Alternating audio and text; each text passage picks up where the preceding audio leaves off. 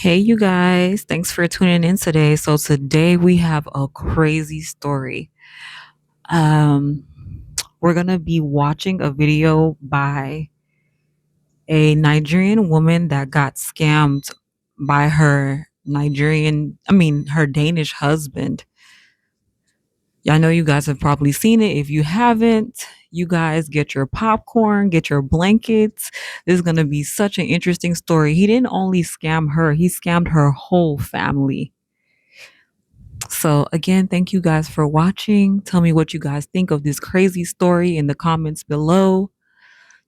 Don't forget to like, share, and subscribe. The Danish Deception, Part 1. Okay, so it all started in June of 2022. I was in a place in my life where I was working two jobs. I was working like a dog, and I knew I needed a break. So I reached out to my friend, Sarah, who was living in Germany at the time with her husband, and I said, let's take a trip. Let's go somewhere in Europe. And she was so down, and we were trying to decide where we wanted to go, and we decided to go to Hvar, Croatia, because we wanted somewhere that was like a cute local town that was by the water, but it wouldn't be as crazy busy as other places in Europe. And so we decided to go to Hvar. We flew to Split first, met there, took a ferry over. And at first I was just so amazed at how beautiful this place was. And so the first night I was a little bit jet lagged. So we kept it very chill, grabbed dinner, then went back to our Airbnb.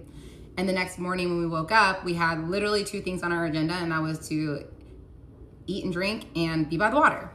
And well, I guess that's three things, but yeah, eat, drink, and be by the water. So we went to Hula Hula, which if you've been to Hvar, you've been to Hula Hula. It's this beach club that's very well known there, and it's right on the water. And we're laying in day beds kind of off to the side, minding our own business, sipping mojitos. And I look up and I see this very attractive man. And the first thing that came to my mind was, this man looks like he is walking straight out of a Calvin Klein ad. And I'm telling you guys, 6'3", blonde hair, blue eyes, chiseled skin, so tan, muscles everywhere. I was definitely taken aback. And I feel like it takes a lot for me to really double take a man just based on his looks like that. And 100%, I was a little bit just in awe. I didn't even realize that he was like with a friend at first. And so I'm still minding my own business, keeping it chill. And he looks over at me and he says, how are the drinks? And I said, the drinks are wonderful. We're just sipping mojitos. He said, should I get us all around? And I said, absolutely. Number one, he's cute. Number two, who wouldn't want a free mojito? So I said yes. We got a round of drinks and we're sipping our drinks and we just start small talking. And I asked them where they're from. And they say that they're both from Denmark. My ex was living in Copenhagen, and then his friend was living in a smaller town called Aalborg, which is north of Copenhagen, and that was actually my ex's hometown, that his friend was still living there. And so we were just small talking the whole time. We didn't really talk about a whole lot of things. It was just like, where are you from? And just basic things. But they were asking us, what's your plan for the rest of the trip? And we told them, we're doing a full day boat excursion tomorrow, and then we're going to dinner tonight at this place called Dalmatino. And he said, oh, how's the dinner spot? And I was like, I don't know, but I got recommended by a friend to go there. And he was like, okay, well, maybe we'll meet up with you guys again later. And I said, sure. So we're getting a little bit tired, so we decided that it's time for us to leave. And so as we're leaving, I decide to make a bold move and just ask him for his Instagram. And obviously I'm trying to be a little sly, so I asked him and his friend for their Instagrams. And we exchange Instagrams. We get into our taxi to go back to our Airbnb, and we're literally en route to our Airbnb, and I get a DM from him, and he basically said, it was so nice meeting you, have fun at Dalmatino, maybe we'll see you guys later. Didn't read anything into it. I just was like, it was fun to just have a conversation with a cute guy.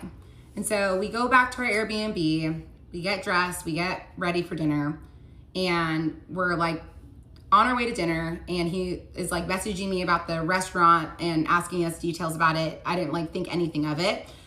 But we sit down, we're having dinner, we have a spectacular dinner, and we're finishing off the evening with our desserts, AKA espresso martinis.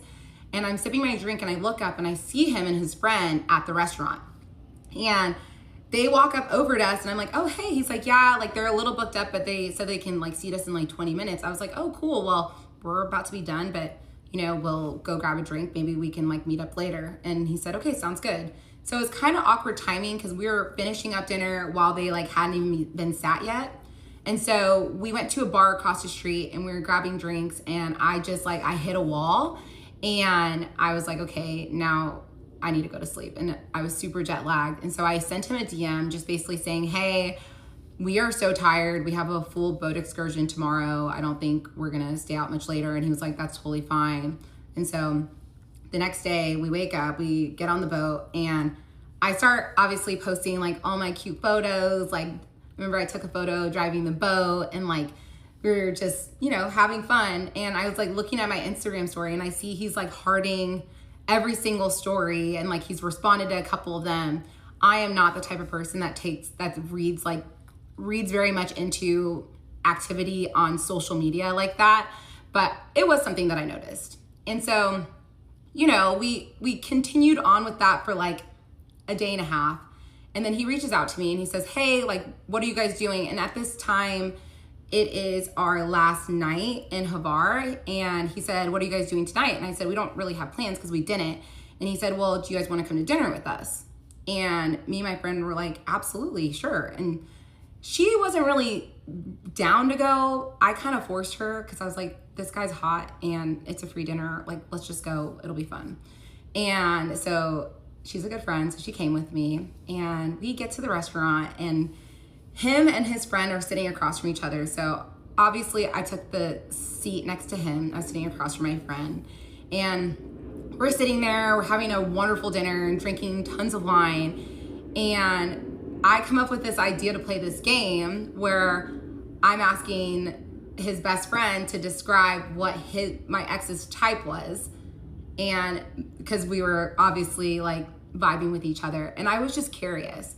And so his best friend starts listing off everything, like good morals, hard worker, all these things. And like, I felt like he was describing me. And after his friend was done talking, my best friend basically said, you know, aside from being a good cook, she checks off every single box.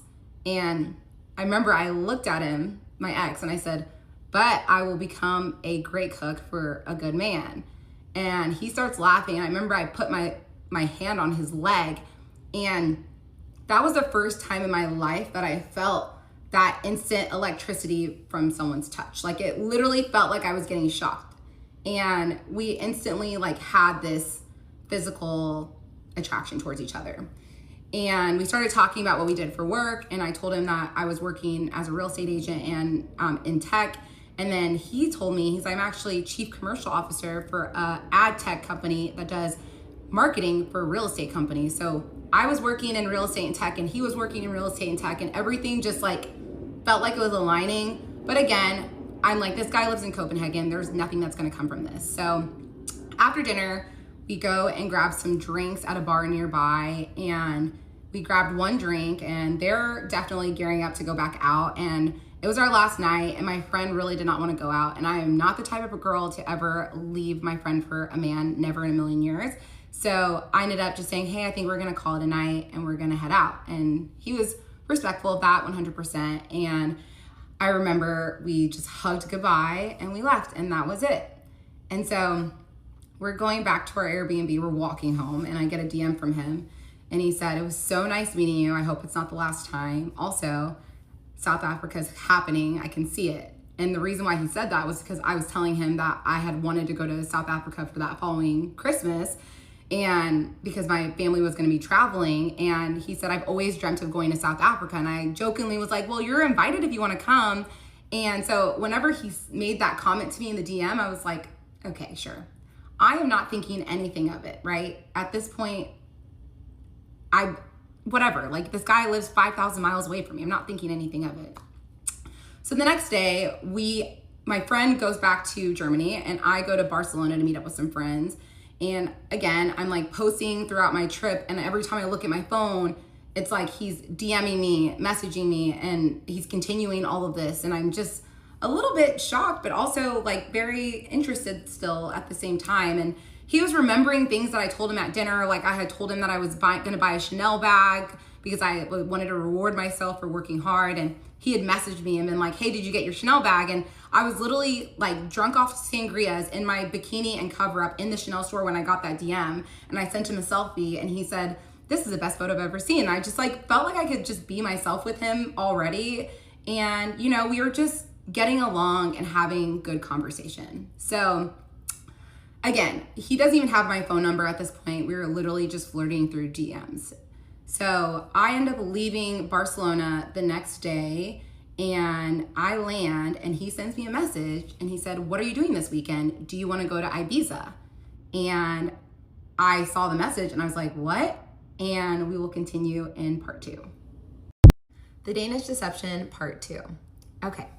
So he sent me this message saying, you should come to Ibiza this weekend. I'm going with a bunch of friends. And he's like, I'll send you the flight. Everything will be paid for. And I thought about it for a second because, come on, who wouldn't want to go to Ibiza? And then I thought a couple of reasons why I didn't want to go was mainly because I just bought a Chanel bag. So I was like, I want to work and make more money. And also I felt like this is the type of guy that things come easy for him. And this is not something that's going to be easy for you to obtain. And I didn't want our first weekend to be like just partying together with all of his friends. Like that's not what I wanted. So I ended up telling him no, but I just ended up saying that I needed to work. And I thought he was never going to talk to me again. But somehow this like lit a fire under him and he became even more persistent and he started pursuing me even more. And he was sending me messages like, when are you going to come visit me in Copenhagen? Or I would love to come to Dallas to come see you. And I was just like, who is this man and what's happening? Still not really taking him serious. And then maybe like a couple weeks later, he sends me another message. And at this point, we're still talking pretty consistently on Instagram. We still do not have each other's numbers. And he sends me a message. He says, hey, I have a work conference coming up in Monaco and I would love for you to come. And I read that message and I was like near the south of France, like that Monaco? And he was like, yeah, like I can get you your flight and everything will be taken care of. And I was like, okay, well, give me some time to think about it because I didn't want to say yes on the spot, but I was like, okay, this is something I definitely want to consider. So I thought about it for a while. I talked to my friends about it. I talked to my sisters about it. At first I was like, I don't think I'm going to do it. Like, this is crazy. And then over time I started like talking myself into it. And then one morning I woke up and I was like, you know what? Screw it. I'm going to go to Monaco. So I sent him a message and I said, hey, I've decided I'm going to come to Monaco. And he sends me a message. He said, this is the best day ever. I'm so happy. Send me your passport and everything. I'll book the flight. So I sent him a picture of my passport. And I also was like, oh, and by the way, here's my phone number. He was like, I've been waiting for you to give this to me for now like weeks. And I said, okay, here you go. Thank you for like inviting me on this trip. So I give him my phone number and he sends me a message and he said, it took you long enough. And I said, oh yeah, well, sorry. I'm just a little bit more reserved when it comes to like dating and men. Like I just like to make sure like I'm a very intentional person. And he was just so respectful to me. I remember when he was booking the flights and everything, he was like, don't worry, like I'll get you your own hotel room. Like he was just being so respectful. And so I remember our very first phone call so perfectly because it came completely out of the blue. It was like on like a Tuesday and I'm sitting at my work desk and he sends me a message. He's like, can I call you? And I was like, oh, he wants to call me. And I'm like, I'm literally discombobulated, freaking out. Like, what am I gonna do when this man actually calls me? But I was like, you need to get together. So he calls me, I answer the phone, and he's actually in a cab to the airport. He's about to go on a work trip. And we were just small talking about our day. And I felt like those like butterflies that I felt whenever we had been together at dinner in Croatia. And I remember getting off the phone with him and I was just sitting there like cheesing, like, which I don't ever do. And I was just, this guy is special. And he sent me a message and he was like, you are so cute. Like, I love talking to you. And I said, I love talking to you too. And so basically from that moment on, we just started talking on the phone all the time, like for 1 hour, 2 hours a day. We started talking about a lot of things, about a lot of different aspects of our lives. He was telling me that, he was living in Copenhagen. He was living in this condo. Obviously, he knew that I lived in Dallas. And then we started talking about past relationships. And I told him, I was very honest. I said, I actually haven't had like a truly serious relationship before. I have always been a very independent person, but I do want to meet someone. I do want to like get married and have kids, but I don't feel like that pressure to like force it. Like I have such a great example with my parents, and I really want to have like an amazing love in this lifetime. And so I'm going to take my time to find that. And I asked him like, what's your history with your dating? And he was like, yeah, well, I actually was in a relationship with a girl and we were together for about 4 years. And I actually broke up with her about 4 months before I met you. And I said, oh my gosh, like the 4 years is a long time. He said, yeah, like it needed to happen for a while. And really what happened was that she told him that she was ready to have kids and he wasn't ready to have kids. And I guess that forced him to realize that she wasn't the one, and they were living together. So it was like a really hard situation to get out of, but he finally was able to do so. And so I was happy to hear that had been about 4 months since they broke up, because if he had said like they had just broken up, I would have been a little bit more hesitant to pursue things, because I know like you go through a breakup, you need time to heal. But I felt like, okay, 4 months should be enough time.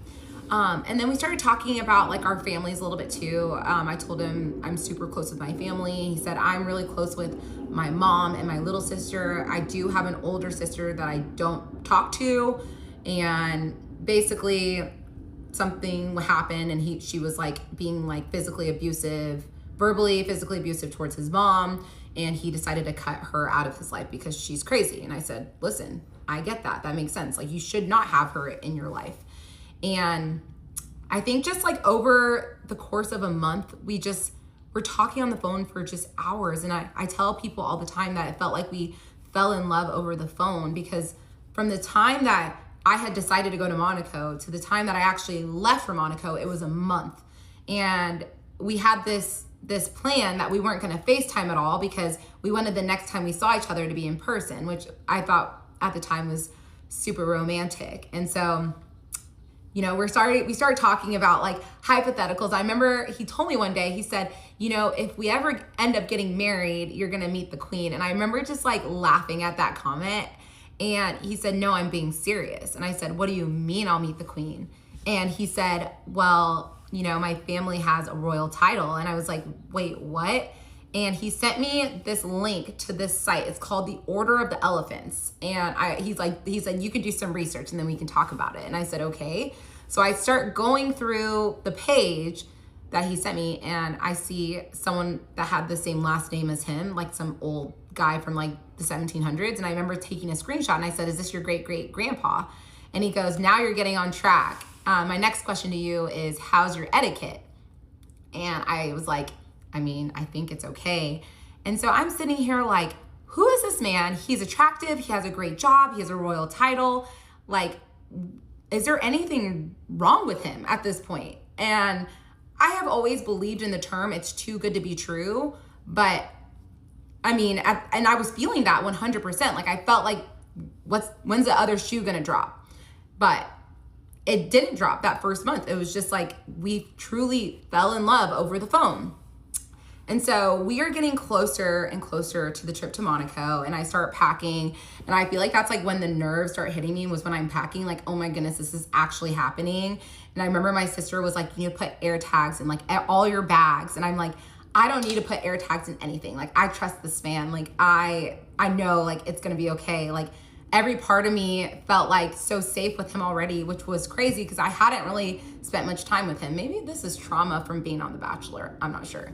But I felt very safe with him. And so the day comes where I'm supposed to go on the trip. And so I order my Uber, get to the airport, and I felt like it was kind of like a good sign, because I posted that I was at DFW, and one of my really good girlfriends texted me that lives in a different state. She was like, hey, I'm actually in DFW too. And I was like, oh my gosh. So she comes, meets me at my terminal. She's like, where are you going? I go, I'm actually going to Monaco to meet this guy that I met in Croatia. And she was like, this is insane. And so I just felt like seeing that friend was like a good sign. I don't know why.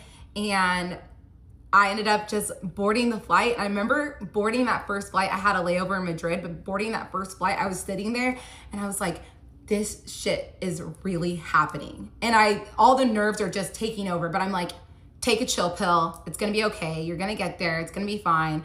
And at that point, I was like, okay, the worst thing that happens is like, he's a crazy person and I have enough money where I can like just book my own hotel and I'll just have a good time by myself. Like it'll be fine. So I like had that backup plan.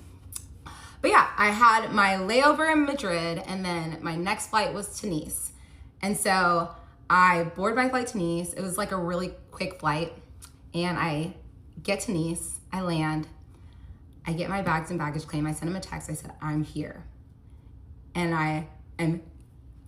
I'm rolling both of my bags, about to walk out, freaking out. And let's continue on in part 3.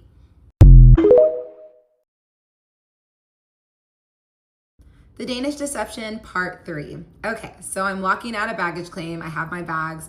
And at this point, worst case scenarios are playing in my head. I'm like, what if this whole thing is just gonna be so awkward and we're not gonna have that connection like I think we have? But I also told myself, you're gonna have to figure it out and let's just do this. So I walk out of baggage claim and I'm scanning the scene and I see him. And everything in me feels peace and joy. And I just make a beeline to him. Like, it's one of those, like, I'm walking, but like low-key I'm running. And I finally get to him. He hugs me, but like he picks me off the ground and he's hugging me and I'm hugging him back. And then he puts me down. He looks at me. He goes, hi, Bambi. And that was a nickname he used to call me. And I was like, hi. And we just proceed to make out in the Nice airport for 2 straight minutes. And I am not the type of person to ever do that, but I just felt so much attraction towards him and I just did not care. And I remember that we were in the taxi going to the hotel and we had to put ourselves at like an arm's length because we were just like going at it, like kissing. And I was like, this taxi driver is gonna start feeling super uncomfortable. So we're like, we need to stop. And so we get to the hotel, we check in, we get to the hotel room. And let's just say we had a wonderful time, multiple times. Mom and Dad, I am so sorry for that part. We ended up going to dinner afterwards and I just remember sitting here and I was like, I feel like this is my dream come true being here with you. And he said, I feel like this is my dream come true. Like, I'm so grateful to be here. Like, you're like my dream girl and you were even better than I remembered if that was even possible. And it just felt like everything was aligning perfectly. And so the next day we had a car rental. So we went to Monaco and that's where his work event was. And I remember he told me, he's like, I don't know if I'm going to be able to bring you to all of the events. And I told him, you know what? I'm going to be in Monaco. So if you can't take me to things, that's fine. I'll just go explore the city. And I remember we get there and he had like a kickoff event, like first things first when we arrived. And so I wasn't invited. I also didn't really want to go. So he went to that and I was just like exploring Monaco. And he sends me a message. He said, hey, you're going to be able to come to the event tonight. Do you have something to wear? And I remember being like, I didn't bring anything like for like a professional cocktail party. And he was like, oh, well, we're in Monaco. So you wear whatever. And I said, okay. So I remember I put on this green romper and we went to this hotel. And I remember being super nervous because I'm used to like networking, but not with like Norwegians and like a bunch of people that aren't like fluent in English, which actually people in Norway, they all are fluent in English. I was very impressed. But I just started talking to different agents because these were all real estate agents and I'm a realtor. So I felt like I could connect with them so well.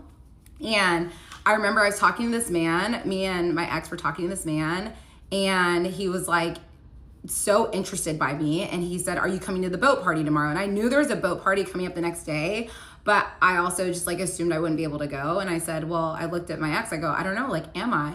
And my ex looks at me, he goes, well, you're talking to the CEO, so I think that's fine. I said, oh. The CEO was like, yeah, I'd love for you to come. And he was just so nice. And I met so many great people and also just watching him in his element working. And he's just so charming and charismatic. And everyone, when people talk to him, they're just so fascinated by him, like I was. And so we had a great night. And then the next day was a boat party. And I remember I was just hanging out on the boat, again, just watching him go talk to all these big customers. And I didn't understand a word he was saying, but I just felt like he just looked like he was super smart. And later on that night, I remember they had another event, and I wasn't invited to that event, which is fine, but I came and met up with him afterwards, and we got drinks. And the next day, we decided to head to Saint-Tropez. And I remember we get to the hotel in Saint-Tropez. This hotel is so nice. I've stayed in 5-star hotels before, but like I've never stayed in like 5-star hotels that are like a full suite with like private pool. And I like looked up the room, and it was like 1,500 to like 2,000 euros a night. And I'm like absolutely not used to this. And I remember telling him that, because I'm not the type of person to like walk into something like this and be like, oh yeah, like I'm used to this stuff. I'm not gonna be fake. So I told him, like, I am not used to staying in hotels like this, or like especially specifically suites like this. And he was like, well, you know, while we're together, I want you to know, like, I want to give you the world. And I was like, thank you so much. Like, I feel so grateful. And I remember telling him that in that moment. And later on that night, we go to L'Opera, and we're having a wonderful time, drinking great wine, having good food. And if you've been to L'Opera in Saint-Tropez, it's very much a party restaurant. Like, you have dancers on the tables. It's like, it's a party scene. But like, you know, that's also like kind of like my vibe when I'm like, you know, have a couple of drinks in me. And we're sitting at dinner, and he's talking to me about his mom, and talking about how he's so protective over her, and how much he loves her, and how he like would do anything for her. And I remember just like looking at him and just being like, this is like everything I want in a man. If a man is going to treat his family with respect, the chances of him treating your family with respect are so much higher. And I just felt like I saw his heart, and it just made me just fall for him even more than I had already. And I guess my thoughts had translated to my face, because he picked up on some expression, and he was like, what is it? And I was like, nothing. He said, tell me. I go, nothing. And then he grabs my face, and he pulls it close to him. He goes, tell me. And I say, I'm in love with you. And then I started bawling my eyes out at L'Opera in Saint-Tropez. And this was a sweet moment, but it was also very uncomfortable and embarrassing, because all the workers are all thinking that I'm getting dumped right now, when I'm really just falling in love for the first time, and like don't know how to control my emotions. And I remember just like bawling my eyes out and being like, I don't know what to do. I don't know what this feeling is. Like, I don't know what's happening. Like, and he's just sitting there smiling, and he's like, this is like one of the best nights of my life. And he looked at me, he goes, I want to say it back to you, but I also want to have my own special moment, so I'm not going to do it right now. And I said, thank you, God, because I would not want you to tell me right now. And honestly, never in a million years did I think that I would say I love you first to him, but he pulled it out of me, and I felt it. So I said, you know what? I'm going to say it. And I did. And it felt so good. And I remember we went back to the hotel that night, got some sleep, and the next morning we went to Bagatelle, and we had just like a beach day. And I used to tell everyone that this was the best day of my life, because we spent the whole day just swimming and laughing and eating and having such a great time. And I just thought to myself, like, I could do this forever. And like, I also thought to myself, like, I don't care if we're on a couch in Dallas, Texas, like, I just want to be around him all the time. And so that night we go to dinner, and I remember just asking him, what are the things that you think are important as we like enter into this relationship? And he told me, if you give me respect and loyalty, I will give you the world. And I told him I can do that. And then I told him, there's a few things you should know. Number one, your money is great, but it's the cherry on top of a great sundae. You could lose it all tomorrow, and I would not go anywhere. Like, the money is just like this little added benefit, but I love you for you. I'm here for who you are as a person, not the money. Also, cheating is 100% a deal breaker for me. I just feel like I always need to like put that out there. I don't care if we've been married for 15 years with 4 kids, I will leave. I will not put up with cheating. And also, my family is my world. I'm a warrior for my family and friends. And please don't ever put me in a position where I have to choose, because like I love my family so much, and that would be a situation that would cause me so much pain, and I just would never want to be in that position. He said, I understand completely, and I love that about you. So we set those ground rules, and the next day we go to Cannes. And I remember that first day in Cannes, we're having a great time. We went to the beach for a little bit and then we decided we're gonna go shopping. And he tells me, you can pick out whatever you want to buy, you can get it. So we're going to like Cartier, we're going to Chanel, we go to Dior. I see this yellow bag I fall in love with, but I felt so uncomfortable because I don't want this man to think that I'm with him for his money. And I didn't want him to feel like I was using him. So I remember just being like, oh, it's okay. Like, I love this purse, but I was like, it's just okay. And we end up going to Dolce & Gabbana and I pick out this nice pair of $200 sunglasses. And he looks at me, he goes, dang, you're cheap. And I said, I'm a simple girl, even though I wanted the Dior bag. But I wanted him to know that I was there for the right reasons. Oh my gosh, bachelor trauma is still kicking in. And so later that night, we decided to go to dinner, and we're eating dinner, and I go to the bathroom, and I had myself a fall going to the bathroom, going up the stairs, and everything went black. And I will continue on the series in part 4. The Danish Deception, part 4. Okay, just to recap, we went to Monaco, then we went to Saint-Tropez, and we ended the trip in Cannes. And the very last night we had together, we were at dinner, and I'm walking to go to the bathroom, and I fall, and everything goes black. And let me tell you, I am a clumsy person. I know I'm a clumsy person. I'm always tripping over myself. And that day specifically, I had been tripping over my dress pretty frequently throughout the day. But I've never had like a serious accident before like this. And it was completely out of the blue. I was walking up the stairs, and I remember walking up the stairs, and the stairs in France are extremely narrow. If you've been, then you definitely would probably agree with me. And so I basically came to after falling, hitting my head, and I see these 3 men above me, and they're wearing like these bright turquoise polos. And I remember that they were the waiters. That was what they were wearing. And I remember just like coming awake and being like, what the fuck is happening? But no one was speaking any English. They're all like screaming in French, freaking out. And so I pass out again, then I come to again. And finally I'm able to say, someone go get my boyfriend. And then I pass out again, then I come to again. And then my ex is sitting next to me. And I see him and I'm like, what is going on? He's like, I don't know what happened. I think you fell. And I'm like, I don't remember anything. I don't know what happened. And he looked at me, he goes, do you have a history with epilepsy? I'm like, epilepsy? No, I don't have any history with that. I was like, why? He said, because you've been having seizures for the past 10 minutes. And I was like, seizures? I have never, ever had a seizure in my life. So this was shocking news, but I also wasn't like all the way there. So I was just so confused at what was happening. And I remember touching my head, and then I looked at my hand and there was so much blood.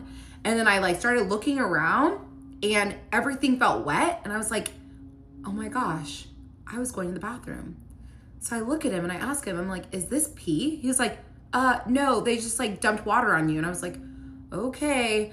And so they basically told us that because the streets in Cannes are so narrow, they couldn't bring an ambulance. It had to be a fire truck, which I didn't care. I just wanted to get to the hospital. So these firemen come and they get me up, and I stand up, I look down, look at the puddle of water, then I smell my dress. I go, oh my gosh, this is urine. So you're telling me that I've been dating this man for 3 days and he is now sitting in a pool of my urine and my blood, watching me have seizures. I was just I couldn't believe that this was the reality of what was happening. I get into the truck and they take us to the hospital, and I'm still freaking out at this point because I literally don't know if I have like a severe brain bleed or what's going on. And they take us into the waiting room and they're about to take us back. And I remember the nurse said that my ex couldn't go back with me because they still had super strict restrictions from COVID. So he had to wait in the waiting room. And I remember just freaking out because no one is speaking English at this point. And I don't know what to do. I'm so terrified. I feel so alone. And I remember just looking at him and he could just see the fear in my eyes. And I'm like, I don't know what to do. He's like, just stay calm. I was like, okay. And he ends up leaning into me before they tell him that it's time to go. And he tells me, before you go, I just wanted to tell you that I love you. And I just remember being like, really? Here of all places? He was like, yeah, I wanted to tell you. And I said, I mean, I was so grateful to hear it from him, but also I was like, are you only telling me this because you think I'm about to die? And so a lot of things were going through my head, and I ended up going back, getting a CT scan. They ended up saying, hey, everything's good. You just have a severe concussion, hence why I had seizures. And they're like, you're gonna have to get 4 stitches in your eyebrow. You guys can kind of see the scar. I'm wearing makeup, so you can't really tell. So after I get my stitches, I go back out to the waiting room and I see my ex, and I automatically just feel this sense of protection and safety because he made me feel so calm, and I was just so grateful to him. And if you watched the Who the Fuck Did I Marry series, I truly believe that this whole experience was the equivalent to Risa Tisa's tire blowout before she met her ex-husband. And God was telling me to run far away from this man. My bad on misinterpreting this message. And I just thought that this was God's way of telling me that this man's gonna keep me safe. And clearly, that wasn't the case. But we leave the hospital and we go back to the hotel. And obviously I couldn't sleep because I had a severe concussion. So we just stayed up talking all night. And the next day I went to go get all my prescriptions, and then we went to the airport, and it was a really, really tough goodbye because I was just so sad to say goodbye to him. And he had already booked a flight to come visit me in Dallas in 10 days. He booked it before I even went to Monaco because he told me he was so sure of me and of us. And so I knew I was gonna see him in a little bit over a week, but it just wasn't enough. And I just wanted to be with him 24/7. But I said my goodbyes to him, and I was like, you know what? It's gonna be okay. I'm gonna see him soon. Hopped on the plane and went back to Dallas. And it was really difficult to come home for multiple reasons. The biggest reason was that I had to tell my parents that not only did I have this crazy accident, but I also am in love with this man that lives in Denmark. And that's just not a easy conversation to have with the Nigerian parents. And if you know Nigerian parents, or if you have Nigerian parents, you can already assume how this unfolded. Obviously, they support me and they love me and they're wonderful parents, but they were also scared and like, what are you telling me right now? But I dropped the ball, and over time, like, they were so supportive of me and my decisions. I will say the bigger challenge was healing from the head injury because I was just doing crazy ass shit. Like, I remember I got into the shower with my socks on, and then I ran out the door with my bonnet on, chasing Smokey through the streets because I thought he ran away, even though he was inside the house. And to this day, I still think I have lingering effects because I'll add all these filler words, and like what I want to say in my head, I think it, but I can't figure out the words sometimes. And it's very frustrating at times, and you will notice it throughout the series, and it's not something I used to do, but overall, I'm fine. My brain's fine. So obviously we're talking on the phone every single day because, you know, we're in a relationship, and he calls me and he says, hey, I'm considering offering on this apartment complex in Copenhagen. And we had talked about his real estate investments back in the south of France. He had told me that he owned 3 apartments in Copenhagen, 2 of which were rented out, one of which he was occupying as his personal residence. And this apartment complex he was interested in had 34 units, and then there was a top floor that was unfinished, and it could be converted to 10 penthouses. And he said it's fully rented out. It would be such a great investment. The cash flow is great. The only thing is that it's going to take up a lot of my cash liquidity and also like stocks and crypto and everything. And obviously I'm going to be traveling to the States, and I want to be mindful of like finances. That's why I like want to bring it up to you. So what do you think? And I said, well, at this point, we had been dating for like a couple weeks, so I didn't feel like I was in a place where I could insert my opinion. So I told him, like, whatever you think, I'll support you. And I also didn't know jack shit about real estate investments in Copenhagen. And also, I had just gone to the south of France with him. That whole entire trip, I had spent 15 euros the entire trip. I tried to pay for stuff. He would not take a dime from me. So at this point, I like almost am like searching for a way to prove to him that I'm not with him for his money. So I told him, I go, if I need to, you know, take on some more of like the financial responsibilities in this relationship, I'm more than happy to do so because this is a partnership and you're there for me when I need you. and I'm going to be there for you when you need me. And he said, I appreciate you saying that, but I don't think it's going to come to that. But thank you for saying that. I said, of course. So he offers on it, and his offer wins apparently by like €1,000. And he decides he's going to move forward with this property maybe a couple days before he came to visit me in Dallas. And I was fully supportive of him buying this property, 100%, because he's a successful businessman. And if he thinks this is a smart move, then I trust him. And also, the money was a whole separate other thing. I didn't care. All I cared about was being with him. So he's coming to Dallas, and I'm getting excited, not just because he's coming to see me, but this is a trip where he's gonna start to meet my people, and it's getting real. And so I remember he was flying into Dallas. It's the middle of September, and I made this sign. It said, "Welcome to Dallas, my Danish man." And I'm waiting outside baggage claim, waiting for him to get through customs. And I'm holding this sign super high, waiting for him to come through. And I will continue the rest in part 5.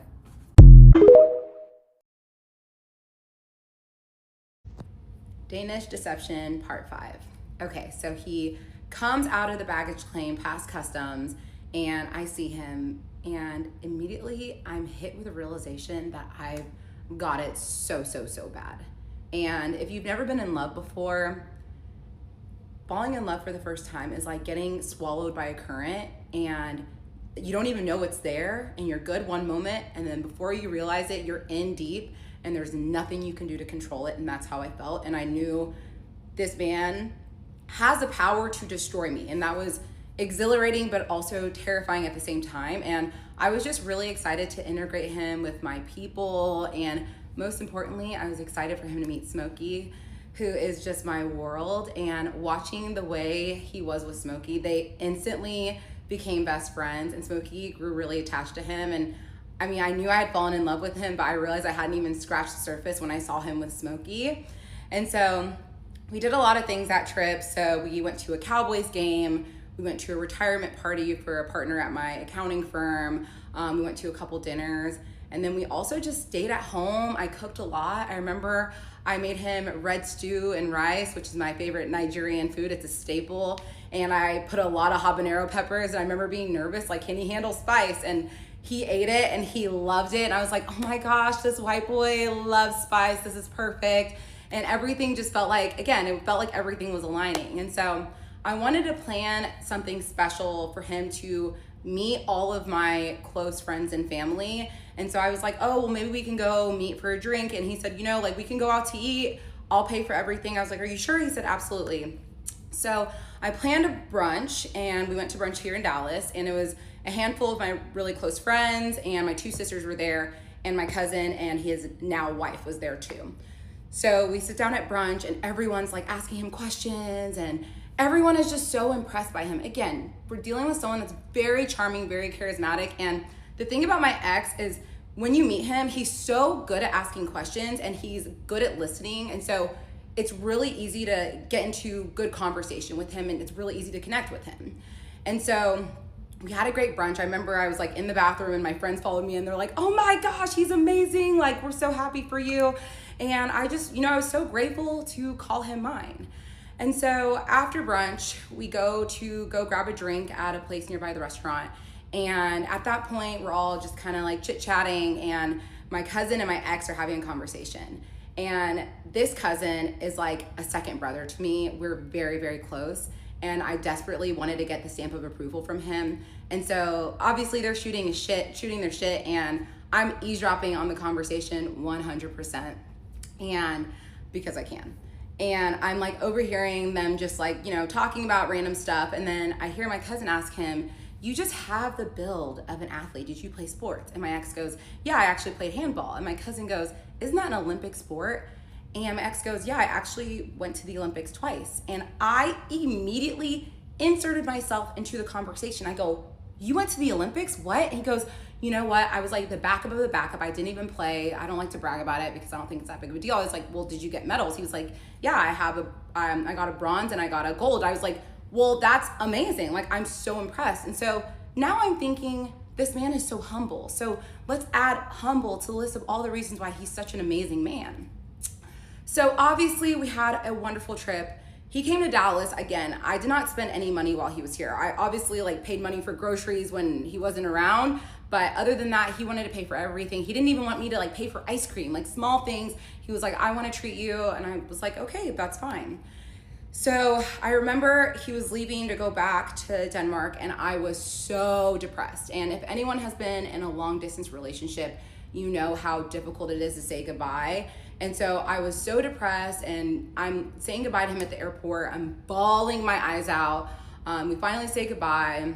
He goes through security. I go home, and I just am crying for like hours. I'm so depressed. And I remember I was supposed to go to a birthday party that night, and I texted my friend. I was like, I literally cannot stop crying, so I can't go to this birthday, and I hate canceling things. And so that's how bad it was. I was actually depressed for literally days. And after he got through security, he was like, I can't even walk to the terminal. Like, I'm so depressed. Like, I just want to walk back out and just come back to you. And I was like, I want that too. And he said, you know, we need to start having the hard conversations on like what we want for the future. And I said, absolutely. And so he was like, you know, we need to decide whether or not we're going to live in Denmark or live in Dallas. And I still can't believe this came out of my mouth, but I told him, I said, listen, I know you already have like a very much established career. And so if you want me to move to Denmark, I'm more than happy to have that conversation with you and like discuss it. And he said, you know, looking at you with your friends and your family this past week has made me realize that I don't want to take that away from you. And you're really close with your parents, they're driving distance away. And like, I live in Copenhagen, my family lives in my hometown in Aalborg, which is hours away. I don't have family in Copenhagen, and I want us to be around family, especially like if we're talking about having kids one day. Like, I want that support, and I want you to be around the people that you love. And so I was so happy, because realistically, I did not want to move to Denmark. And so I was so happy that this man is willing to give up everything to be with me. So I was so excited about that. So he was gone for about 3 weeks to a month at this point, and he hadn't booked his flight back to Dallas yet. And then he booked it on like a Thursday, I remember it. So now we're in the middle of October of 2022. He books his flight, and he said, okay, I'm coming next week, Wednesday. And I said, okay, perfect. And I'm getting all excited again. And so I called him Friday morning, and keep in mind that there's a time difference. So it's like about 7 hours. So whenever I wake up at like 5 or 6, he's basically halfway through his day. And so I called him that Friday, and I said, hey, like, how's your day been? He's like, it's been such a stressful, intense day. I go, what happened? And he's like, I found out that the apartment complex that I bought is dealing with some major foundation issues. Like, it could affect safety of the tenants, and I'm really stressing out, and I need to get it fixed. And I was like, oh, okay. Like, did you schedule the repair? He's like, not yet. It's gonna cost like a hefty chunk of change. I was like, how much is it gonna cost? He's like, $50,000. I was like, $50,000? What? Like, that's obviously a lot of money. I'm sure it's a lot of money to a lot of you. It's a lot of money to me.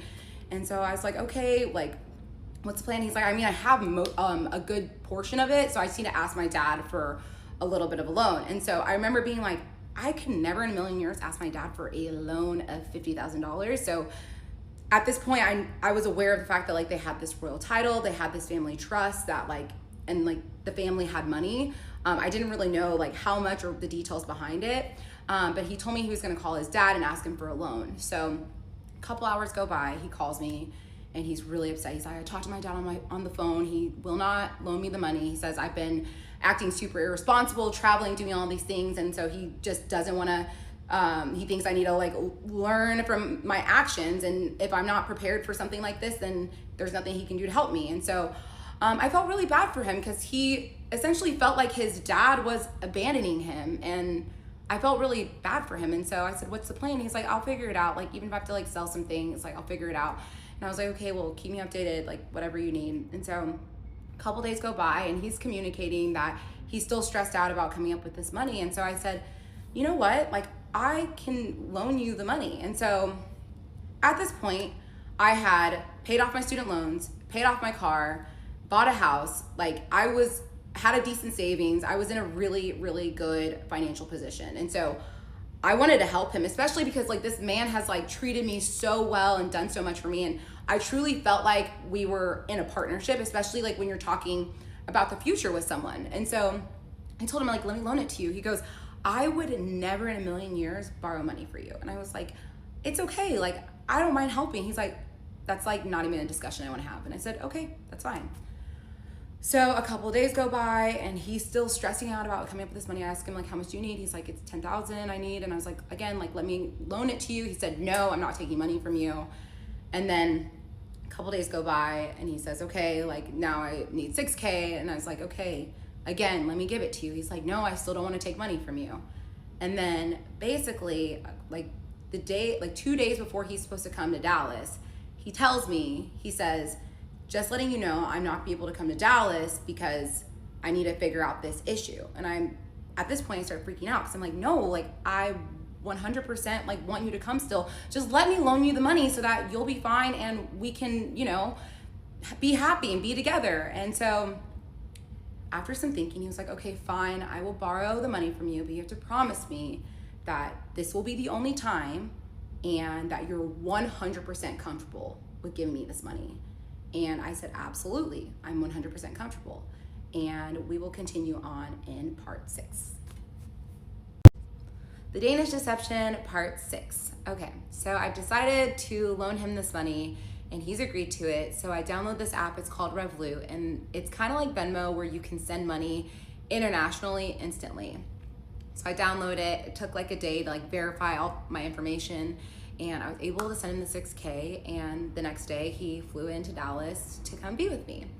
And so that trip was really fun. We really didn't do a whole lot. I remember we just like went to the state fair and we went to dinner like once, and the rest of the time we just hung out at home. And I remember it was hard for him because he was dealing with some really bad back pains, and I think it was just because he was flying a lot, and he said he injured his back when he was playing handball. So I remember I was giving him like back massages like almost every single day because it was really, really bad. And so this trip was very, very short. He was only there for a week, but I would say this was a very special trip for us because this was like the first time that he actually started making friends, like through me. And I started watching him start to make guy friends. And so this was when I got even more excited because I felt like we were really starting to, you know, build a life here in Dallas together.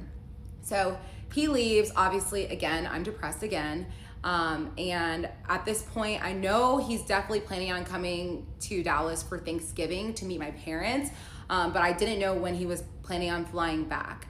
And so basically he's gone, and I feel like the second he leaves, like everything just kind of like starts to like fall apart for him. And so for starters, his back pain was getting like much, much worse. He was complaining about it every single day. Like he would text me in the middle of the night being like, it hurts so bad. Like, and I felt terrible because I wanted to help him, but there was nothing I could do because I'm living 5,000 miles away. On top of that, his uncle, who was really sick with cancer, had passed away, and he told me the funeral was gonna be the next week. And I remember telling him, I will fly to Denmark if I need to, if you want me to be there for you. And he's like, no, it's fine. Like I can handle it. It's okay. And so basically that happened. And then I remember I went to Charlotte to go visit one of my girlfriends who had just had a baby. One of my girlfriends that I've been friends with for years and years since college. And so I'm in Charlotte with my friend, and I get a text from him. He's saying, hey, my dad's in the hospital. And I was like, oh my gosh, what happened? And he was like, we still don't understand what happened, but the doctors are running tests. And so later on that day, he told me that he had blood poisoning, and he had like, his infection numbers were like going crazy. And I remember telling him, well, if you're not able to come to Dallas in November, obviously I'll understand, especially like if your dad's in the hospital, like I understand completely. Again, I told him, I'll be there for you if you want me to. He's like, it's okay. Over the course of the next couple days, his dad started to show some more improvement. So he ended up deciding to come to visit me in Dallas. So now we're in November of 2022.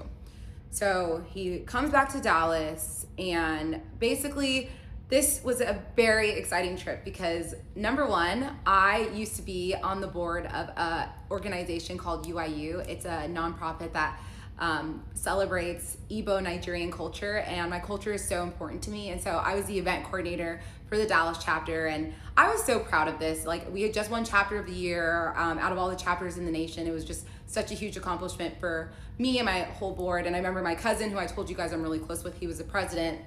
And so we had a huge gala that we planned that year, and we had people flying in from all over the country to come. And obviously it took a lot of planning, and I was working really hard to make sure it was executed perfectly. I remember the day of the gala comes, and he is helping me set up, do everything that entire day. And this was the first time that I fully like integrated him with a bunch of Nigerians. And I was really curious to see how he was gonna react to being with all these people, because obviously Nigerians are so much fun, but some people might think we're a little bit too much. Forget them, but I wanted to make sure that he wasn't one of those people. So we have the gala, he helps me set up all day, and I'm just kind of watching him at the gala, just talking to people, and he's getting along with everyone. He's dancing to the Afro beats, and I just feel like, okay, he really takes my culture seriously. Like he wants to make sure that I know that he's gonna make sure this is a part of his life too. And I remember just being really happy about that. And so after the gala was done, it was a couple days, and my parents came to visit me in Dallas for Thanksgiving. And so I remember he went to go stay at a hotel because my parents, obviously, they're Nigerian, very traditional. We wanted to be respectful. So he went and stayed at a hotel, and my parents came to visit, and he was here when my parents got in town. And I'm telling you, my parents fell in love with him immediately. And I think watching him with my dad it just warmed my heart, because they just instantly connected.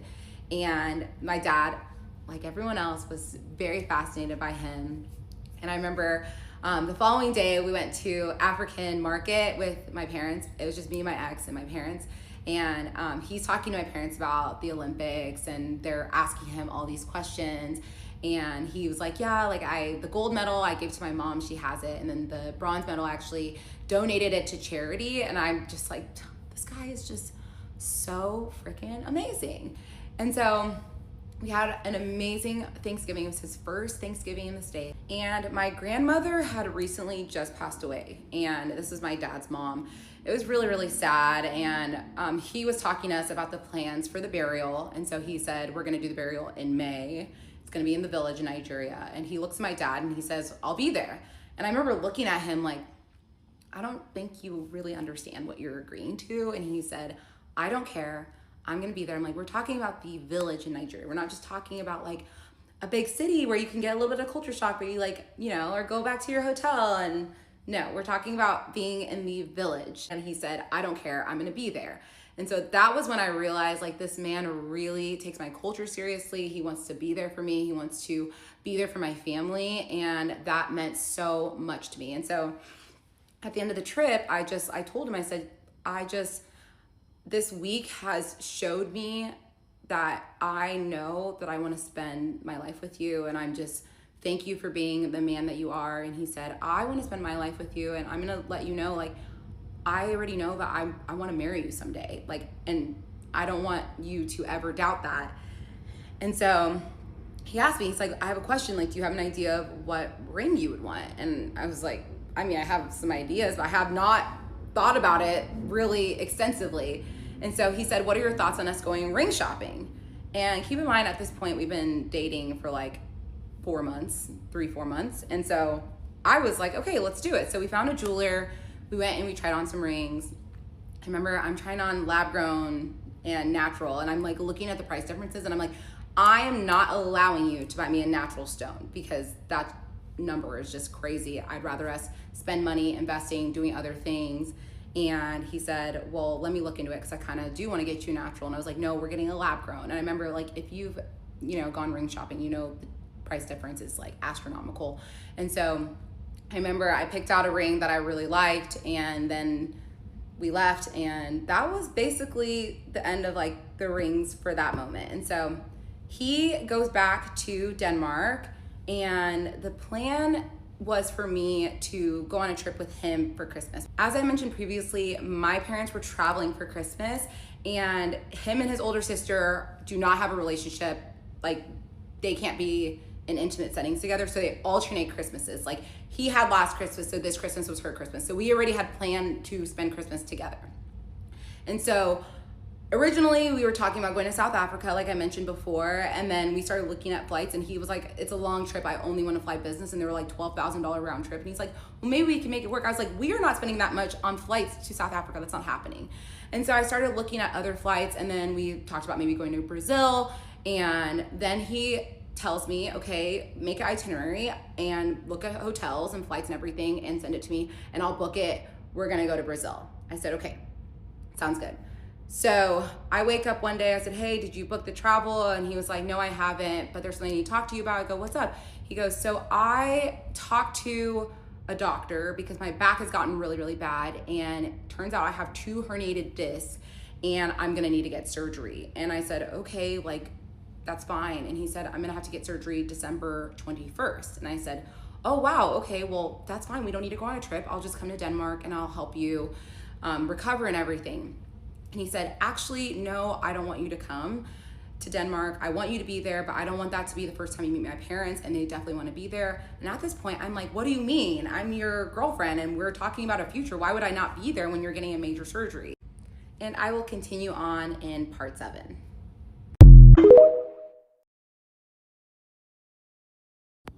Okay, Danish deception, part 7. So he tells me that he needs to get a back surgery and he does not want me to come to Denmark because he wants me to meet his parents with him there because there's a serious language barrier, and he wants to make sure that I can communicate with them through him. And he's like, I don't want you to be using Google Translate to talk to them the first time you meet them. And yeah, and at first I was really upset because I felt like he wasn't treating me like I was his family. And I remember having a conversation to my mom about it because I was really frustrated. And she asked me, she said, do you think his parents know about you? And I remember I got really defensive because I told her, in what world would his parents not know about me? And I told him, you know, I really want to be there. I was still kind of like pushing on him for like the full day. And I remember like that was like one of our first like little fights. At this point, we had not fight at all. Like we have not had a single fight in the last 4 months because it's December of 2022.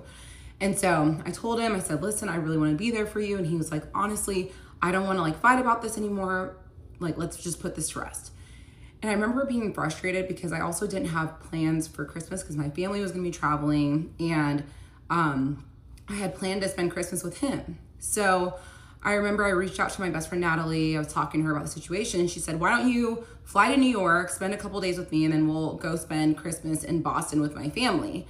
And I said, okay, like we can do that. And so I brought up the option to my ex. He said, I think that's a great idea. I obviously don't want you to spend Christmas by yourself. And so I said, okay, that works. And I'm obviously extremely sad because at this point I hadn't seen him in weeks, and now I don't know when I'm going to see him again because he's getting this surgery on December 21st. So I make plans, book my flight to New York, and a couple days before I leave, he told me, you know, maybe what we can do is you can come to Denmark maybe a couple days after my back surgery because the doctors say that I need to be up walking a couple days afterwards, and I think it's just my mom that's gonna come. So what we can do is you can come meet my mom and we can go see like the Christmas lights, and at that point I'll be able to translate and everything. And so I said that's fine. So I was like, I'll fly to New York, go to Boston, spend Christmas with my friend Natalie, and then I'll also have like an extra bag packed for like things to wear in Copenhagen, and just make sure I'm prepared to figure out what the plan is whenever he tells me. And so I think we had decided that it was December like 26th or 27th that I was gonna go to Copenhagen and then spend like a week there. So I go to New York, have a great couple days with my friend Natalie, and then on like the second day I'm in New York, I get a message from him, and he said, oh my goodness, my dad's back in the hospital. And I'm like, oh my goodness, I'm so sorry to hear that. He's like, his infection numbers are bad again, his blood poisoning again, and he ended up getting diagnosed with leukemia. And I just, you know, I wanted to be there for him. And I said, you know, like, do you want me to come? Like, I want to be there for you. Like, I don't want you to feel like you have to navigate through these things without having like your partner there to support you. And he said, right now, I just need to like focus on my family, and I'm grateful for you to be here, but I also don't want you to meet my dad for the first time in a hospital bed. And I'm obviously frustrated because I really want to be there for him, but I also don't want to be too pushy because I'm like, this is your family, your dad's in the hospital. I don't want to put too much on him. And so we made the decision that I was just going to be kind of like on standby, which was fine because I was with my best friend Natalie, and I love her so much. And so I was having honestly a wonderful time with her and her family. And so we had left New York, went to Boston. Obviously, I'm still in constant communication with him, trying to figure out what's happening. And he sends me a message. I think it's on December 23rd. He sends me a message and he says, I'm so angry. I just got into a fight with my sister. And maybe like 5 minutes later, he gives me a call and I'm like, what happened? He said, we're sitting in the hospital room and my dad is obviously laying in the bed and my older sister looks to me and says, so where are you spending Christmas? And I said, not with you, bitch. And it turned into a huge fight. They start screaming at each other in the hospital. He storms out. He feels so disrespected. His mom's upset. His little sister's upset because like, you know, they're already spending some of their holidays in the hospital. And like now, like they have all this tension in the family. And so I remember just being like so confused as to like why his sister is like this awful person. Like, why is she treating you like this, especially at a time when your dad is not doing okay? And so he calls me. He's like, I'm just so upset. Like, I want to get away. And I said, well, let me know what you need from me. Like, I'm literally a plane right away. And he said, well, I obviously, like, now that I'm like, don't want to be around my family, I would love to see you.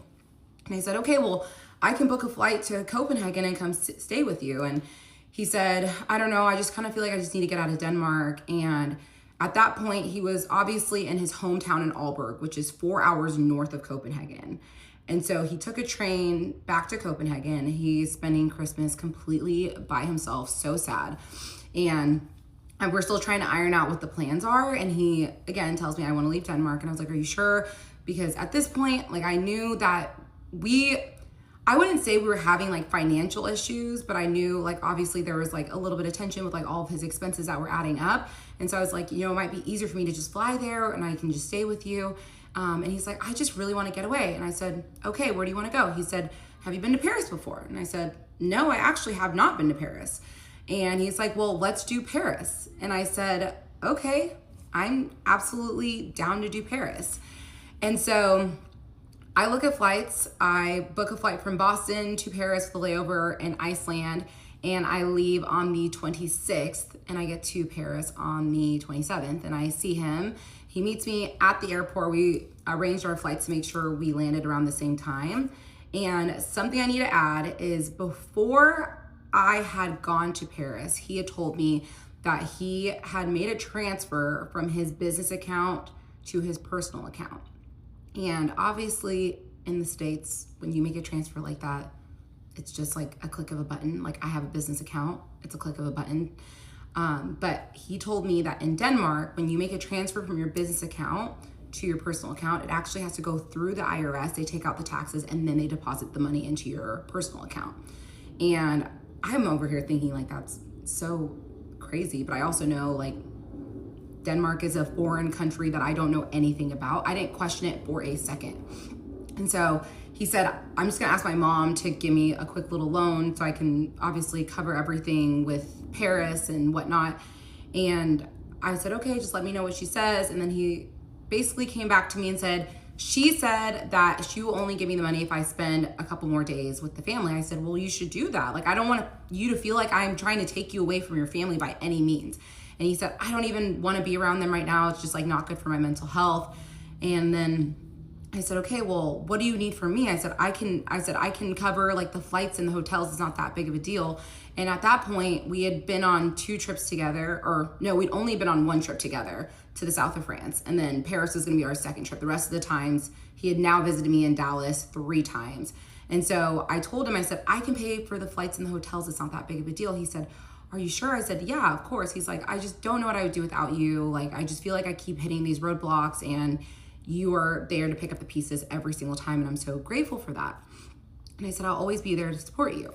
So now we can go back to landing in Paris. We meet at the airport and he told me, he's like, letting you know I'm not in the best mood. I've been just like really upset. And I said, I am here to make you happy. So we land in Paris, we see each other, we're so happy. And we had the most spectacular trip in Paris. Like we were just exploring. It was my first time there. And it was obviously I paid for a lot of that trip and he paid for a little bit of the trip too. So we both kind of paid. And Keep in mind, he still owes me $6,000 at this point. I am not concerned about the money. I don't know why I should have been concerned. I should have been noticing these red flags like, bro, like, where's my money? But again, this is someone that I am planning on marrying, and money at this point, like, money comes and goes, and I wasn't focused on that. I was just focused on us. So we finish our trip in Paris, say our goodbyes, and we start just, getting depressed as we always do when we say goodbye. And I board my flight to Dallas, and he asked me, what are your thoughts on us meeting with an immigration attorney just to get an idea of what the process entails? And I said, absolutely, I would love to do that. Obviously, I had Googled and looked into a few things, but nothing concrete. At the time, one of my best friends was working part-time for immigration attorneys. So I reached out to her. I said, hey, can I get her contact information? And she said, yeah, of course. She gives me her contact information. And I call her, we set up a meeting, and obviously, still the time difference. He had a work trip in Norway that he was at. And at this point, also, little side note, we had started sharing our locations while we were in Paris. So I had his location at this point, and I could see that he was in Norway. And he also FaceTimed me from the hotel room. So he was in Norway, 100%. And we had a call with the lawyer, and we were discussing the process. And she tells us it's going to take 18 months for you guys to get all of this process after the time you get married. And I was like, 18 months? She's like, everything is super backed up because of COVID. I always want to let my clients know this stuff so that they are fully prepared. And I just felt like that sounded like such a long time. But we finished a conversation with the lawyer, and I then call my ex, and we're talking, debriefing on everything. And there's two different types of ways to get permanent residency in the United States. There's consular processing, and then there's another way where you basically apply for the visa and you're living in the States full time while you're processing the visa. So obviously, because he was still working a lot and traveling a lot for work, and because of his dad's health, we decided we would do consular processing, because why not? But then we start having the discussions on, okay, but the clock starts after we get married. And that's when he says, well, I would marry you tomorrow. And I was like, well, I would marry you tomorrow. And he was like, wait, really? And now the time has come for me to drop the first of many bombs on you guys. This man is actually not my ex-fiance. He is my ex-husband. So I will end right now, and we will pick back up in part 8.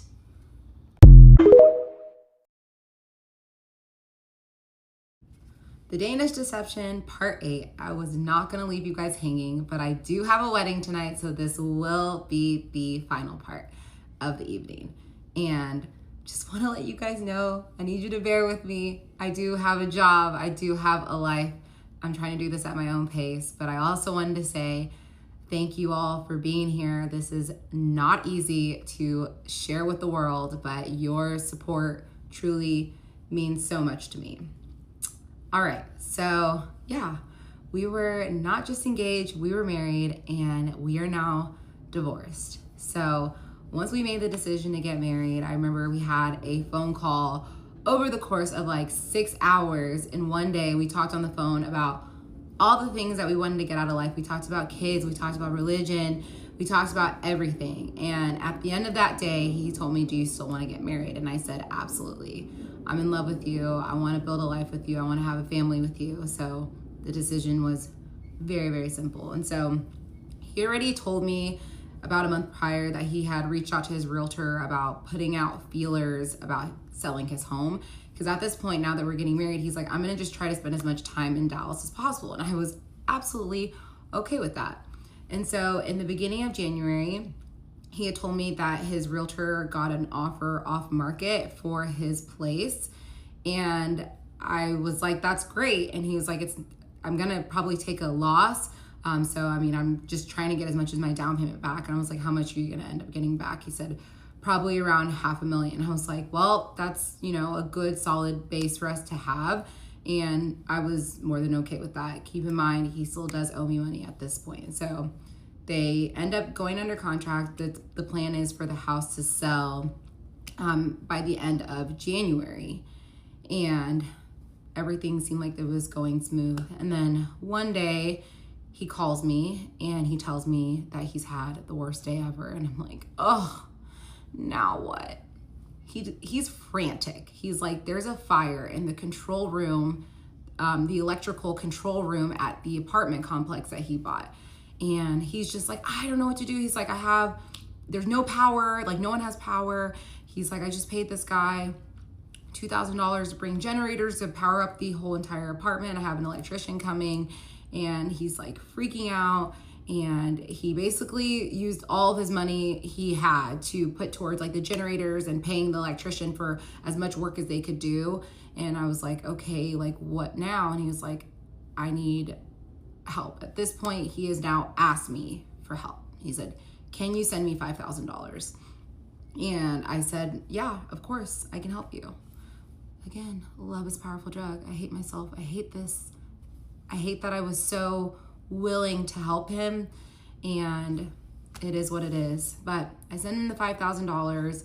He tells me that his insurance is going to cover it. He's going to be able to pay me back. And also, like, I'm mindful of the fact that his house is supposed to close at the end of the month. And so a week go by and we start talking about plans for the wedding. And so at first we wanted to go to Vegas, and then we looked into it, and Denmark does not recognize wedding marriages that are done in Vegas, because you can get the marriage certificate and get married in the same day.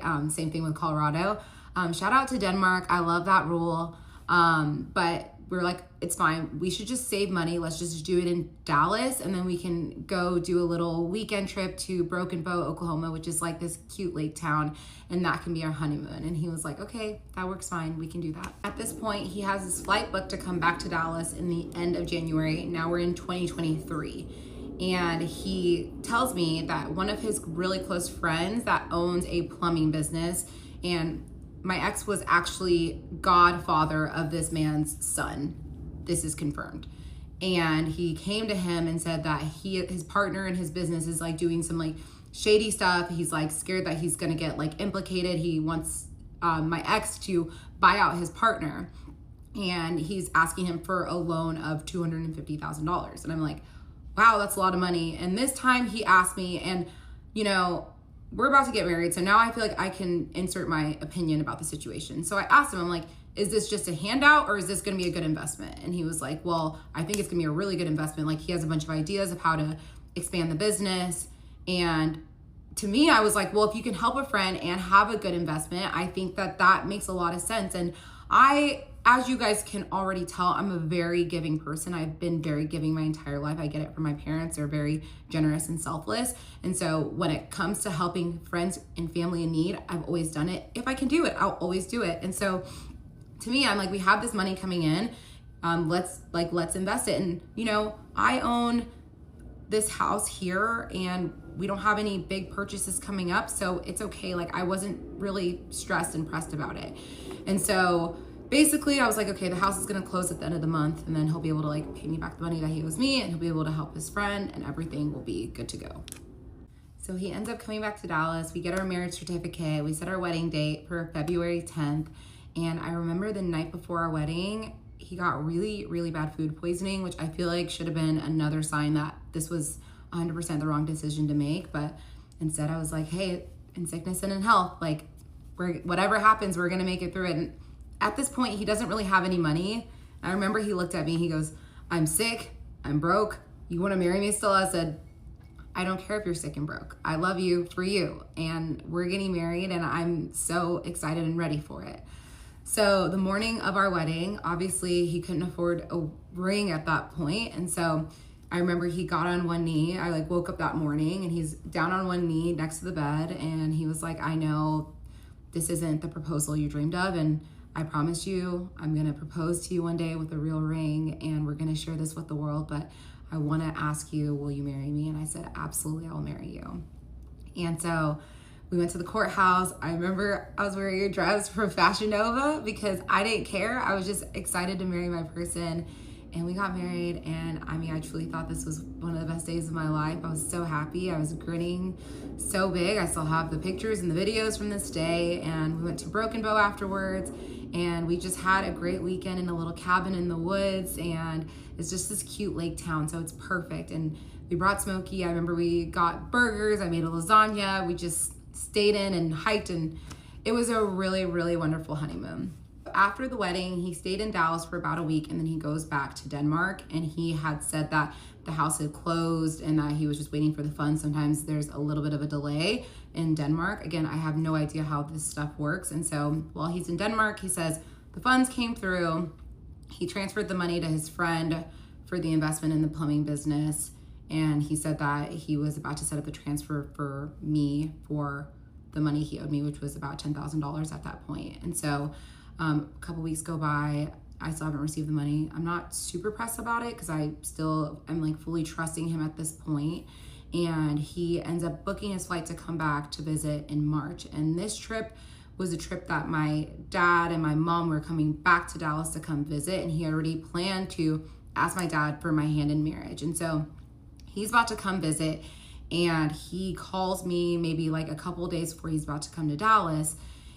And he said, I received the worst possible news today, and I will continue on in part 9. Hope you guys have a great night.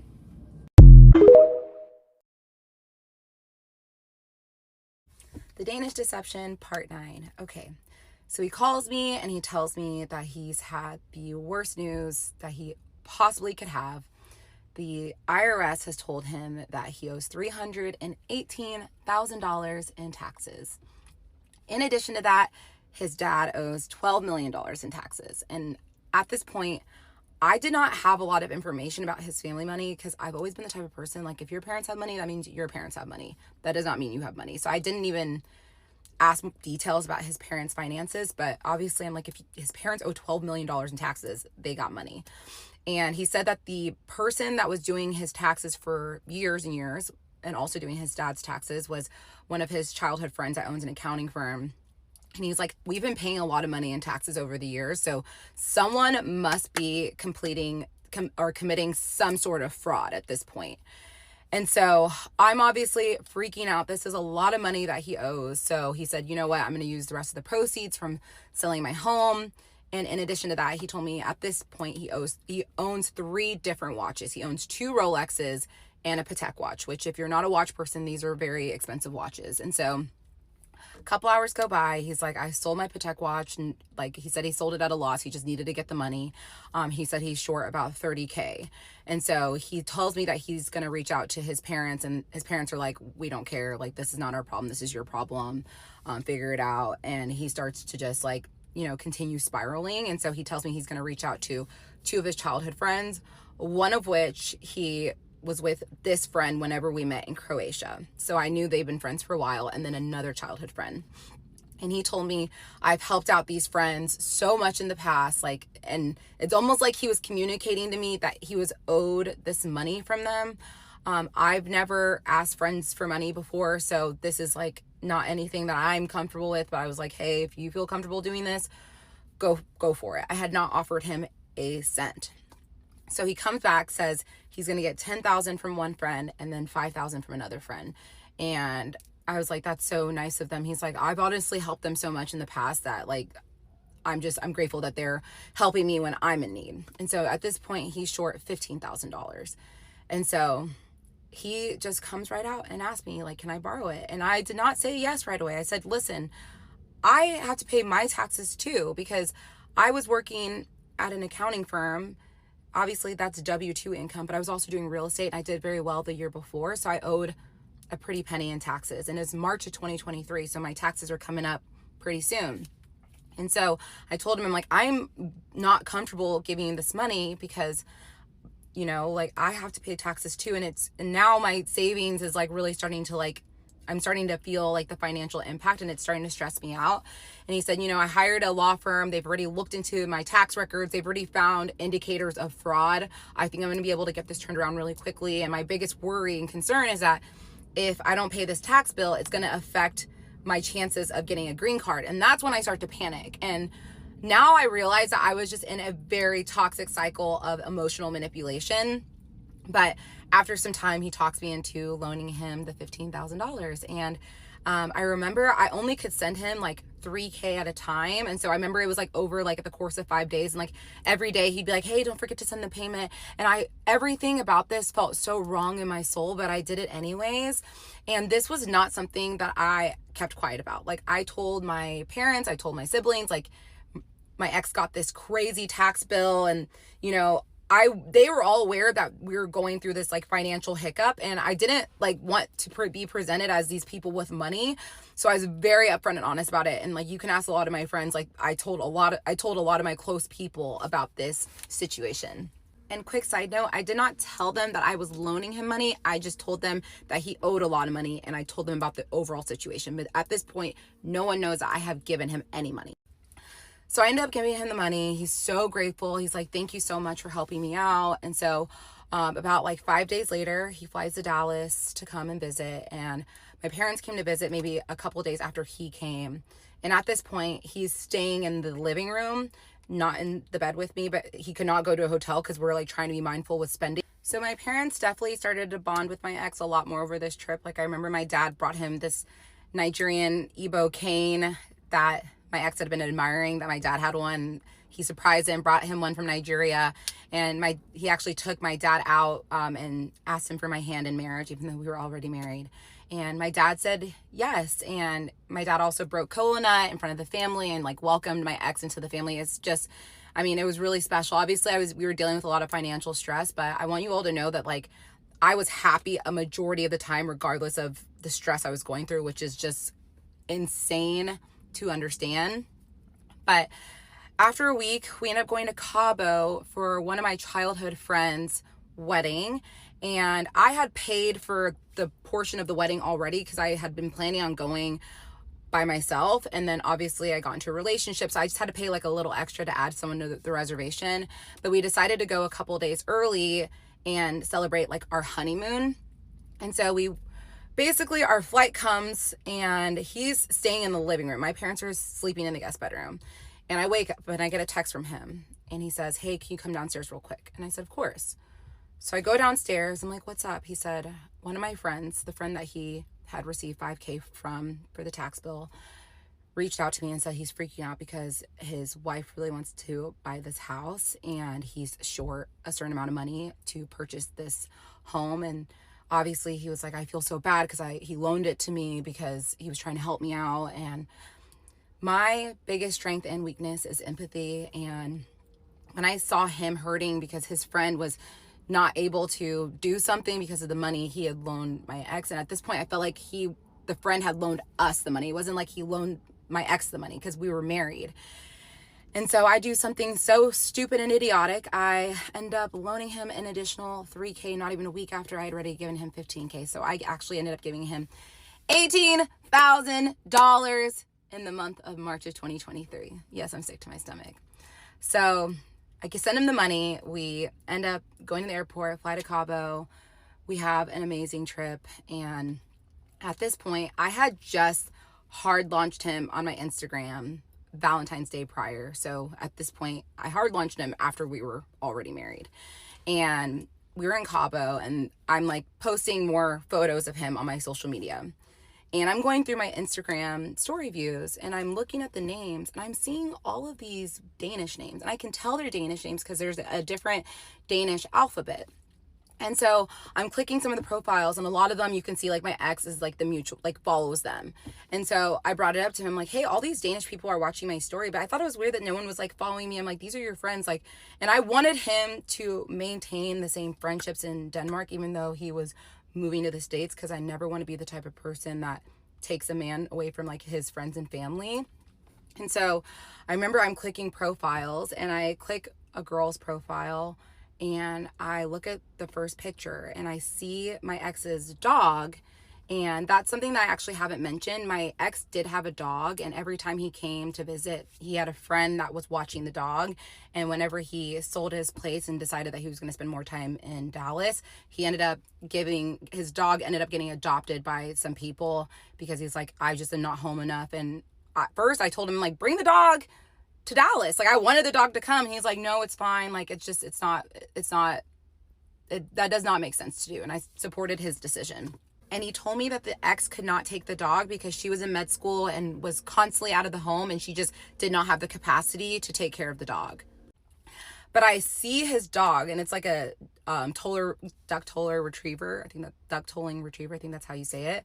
I saw his dog as a puppy on this girl's profile, and I clicked the tag, and my ex is tagged. And so I look at him, I go, is this your ex-girlfriend? He was like, oh yeah, it is. I was like, oh, so she's watching my stories. He's like, yeah. I was like, okay, that's a little weird. And I remember checking like throughout the course of like every day for like a week, and like all these Danish people are still watching my story every day. And I'm like, don't you think this is weird that there's like 15 Danish people watching my story every day? And he was like, honestly, I just feel like they're a little bit salty that I like moved on. I'm moving to America. Like, I think they might be a little salty. And he said, you should just block them all. Like, I'm not gonna lie, this is like a very toxic group of people. And so I was like, is that what you want me to do? He said, yeah, just block them all. Like, they're not here for the right reasons. They're just looking to like creep, and they're probably just talking a bunch of shit. So I said, okay. And I decided to block them all. And so basically we come back from Cabo, he stays for about a month, and then he goes back to Denmark. And at this point, he had come to visit me so many times. And so I decided, now's my time to go spend time with him in Europe. And with his dad's health and his work, it made sense for me to just, go out of my way to try to spend time with him. And I could work remote at the time. And so I board a flight, and I head to Denmark for the first time, and I land in Denmark, and I will continue on in part 10.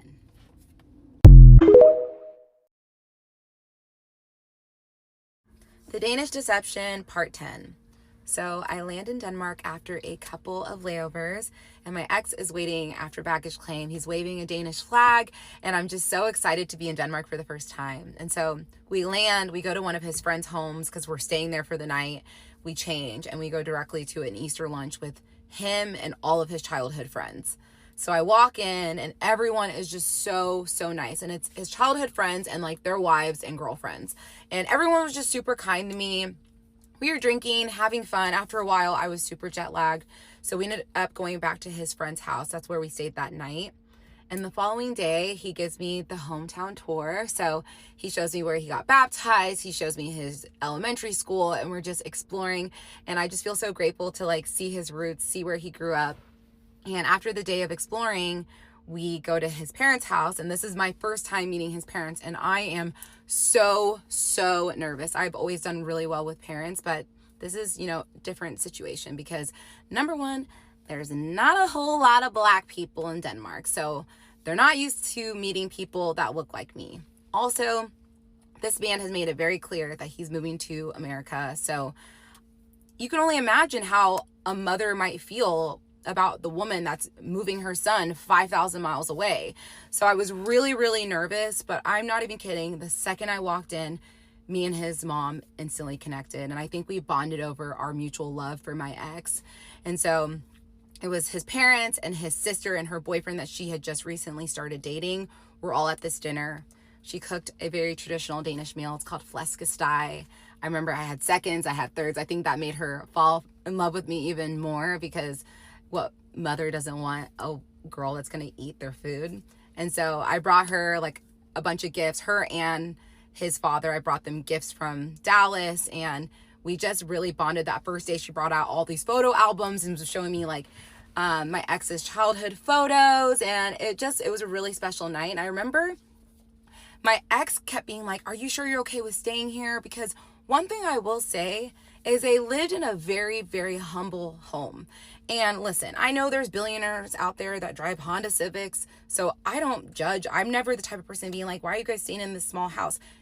spend your money the way you want to spend your money. So I didn't think anything of it, but I was a little bit surprised. And also, Denmark is not the type of place that has all these like big houses. Like a lot of the homes are small regardless of if you have money.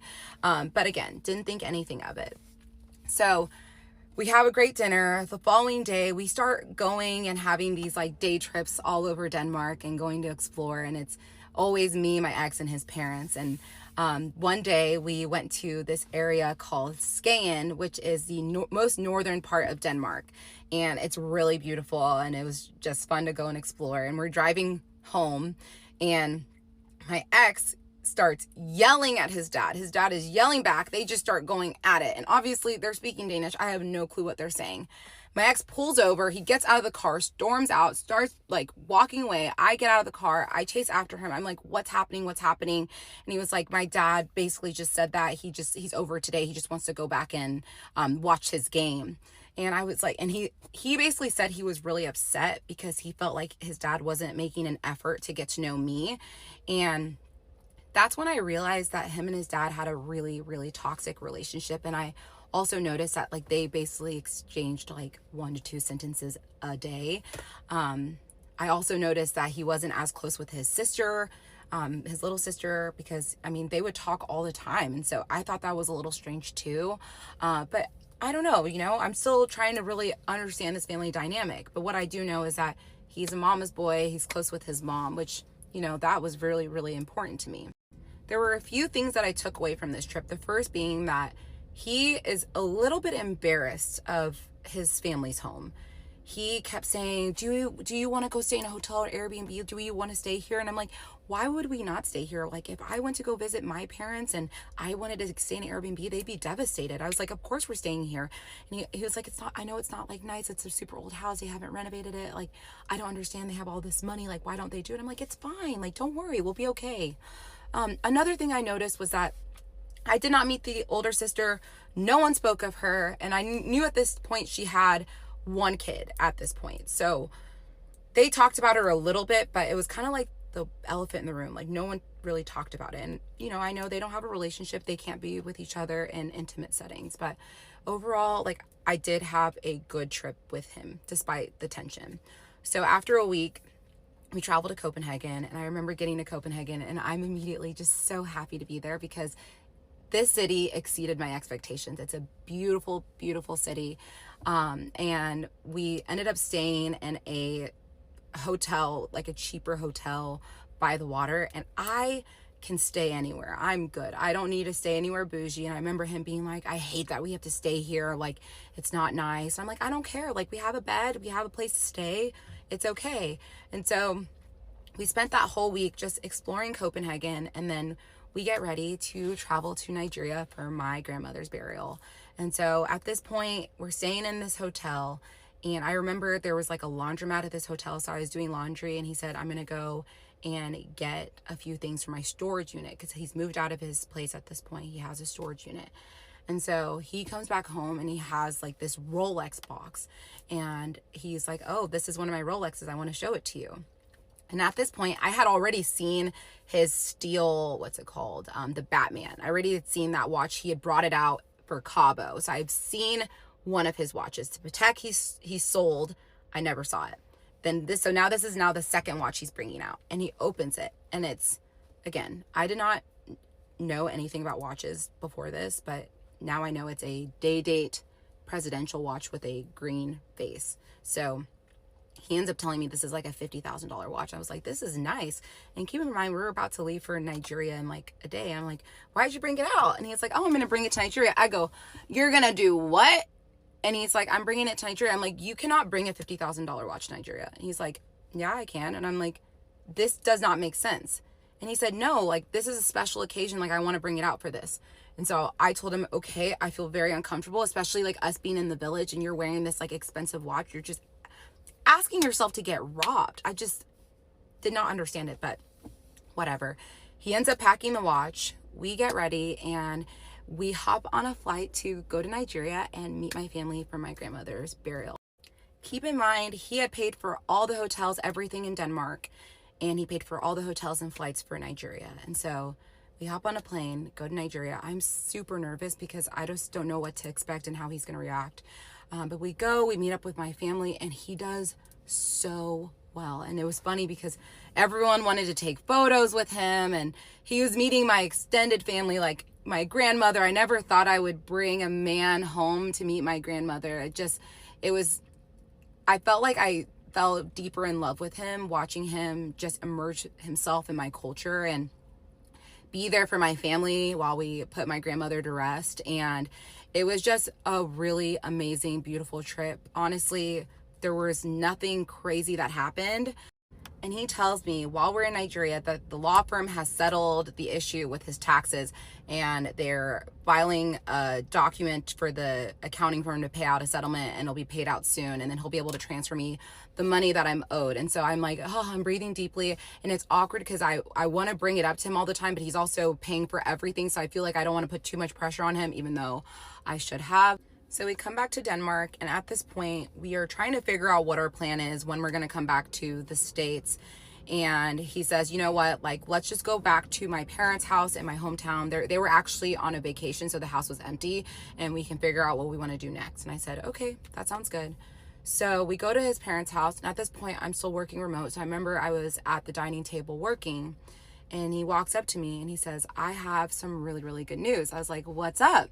He said, my realtor just reached out to me and said there's a very wealthy family that is interested in purchasing this apartment complex. And I was like, oh my gosh, this is the best news in the world. And he said, there is one caveat, and I will continue on in part 11.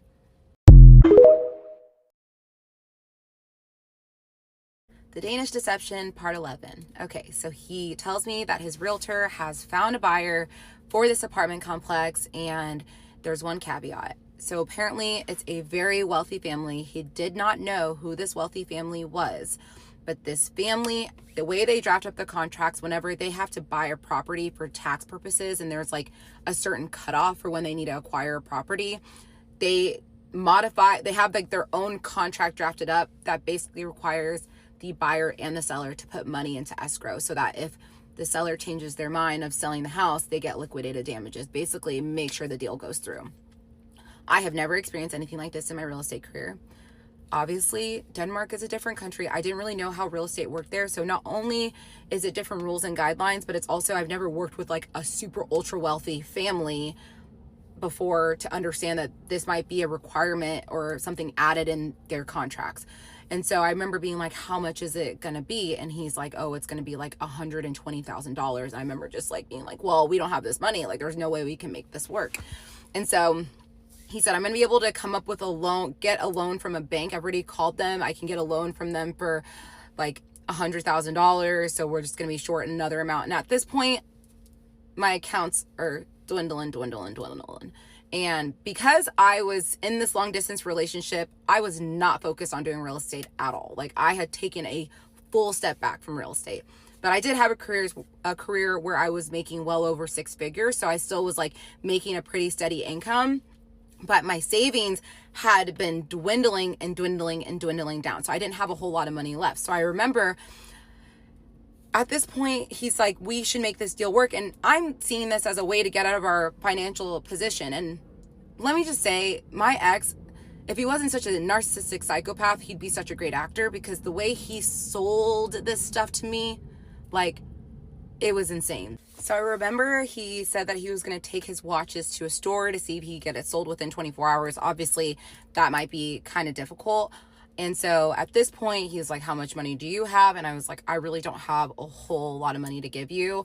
So I remember I gave him like a small amount, maybe like 3,000, because I wanted to make sure I had enough money for like bills and miscellaneous. And I just wanted to have a little bit of cushion. And I was getting stressed out, but he ended up coming up with the money. He says the deal goes through and that it's going to close in 6 weeks. And so he tells me what I think I'm going to do is switch my address from Denmark to the States, especially since I have been living in the States more, and I'll be able to save money on taxes.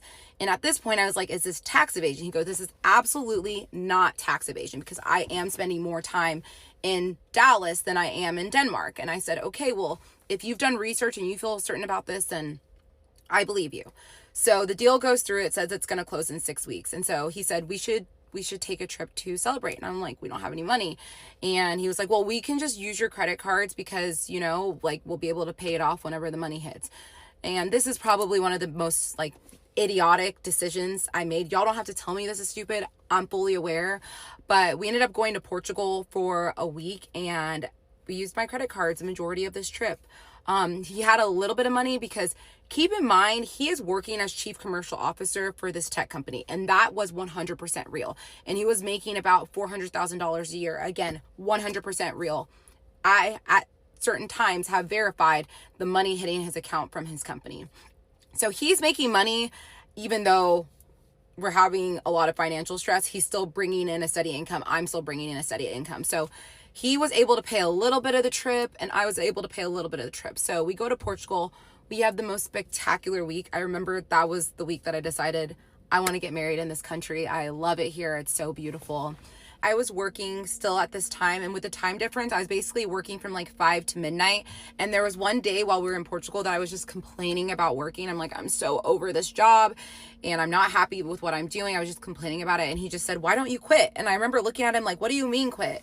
And he said, well, we have this money coming in and I want you to be happy. I want you to do something that brings you joy, and real estate brings you joy. And I really hadn't been doing a whole lot of real estate that year. And so I told him, I said, well, it's going to be like kind of a transition. I'm not going to be making a lot of money at first. He said, well, we're going to have a cushion, and luckily I make money. I'm going to be able to afford all the bills, and you can just focus on building your business back up. And so I was like, are you sure? He said, yes. And let me tell you, everything about this decision, it felt right, but it also felt wrong. And let me tell you, I do not regret quitting my job. I regret the timing, because we were not in a great financial position, and I was making like $150,000 a year at this job. So it was a very steady, stable income. And I trusted him to be my provider, and that was stupid. And I have never relied on a man for anything in my entire life, and I will never do it again, like never in a million years. But you live and you learn, and I made the decision to put in my 2 weeks notice. And yes, I know that was idiotic. Y'all don't have to tell me. And so we go to Portugal, come back to Denmark, and we're in Denmark for maybe a day, and then we travel back to Dallas. And at this point, your girl is hurting financially, because now I'm accruing like a little bit of credit card debt. My savings is like nothing. And at this point, I'm fully trusting him, and I believe him when he says we are going to overcome this circumstance very, very, very soon. And keep in mind, at this point, I have not caught this man in a single lie. And obviously, I gave out my trust way too easily. But in my mind, I was thinking, why should I question him when he's never given me a reason to? Which is crazy, because I feel like he was giving me all the reasons with all these red flags. But we go back to Dallas, and I remember his sister and her boyfriend came to visit us for a week. And we had a good time with them, but I felt like he was super annoyed with them the entire time. He was complaining. He was just like, I just feel like they're being super cheap. They don't want to do anything. And it just felt like, again, I thought him and his sister would be a lot closer. It was weird. So we have a great trip with them visiting us. And then we go to Miami and meet up with his best friend and his girlfriend. And this was the best friend he was with whenever I met him in Croatia. So we're in Miami, and for the most part, we're using my funds for this trip, because he's obviously put a lot of his money into most of his money into this escrow account, and he paid for a little bit of stuff, but he didn't have a whole lot. And I'm expecting this money to hit like any day now. So a couple of days after Miami, we went to Denmark to celebrate his mom's 70th birthday. We had promised her we would go, so we actually booked a round trip flight from Copenhagen when we came back home in June. So now it's August of 2023, and we're in Denmark. And I remember we're at his parents' house, and he comes to me. He's like, hey, I just got off the phone with the IRS, and they said they flagged the transaction from the apartment complex. And at first, I'm like pissed. I'm like, I asked you if this was going to be a problem. He's like, it's not going to be a problem. they're probably just going to take out like some taxes, not the full amount. They just need to review it, and then we'll figure it out. But I'm not concerned. You shouldn't be concerned either, even though I was super concerned. He said they set a hearing date for September 10th. At this point, it's the middle of August. So I'm like, okay, so now I have to be struggling for another month. And so I'm frustrated, but he's also like trying to calm me down, but also like gaslighting me for feeling the way I'm feeling. And so I'm just, all my emotions, I'm just stuffing them in all the way.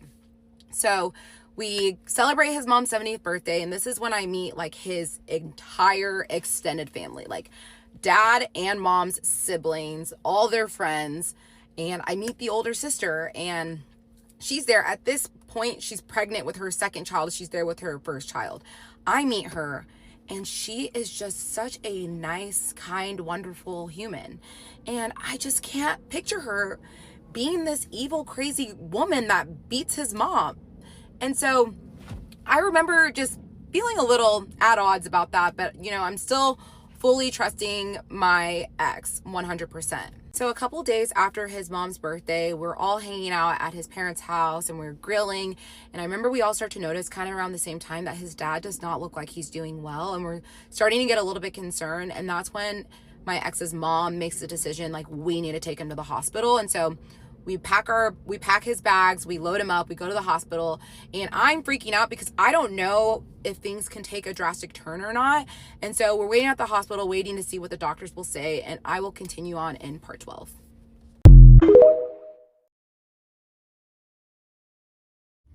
The Danish Deception, part 12. So we are in Denmark at this point, and we just took his dad to the hospital, and I'm freaking out, very worried, don't know what's going on. After the doctors do some testing, they basically determine that he's still dealing with blood poisoning and he has like really high infection numbers, but they're not super concerned. And so we all take a deep breath and we're happy that it's not as serious as we thought it was gonna be. And so after a couple days, he's released from the hospital, and it's now time for me to head back to the States. And so obviously I'm feeling all these emotions as I'm leaving. I'm sad because I'm leaving him because, again, we are still very much in love with each other, want to be with each other 24/7. So the goodbyes are still really, really tough. And at this point, I didn't know when he was going to be coming back to Dallas because he had a couple different work meetings going on. And so I fly back to Dallas, and obviously feeling all the financial stress. Like, this is probably one of the roughest moments of our relationship, especially because we weren't together physically. So the day of his meeting with the IRS, I remember I was a big ball of nerves. Like, I couldn't even sleep that night. You have to keep in mind that I go to bed and I wake up knowing that I'm waking up to news. I don't know if it's good or bad. So I wake up and I call him. I go, how did it go? He goes, worse than I possibly could have imagined. I almost like expected it to have gone bad. I'm like, if it had gone good, I would have been more surprised.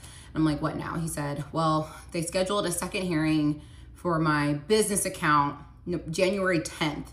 And currently my personal account is also under investigation. So they have put a hold on my assets for the next couple months while they continue to investigate. And there's another hearing scheduled for my personal account in October.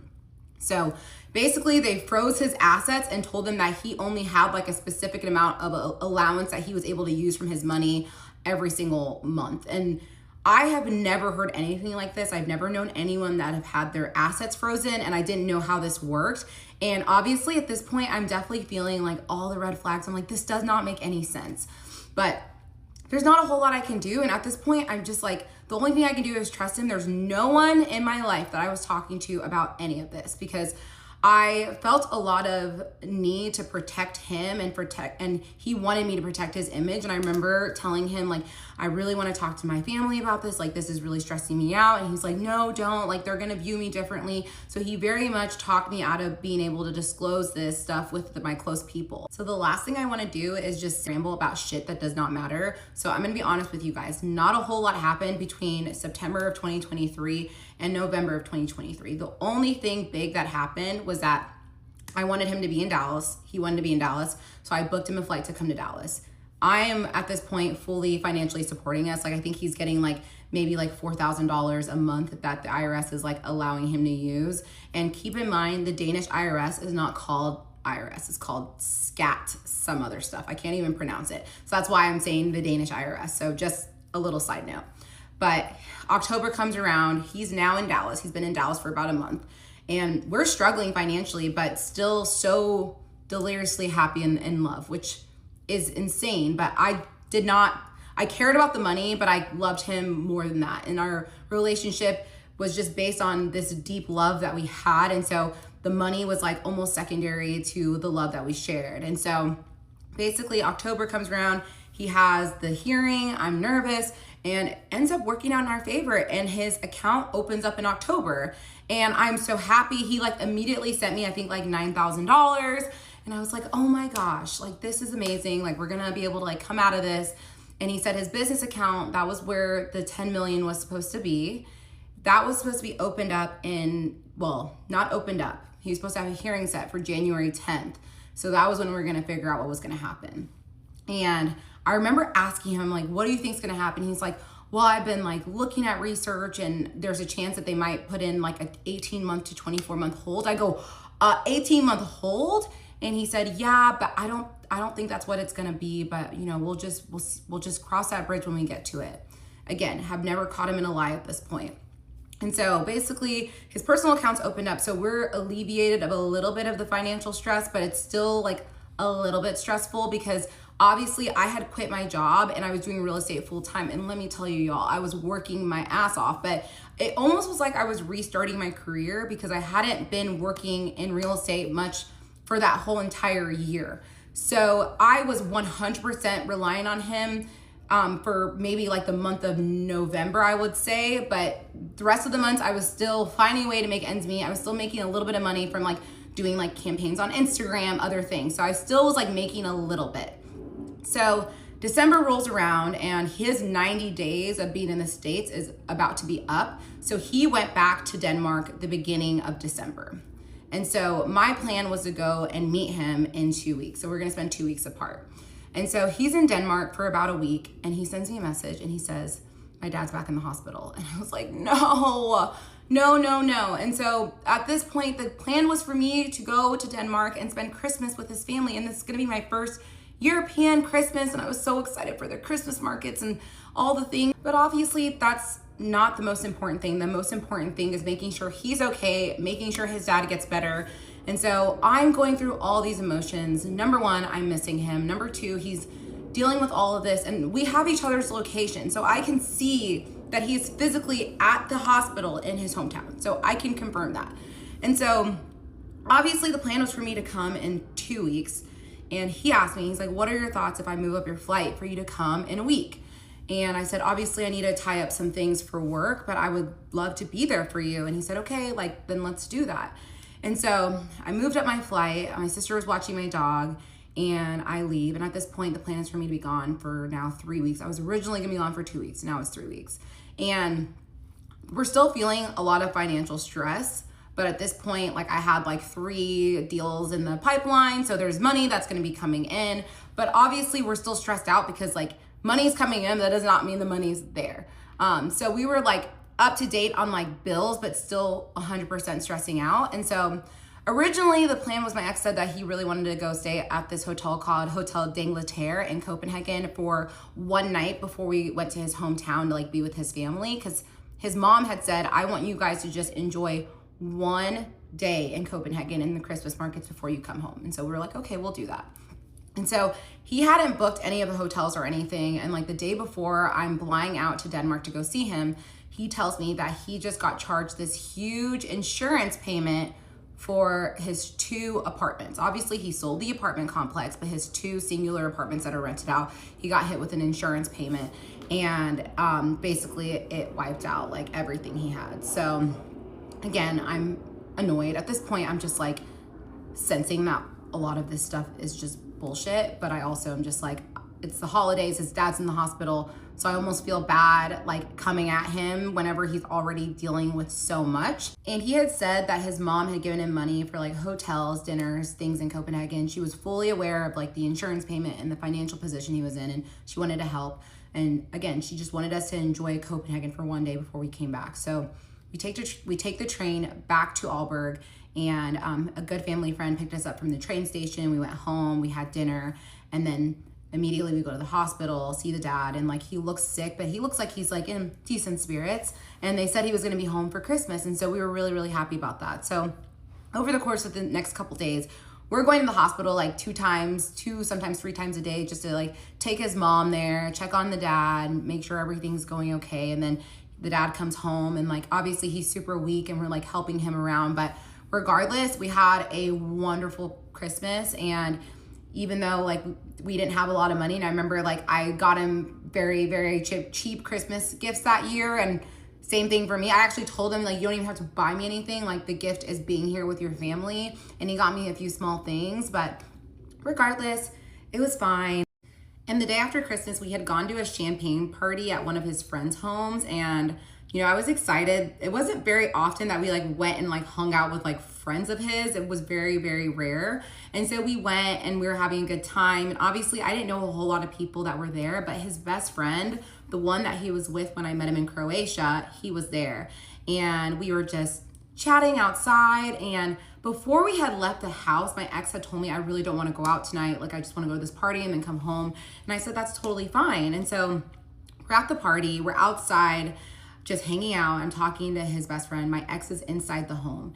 And his best friend tells me, he goes, you guys should come out tonight. Like, please come out. And I was like, honestly, I'm down to go out, but my ex doesn't want to go out. And that was really weird for him because he always is down to like go out and have a good time. So I already thought it was a little strange. And then his best friend looks at me, he goes, oh, he probably doesn't want to run into any of his enemies from his past gambling addiction. I looked at him and I said, what gambling addiction? And his best friend looks at me and goes, you didn't know that he had a gambling addiction? And we will pick up the rest in part 13.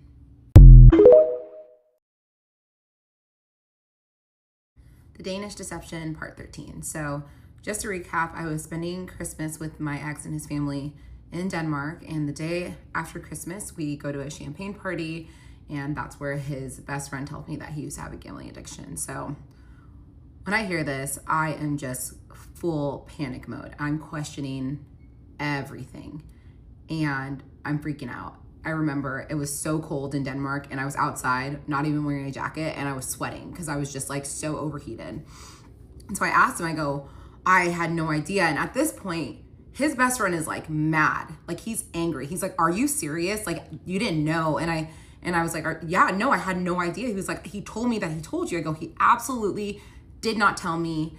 And I've loaned him a lot of money over the course of a year and a half. And he said, he owed me money. I was like, he was like, he paid me back the money he owed me, but he did take money from me at one point. And yeah, it was bad. It was like 10 years ago. And so immediately I'm like, can you go inside the house and get him? So he gets my ex walks out. He goes, what's wrong, babe? And I said, do you have a fucking gambling addiction? I remember I screamed it in his face. I did not even care that I was causing a scene. I was just so mad. And he looks at me, he goes, I mean, I did, but it was like 10 years ago, which did check with what his best friend said, that it was 10 years ago.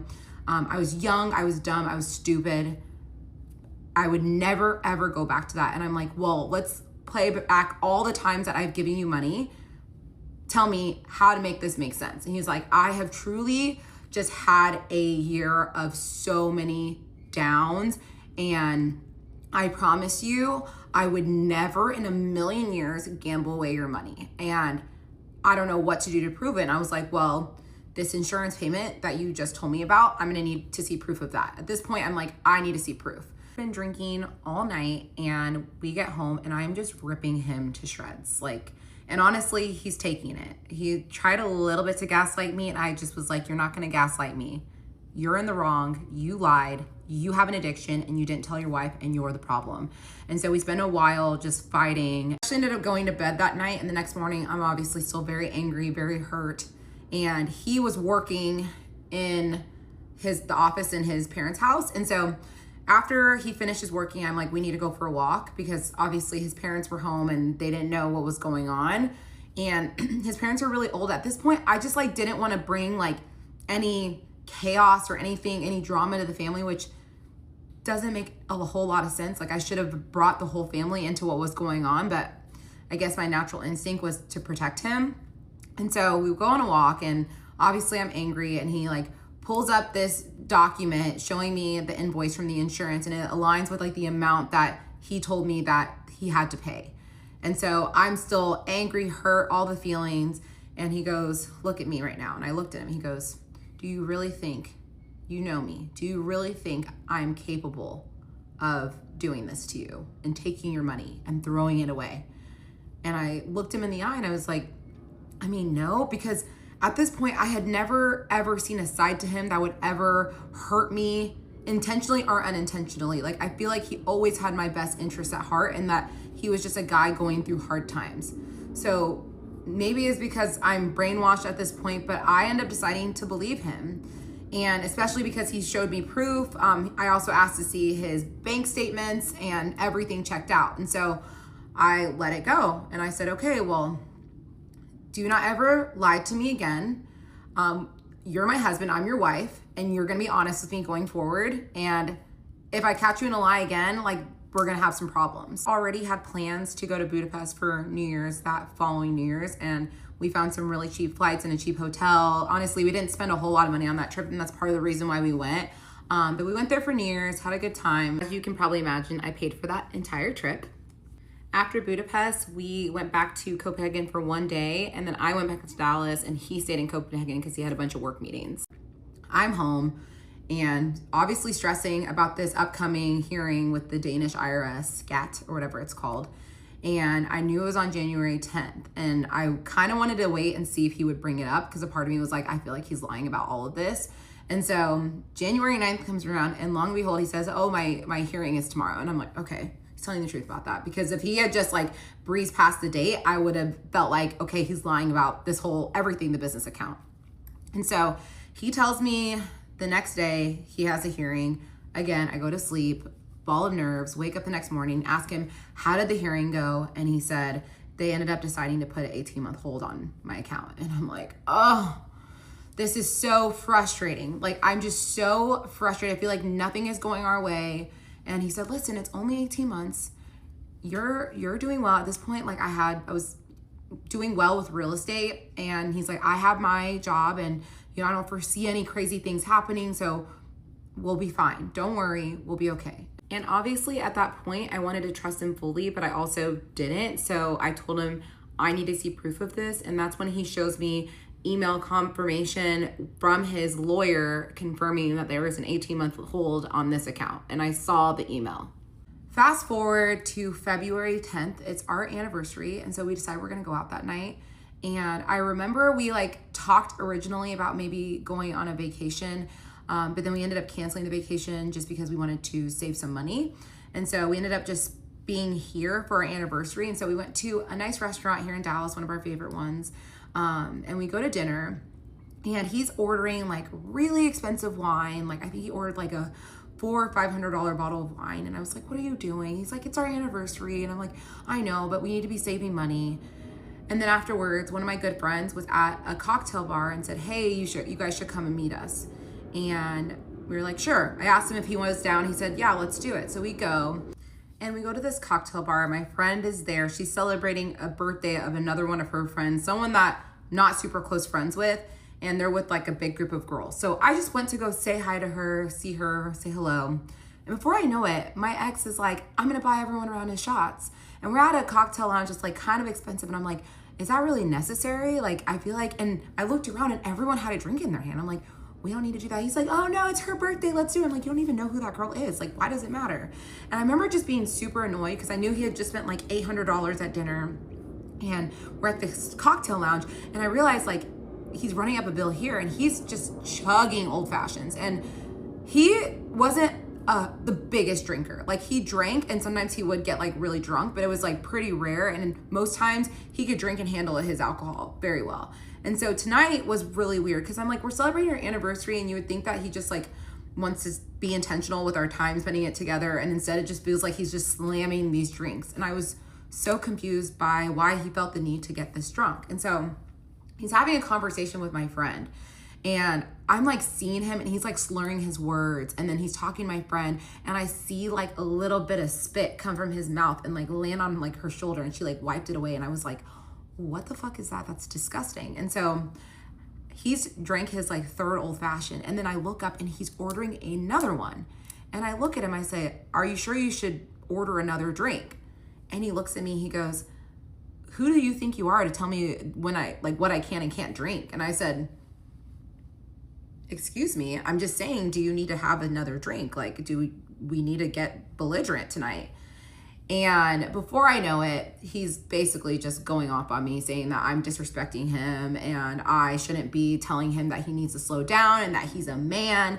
And I'm just confused because we've never really like had arguments like this before. And I'm like, what's your problem?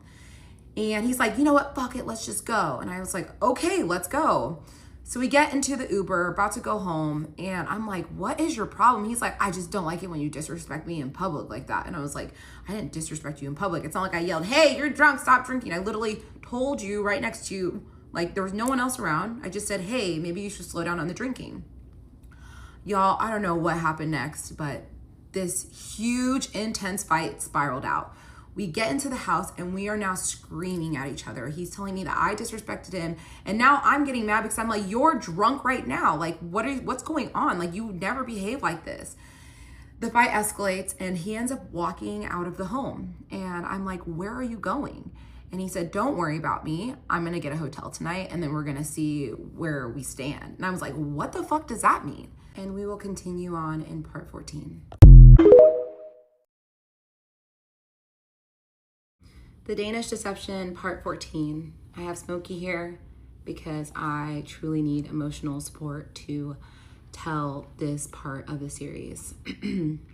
Okay, so he leaves the house, he goes to a hotel, and I'm so baffled and confused.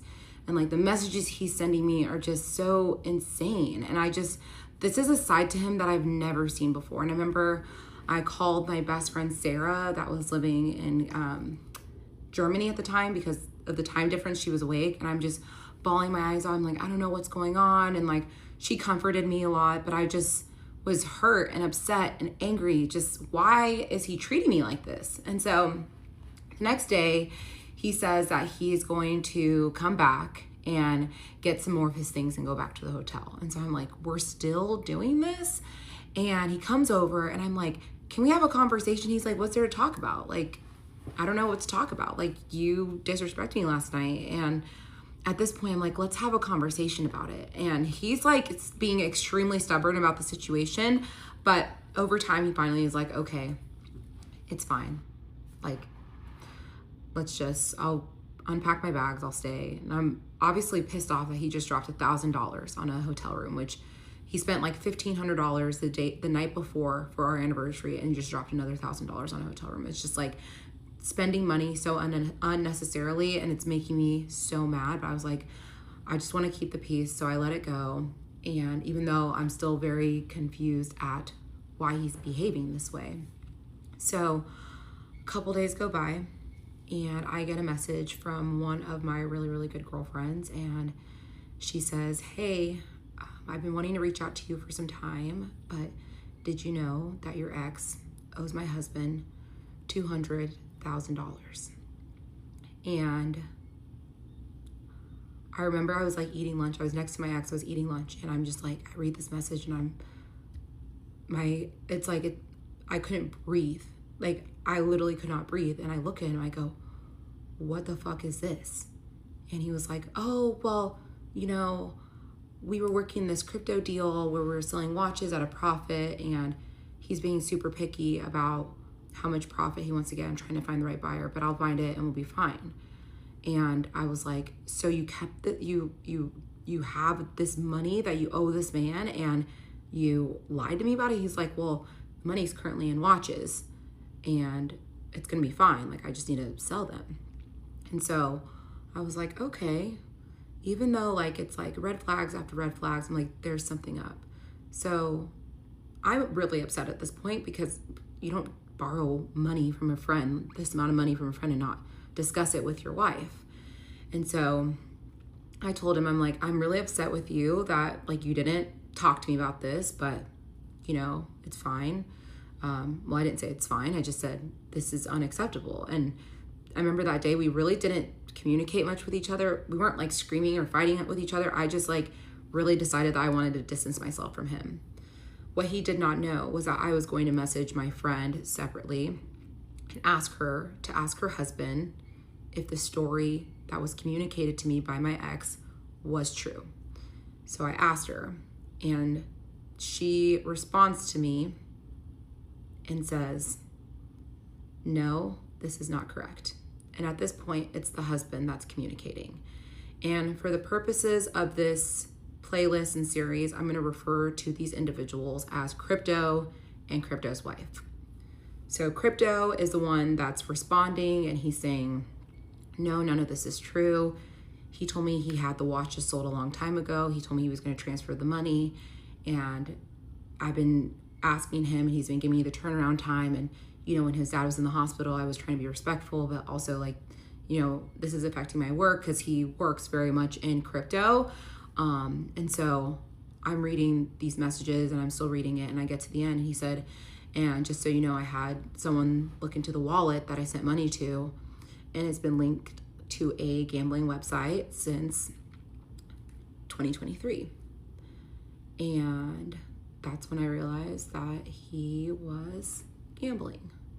And in that moment, I just fully collapsed to the ground. I remember I was in the kitchen and it was like I couldn't even stand anymore. Like I just collapsed to the ground and I'm just like crying. And he's like, what is it? I'm like, you're lying to me. You're lying to me. You're gambling. And he was like, no, I'm not. Like still lying. And I'm just like, just tell me the truth. Be honest with me. For once in your life, tell me the truth.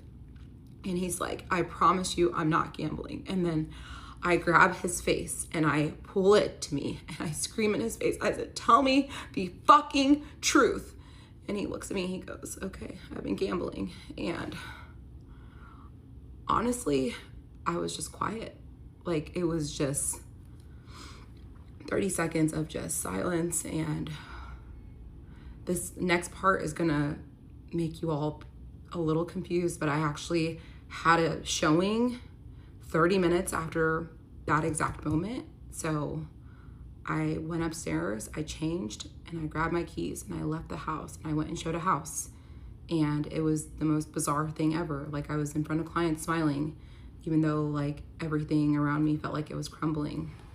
So he's obviously texted me like, please like come home after your showing. Like I want to have a conversation. And I'm saying, right now, I just feel like I can't talk to you. So I went to a park and I called my best friend Natalie and I told her, I was like, hey, I have some news for you.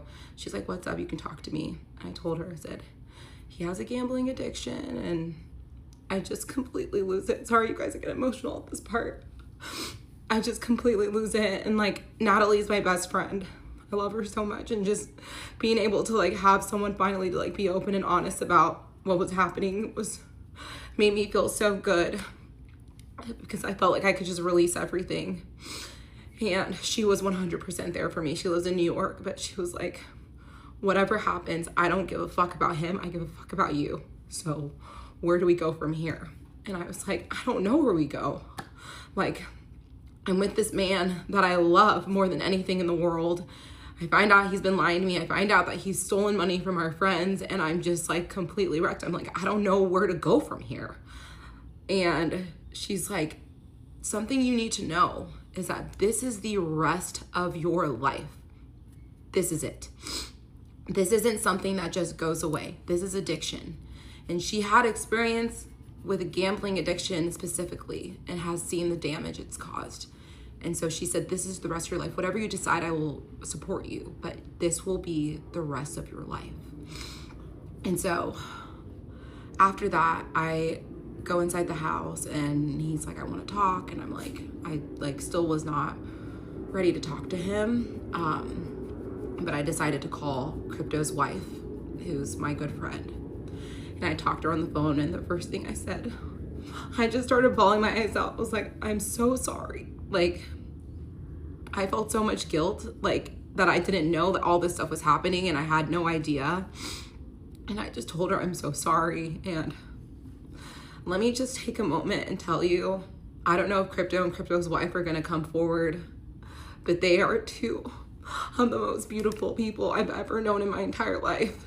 And after what they went through, like, they had every right to like go to the police and ruin our lives. And instead they had empathy and they had love for me, and they're just like, whatever we can do to support you. Like, money comes and goes, obviously we'll figure that out later, but what can we do to support you?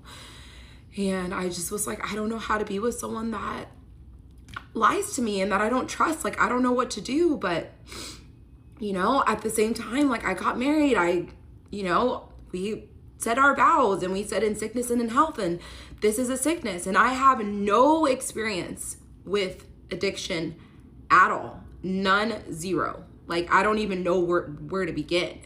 And so I just start doing research and like looking at like podcasts and reading books. And at this point, I'm still very much distancing myself from him. And then I look up a Gamblers Anonymous meeting, and I find one here in Dallas, and it was an open meeting happening.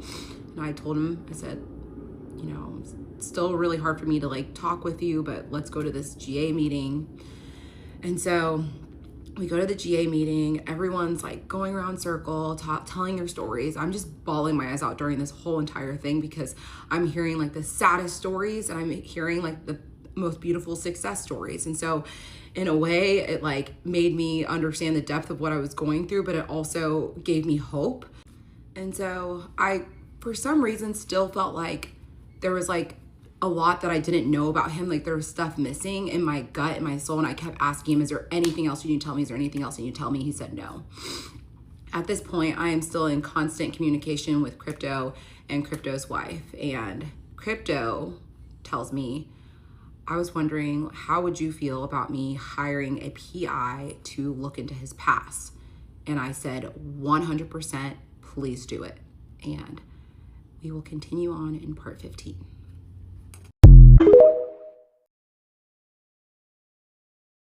The Danish Deception, part 15. So before I dive back into the series, there's a few things I wanted to say.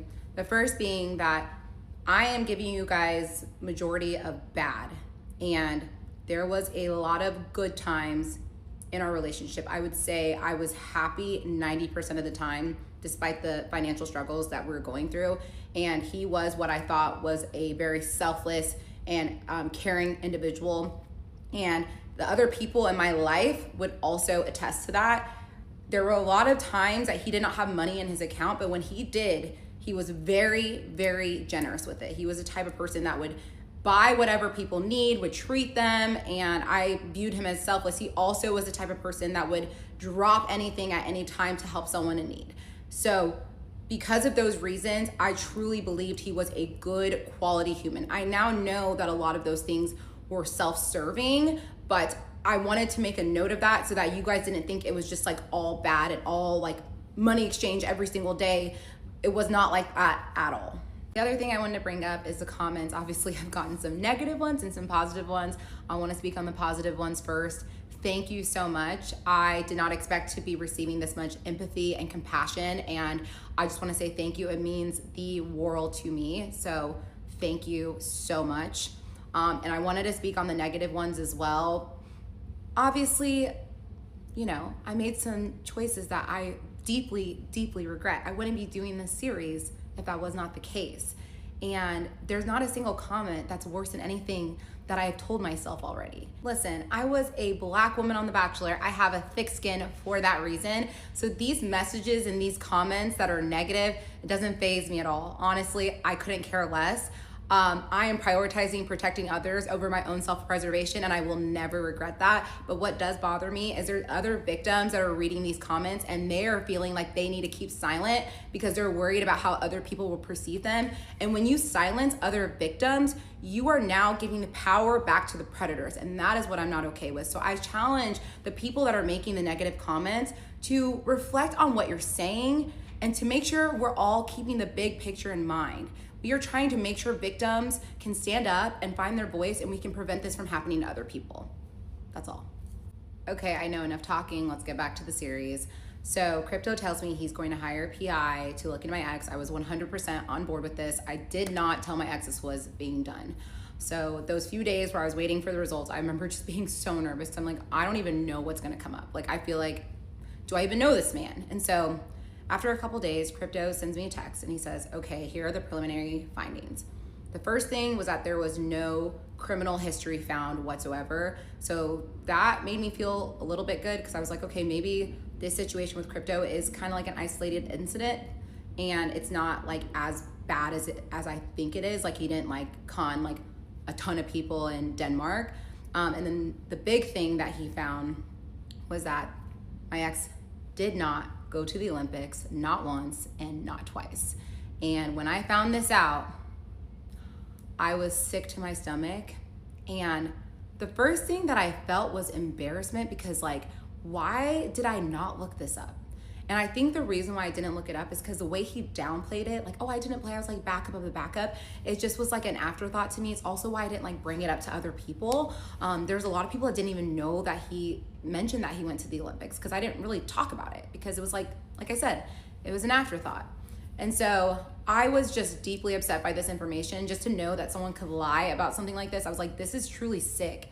When I received this message, I was at an open house, and luckily it was a vacant house and there was no one in this home. So I had my time to do some research, and I started looking through our WhatsApp messages and videos, trying to just reflect on all the things that he told me. And I see the photos that he sent me of his apartment in Copenhagen, the one that he had sold a year prior. And so I downloaded the photos, and then I reverse Google image searched them, and it pulled up an interior designer's home in Germany. And that just fully sent me completely, because obviously this is a house that he just purchased and sold and made that $500,000 in profit, and half of it went towards the tax bill and half of it went to his friend's plumbing business. And so I'm just like, this is so sick and disgusting. I can't believe someone would have the audacity to lie about this. So I go back home. He actually was at the gym, so I'm just home spiraling, waiting for him to get back. And he walks in, and the second he walks in, I immediately say, I need you to sit down, we need to have a talk. And he automatically looks kind of annoyed. He's like, what now? Because obviously we'd been really going through it the past week with like finding out about his addiction. He's been going to GA meetings. I've been wanting to talk about his addiction all day, every day, because I want to get as much information as possible. And so he's just like, I'm drained, I'm tired. I'm like, sit down, we need to talk. So he sits down, and I say, did you go to the Olympics? And he goes, yes, I did. I go, no, I'm gonna ask you one more time. Did you go to the Olympics? He goes, I went to the Olympics. So I say, okay, well, I'm going to give your mom a call, and I'm gonna verify it with her. So I pull up my phone and I dial her number. It actually rings once. And he goes, okay, I didn't go to the Olympics. And I just remember just sitting there and just being like, who lies about something like that? And I told him, on top of that, you also lied about the apartment that you were living in. I was like, this is sick. And at this point, I'm spiraling because I don't know what's real or what's fake. And so I tell him, listen, I saw the email from your lawyer about the business account, so I feel like I got the proof I needed for that, but I do need proof about the other 2 apartments in Copenhagen. He said, absolutely. And that's when he pulls up the lease agreements, and obviously the lease agreements are like all in Danish, but he's like translating it for me. There's like the name, there's the address, there's the amount they're paying, it's their lease term, all these things. And so I was like, okay, I felt like this was proof. And so at this point, I like don't know where we go from here. And like, I'm not gonna lie to you guys, like 100%, I was thinking about just picking up the phone, calling my family, and just being like, this is happening, I need to leave him. But I'm still so in love with this man. I can't picture a life without him. Despite everything that he's put me through, I just felt like I could not say goodbye to him. And I really just felt like this disease is the enemy, not him. So we need to work as a team and fight it together and overcome this. And I felt like we were capable of anything at this point, you know? And especially like with the challenges that we had already gone through, I felt like we were invincible, like we could overcome anything. That's the mentality that I was going into it with.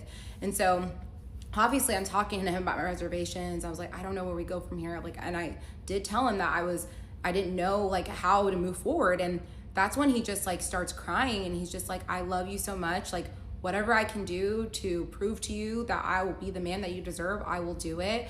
And he was like, I am sick to my stomach about what I did to Crypto and his wife. I saw him, and he was, you know, living such a great life. And in my mind, I thought like I could take some of his money and like make more money, and then I could give him this interest, and then we would have some money. And I was like, listen, this is all delusion. And at this point, done a lot of research on gambling addiction, and it's like it's all a delusion centered around this dream world where you're going to provide these cars and nice and luxuries to the people that you love when you get your big win, and it never happens. And so I just said, listen, you need to know, and I know you already know this, I don't need these things. I don't need the big house, the fancy cars. I don't need any of this. I don't. Like, I'm happy just being here in Dallas with you and just hanging out with Smokey on the couch watching movies. I don't need any of this. And I did feel so ill and disgusted, but I'm still so in love with him.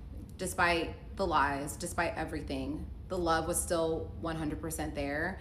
And so I communicated to him, I said, listen, things have got to change or you're gonna lose me, plain and simple. And he said, I will do anything I can to keep you. And like, this is my first time seeing him cry, and as you guys can assume, I'm a very empathetic person. So at that time, I just went over to him and hugged him, and we both just like cried together for like an hour.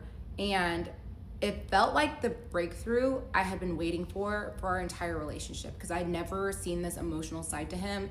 And I felt like, okay, like we've had this breakthrough, now we can move forward. And so we had already had a trip booked to Colombia because he only could be in the States for 90 days. So we're like, where can we go that's affordable and you can reset the 90 days without having to fly all the way back to Denmark? And so we went to Cartagena, Colombia, and it was a very affordable trip. And I know a lot of you are thinking like, how are you traveling?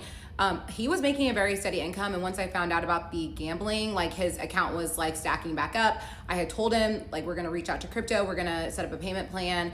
And I had told crypto about the trip to Colombia that we had already booked, so that I didn't seem like we were being disrespectful towards him. I had a feeling that he had the ring for some time and that he was gonna propose, and he knew that he could not propose to me with everything that was going on, and he needed to take time. And by the time we were going to Colombia, I felt like we were getting our lives back on track. We were obviously stacking up our money again, and I felt like he was being open and honest with me. He would talk to me about his addiction. He was going to GA meetings every single week, but I still did not feel comfortable accepting a proposal unless he made amends with crypto and crypto's wife. And so I told him the day before we went to Colombia, I said, we need to go and have a sit down conversation with crypto and crypto's wife. And obviously I realize now that my ex should have been the one to suggest that we go make amends with crypto and crypto's wife. But regardless, we go there the day before we go to Colombia, we go to their house and we sit down in front of crypto and crypto's wife, and I will pick back up in part 16.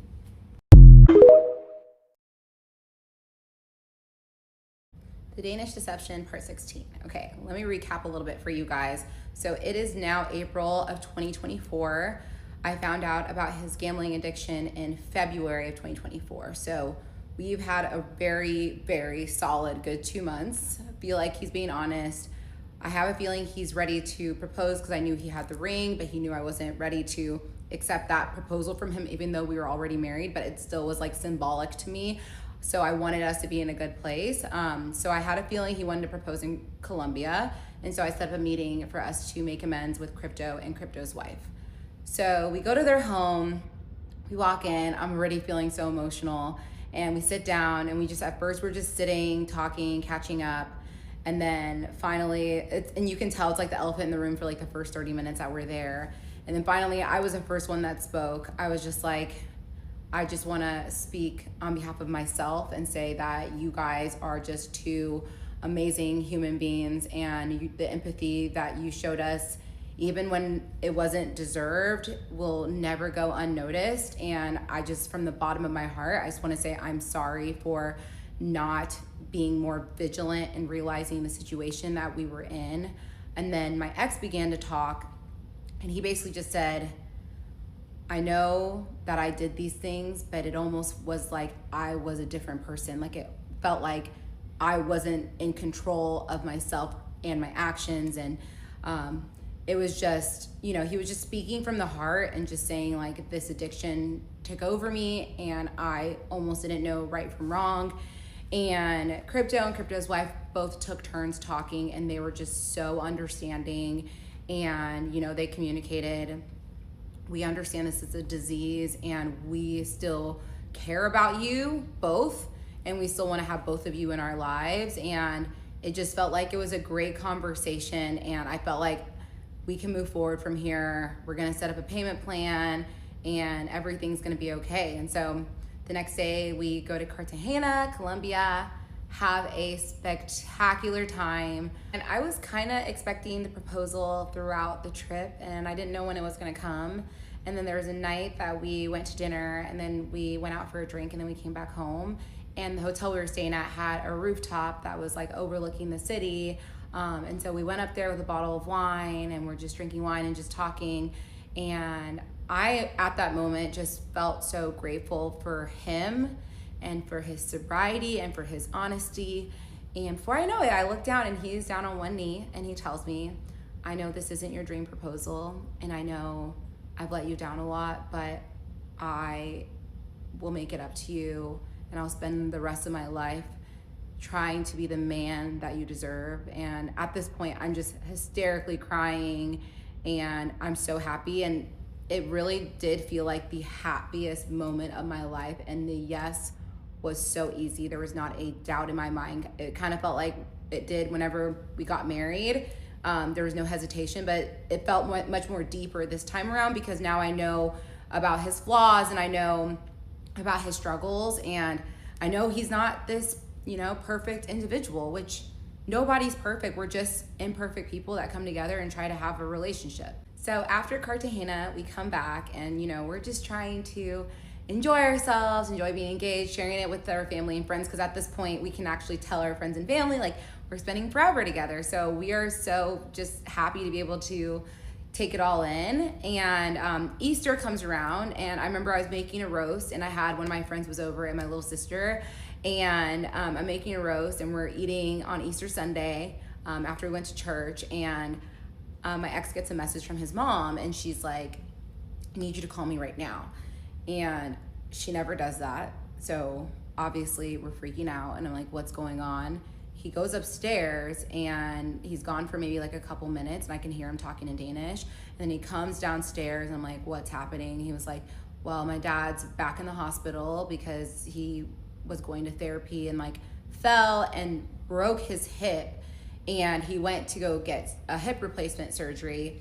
And after the surgery, like, he was like, recovering fine, and then out of nowhere his heart stopped, and they had to resuscitate him, and he's fine now, but his mom just wanted us to know. And so I'm like freaking out, and we didn't really know what was going to happen when we went to bed that night. So we wake up the next morning, we get the news that he's doing just fine, and I just remember feeling so relieved, because we didn't know what we were gonna wake up to.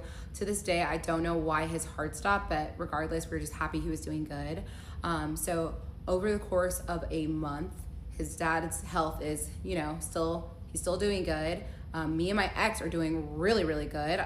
We just got engaged to the world.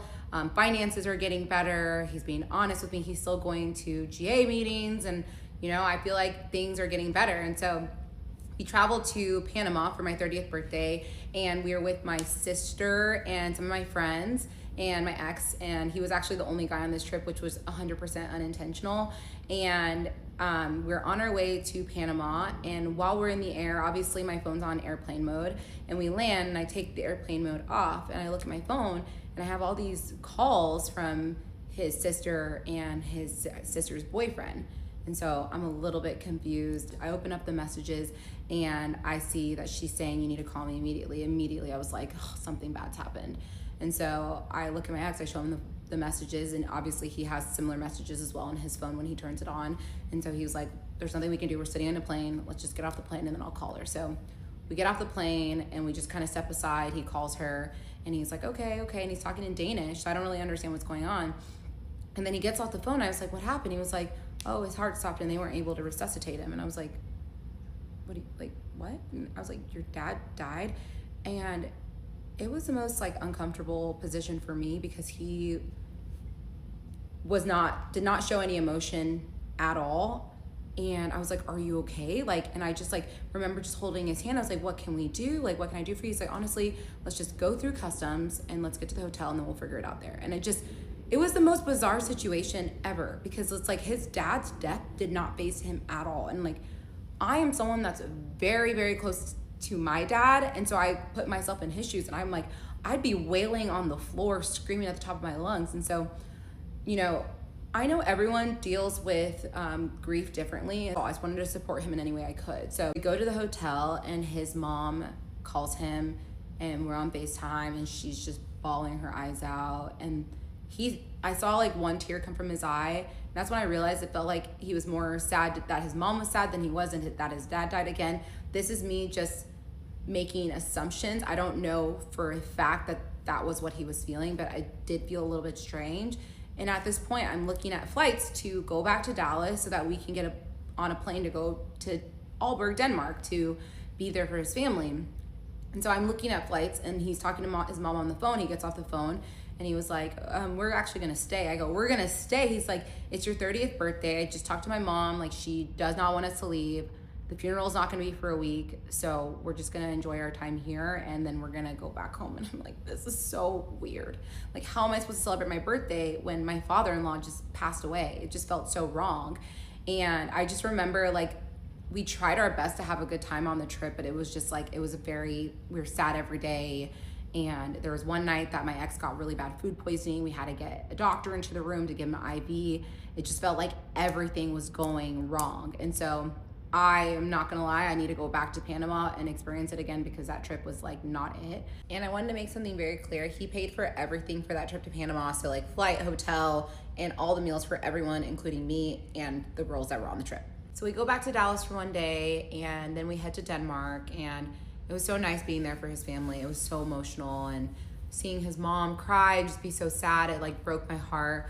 Again, I'm not sensing a whole lot of emotion from my ex, but you know, like I said before, everyone processes their grief in different ways. But we go to the funeral, and I remember I'm sitting in the front row holding my ex's hands, and I look up at him and I see like he's like starting to cry like at the funeral, and that's the first time I've seen him cry. And so I was like, okay, there's emotion there. Like, I don't know where like the emotion's coming from. Like, is it coming from like losing his dad, resentment, from, you know, regrets? I really don't know, but I definitely could sense there was emotion there. And so after the funeral, you know, the next couple days, I just spent a lot of time with his family, and I spent a lot of time with his older sister because she was around, because the mom wanted all of her kids and grandkids to be around her. Obviously, she just lost her husband of 50 years. And so I started spending a lot more time with the older sister, and, you know, I'm not picking up on like a whole lot of bad vibes. Like, I thought she was super nice. I thought her kids were so cute, and I love babies. I love little kids. So I really started to bond with her kids. And so it was a good trip. Obviously, there was definitely some tension, but regardless, I think everyone got along, and, you know, we were able to just support each other while they all grieved, like losing their father and, you know, / husband. So after being in Denmark for about a week, I had to go back to Dallas because I had some listings that needed to go live and I had to work. And so I'm back home in Dallas for maybe like a couple days, and I get an email from immigration saying that I have a notification, and I will continue the rest in part 17.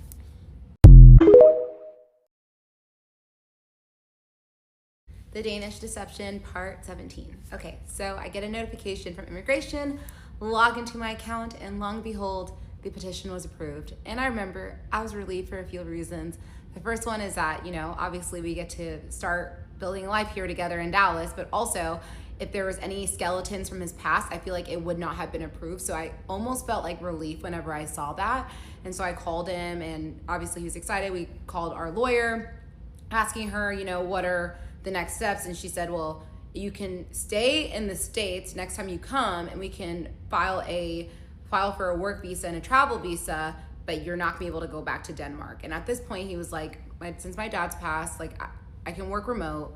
Work's been a little bit slow, so I can work remote. Obviously, I might have to pull some all-nighters, which isn't ideal, but it's worth it to be with you. And so I said, okay, that's fine. After a couple of weeks, he comes back to Dallas, and he comes with his mom this time. This is her first time in the United States. And I remember just being so excited, and I wanted her to have the best time because, you know, she's just lost her husband of 50 years. And I go to DFW to pick them up. I had a big sign saying, welcome to Dallas. And I also got his mom some flowers. And it was just such a special moment. She had like this American flag draped around her, and she's just like so proud to be in the States. So we come back home, I cooked dinner, and we just spent the week exploring Dallas. And then we had gone to Key West for about 5 days. We did Miami and Key West with his mom. And I will say a lot of that trip was paid for by his mom. She wanted to cover a lot of it, which was just so sweet. And then like I remember I paid for the flights, and then he paid for a bunch of stuff while we got there, but she paid for most of the hotel. So we all kind of like paid for a little bit. But you know, I know y'all haven't forgotten this man still owes me money. And so I remember we were in Key West and I said, hey, are you gonna start sending me some funds? And it was awkward because I wanted to bring it up for a while, but then, you know, we went to Panama, he paid for everything, and then his dad passed away, and I didn't, like, it's just, now it's getting kind of awkward for me to bring it up. And so he's like, yeah, I'm gonna send you some money. We go through the trip in Key West, have a good time, come back to the States. He still hasn't sent me money. He's giving me like kind of like the turnaround, and I'm getting a little antsy and I'm getting very triggered. And so we're in the living room and he says he wants to just go on the balcony and get some fresh air. And I start creeping. I walk up to the window and I'm trying to like look over his shoulder at his phone, and he doesn't know I'm looking. And on his phone, I see there's a gambling website, and my stomach is in knots, and his mom is currently in the living room with me. So there's nothing that I can really say, because again, I'm still wanting to protect him. And again, I will repeat this one more time. I wanted to tell everyone about his addiction and our issues. I wanted to tell the world, but he very much said everyone's gonna view me differently. With the excuse with his mom, he was like, she's an old woman, you're gonna stress her out, and she's not gonna be able to do anything about it, and now she's just stressed. So he was able to manipulate me into not bringing it up to anyone. And so his mom is here, and I don't say a word. Instead, I send him a text, and I just say, and it's weird because he's in the same, like he's 5 feet from me, and I send him a text saying, I see a gambling website on your phone. I'm gonna need to see your bank statements as soon as possible. And he tells me, you know, I'm only on this website because that's where I can watch sports for free. And I was just like, huh? This makes no sense. Obviously, I'm detecting all the bullshit. So I say, I want to see your bank statements right now. He pulls them up, and like at this point, he has his Revolut statements, which I don't know if you guys remember, the very first time I sent him money, I downloaded an app called Revolut, kind of like Venmo. He uses that for a lot of things in the States because you basically get the local currency rate if you use Revolut, and he had like a physical card that was tied to his Revolut. So I wanted to see that. So he printed out, or didn't print out, he showed me like the statements directly from his phone for Revolut, and then he showed me his Danish bank account and the transactions. And I went through everything with a fine-tooth comb over the course of like months, and did not see anything alarming at all. So obviously I saw this gambling website on his phone, but I checked his bank accounts, I didn't see anything. So I let it go, but I was very clear, I better not ever see this on your phone ever, ever, ever again. So his mom leaves after having a great trip, and at this point, I'm still like waiting for these transfers, and I'm like, what's going on? And he keeps telling me that he has things to pay for. Like he said he was helping his mom out with something, and then he said that he had another insurance payment, and there was a few things that he said he had. And then finally I'm like, okay, I'm done with the bullshit. Like, you need to start transferring me some money. And so basically he tells me that he's transferred a certain amount. He has a transfer limit that he can transfer to his Revolut, which is how he can send me money. And he's like hit his monthly transfer limit. I don't really know what the fuck that means, but he said he hit it. And so I'm still very frustrated, but he basically says that he can't send me any more money until August timeframe. And during that time, his best friend came to visit, and the same best friend that was with him whenever I met him in Croatia. And what my ex didn't know was that I was in communication with his best friend, talking to him about the gambling, the issues. I didn't tell my ex that I was talking to him, but I just wanted to speak to someone from his past. Obviously, keep in mind that I don't have a lot of people to talk to, so it just made me feel a lot less alone. But basically, I'm putting more pressure on my ex, being like, hey, like, you need to start sending me money. And keep in mind, I'm also paying for like most of the household bills, and now like he's here full time. Like, you gotta pitch in, bro. And I'm not here to be your sugar mama, even though I have low-key been your sugar mama unintentionally. So I'm getting frustrated, and we get a notification that his work visa has been approved. And so I'm excited about this because this means that he can get a social, he can get a bank account. And something to keep in mind is when you're married to a gambling addict, you wanna make sure you take full financial control. And that was hard for me to do because with his Danish bank account, he had like a 2-factor authentication that scanned his face. So I couldn't just like log in whenever. But with Chase, I was like, all I need is a password. So we go to Chase, he opens up a bank account and he says, I'm just gonna make a transfer from my Danish bank directly to my Chase bank, and then I'll be able to start sending you money via Zelle. And I'm like, okay, perfect, that works. Because he had like this limit on Revolut, or I couldn't remember the details, but I remember it didn't make sense. And every time I pressured him like for it to make more sense, he would gaslight me, and so we wouldn't get anywhere. And so I was getting very frustrated. But I'm like, okay, now you have Chase. So he tells me that he makes a big transfer to Chase, and that he is waiting for that to hit. And a couple days go by, I'm like, what's going on? He's like, oh yeah, okay, the transfer hit. And he shows me an email from Chase, and it said like, we need to verify your identity. And he's like, oh, Chase is asking for this verification, and because I haven't done this verification, my account's locked. I'm like, okay, stop bullshitting. I know Chase. I go to Chase. I've been banking at Chase for a long time, and I felt like he was bullshitting. And so he said, you know what, let's go to the bank and talk about it, because I mean, I know I have money in there because I made this transfer like a while ago. And I said, okay, let's go to Chase. And this is when I start like thinking to myself, you know what, I'm gonna play a game. We're gonna go to Chase, and I'm gonna try to get out of the car and go into the bank with him. If he says, no, you should just wait in the car, I'm gonna know he's hiding something. And I really just wanted to see how he would react. So we go to Chase, he gets out of the car, and I start to get out of the car. He's like, oh, I'm just gonna be in and out, babe. You can just wait in the car. And I'm like, red flag. And you know what? I let him do his thing. I let him go inside. I'm like, okay, let's see what he comes back with. So he comes back and he says, hey, I'm able to take out, like, it was like $1,000 he's able to send to me. And he's like, here's like $1,000. I go, at this point, he told me he was gonna send me like 5,000.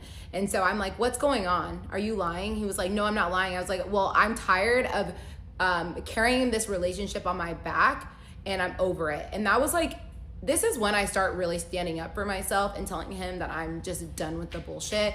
And he gets so angry with me. I remember he had his gym bag in the car because the plan was for us to go to the bank, me drop him off at the bank, or me drop him off at the gym, and then I was gonna go to a showing.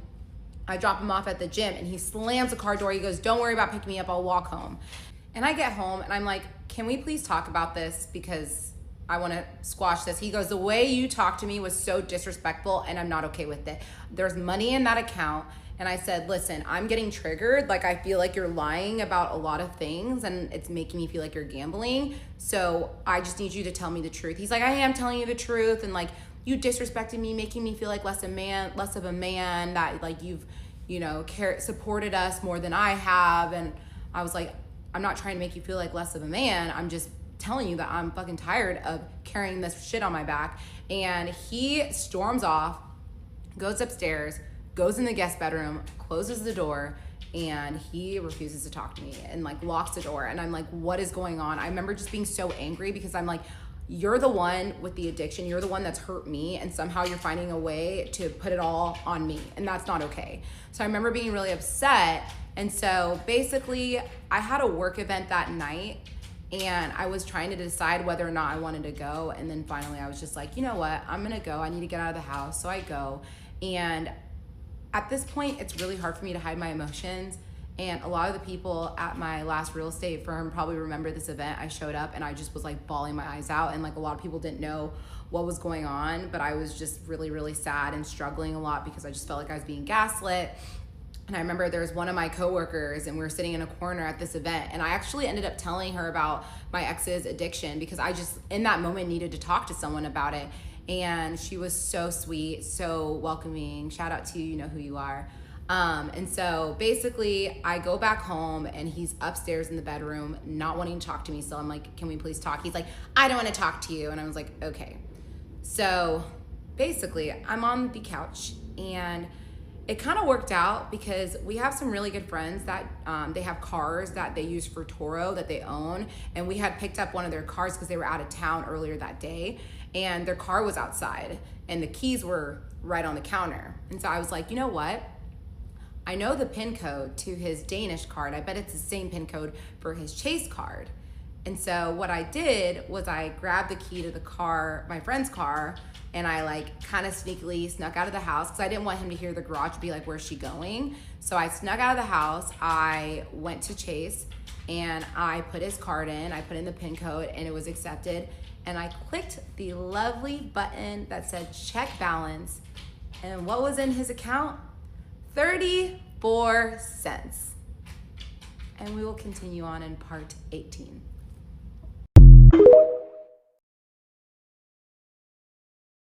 The Danish Deception, part 18. Where did we leave off at?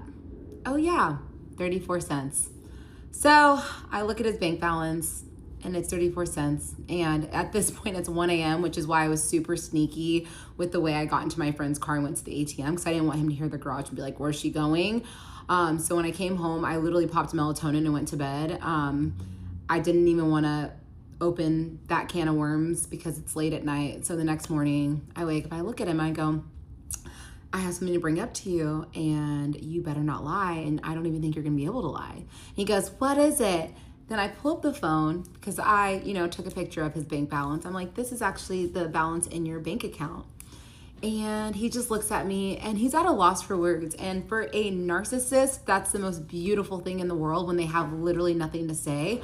But I remember just looking at him and saying, you're a liar. You don't have any money in your account. You're supposed to be the one responsible for bills. And I know you're gambling. And he told me, I am 100% not gambling. I promise you the transfer was supposed to hit and it didn't hit. And I felt like if I told you I didn't receive the money, you would have thought I was lying. So let me get this straight. Instead of telling me the truth, you lied to me because you were afraid that I was gonna think you were lying. Makes perfect sense. So at that point, I'm just so irritated and just honestly disgusted by him. And I told him, well, listen, I don't want to be around you today until you tell me the truth of what's going on. Because at this point, I felt like he was gambling and I just didn't want to talk to him. So I luckily had a few showings, went to the showings, and my best friend, Neka, who lives here in Dallas, calls me. And I'm not even kidding. I answer the phone and I immediately start crying. And she's like, come over. I said, okay, I'm on my way. So I go to her house and I sit her down and I tell her everything. And this was just a very, very, very heartbreaking time for me because this is now another close friend that I'm letting in. And I'm telling you all, when I let it out, I let it out. And it was just so heartbreaking. And she was such a good friend. She just listened to me. She didn't tell me you need to leave him, even though at this point, I felt like there's no way he's gonna change, but I'm still so blinded by love and still very much brainwashed to think that this man is everything to me. And I decided to go back home and I had a conversation with him and I said, listen, I'm just gonna start distancing myself right now. I don't know where to go from here. I feel like you're always lying to me and it's getting really, really difficult. And so it was a couple days and, we're still like getting along, but he can definitely tell that I'm pulling back because I still know that there's something he's hiding. And something to keep in mind is that he has a Danish phone and he has a US phone because when he got his work visa approved, he got a US number, especially when he was applying for jobs. He didn't want to put like a Danish phone number, which makes sense. And so for the most part, he was using his US phone. While he was here, he would use his Danish phone like at nighttime. But his US phone was what he used to communicate with everyone. So the Danish phone, he actually leave that out all the time. And so he was downstairs, I was upstairs. I see his Danish phone on the nightstand. And I'm not ashamed to admit that at this point I had been going through his phone very frequently. So I open up his phone, go to the Safari page, open up, see the gambling website that's just right in front of my face. And I am just gut wrenched. And I can see how much money he can gamble and what he's betting on. And I kid you not, first of all, it was $5,000 that he was gambling. And second of all, he was gambling on the most random sports in the most random countries that I'm like, what is this? Like, this makes no sense. And I go downstairs with his phone and I'm bawling my eyes out at this point because I'm angry, I'm hurt, I'm exhausted, I'm so tired. And at this point, I'm asking myself, like, how can I still be in love with this man when he causes me this much pain? Like, and the craziest part was that he was still lying. He said, I told you I watch sports on that website. And I was like, you're an idiot. Like, you are an idiot. Like, you're gambling. I can see the money in there. So either you want to be honest with me or get out of the house because I don't even want to look at your face. And so he keeps trying to lie to me, keeps trying to bullshit me. And then I'd say, you know what? I'm just going to pack my bags and just go to my friend's house. And then he said, okay, I'll leave. I'll go to the gym. I'll go run some errands. So he leaves the house and I'm sitting there. The first thing I do is call crypto and I'm literally in tears. And I'm like, I'm so sorry. I don't even know what to say. And he said, Anyeka, this is literally not your fault. You are doing everything you can to be a supportive spouse to this man, and it's not your fault that he cannot stop lying to you. And he had told me previously, like we had owed them $200,000, but he said the amount of crypto that my ex had borrowed from him at that time was 160K. And so he said, listen, because that's the amount that he borrowed at the time, obviously the crypto had gone up. I think it had gone up to like 300K at that point.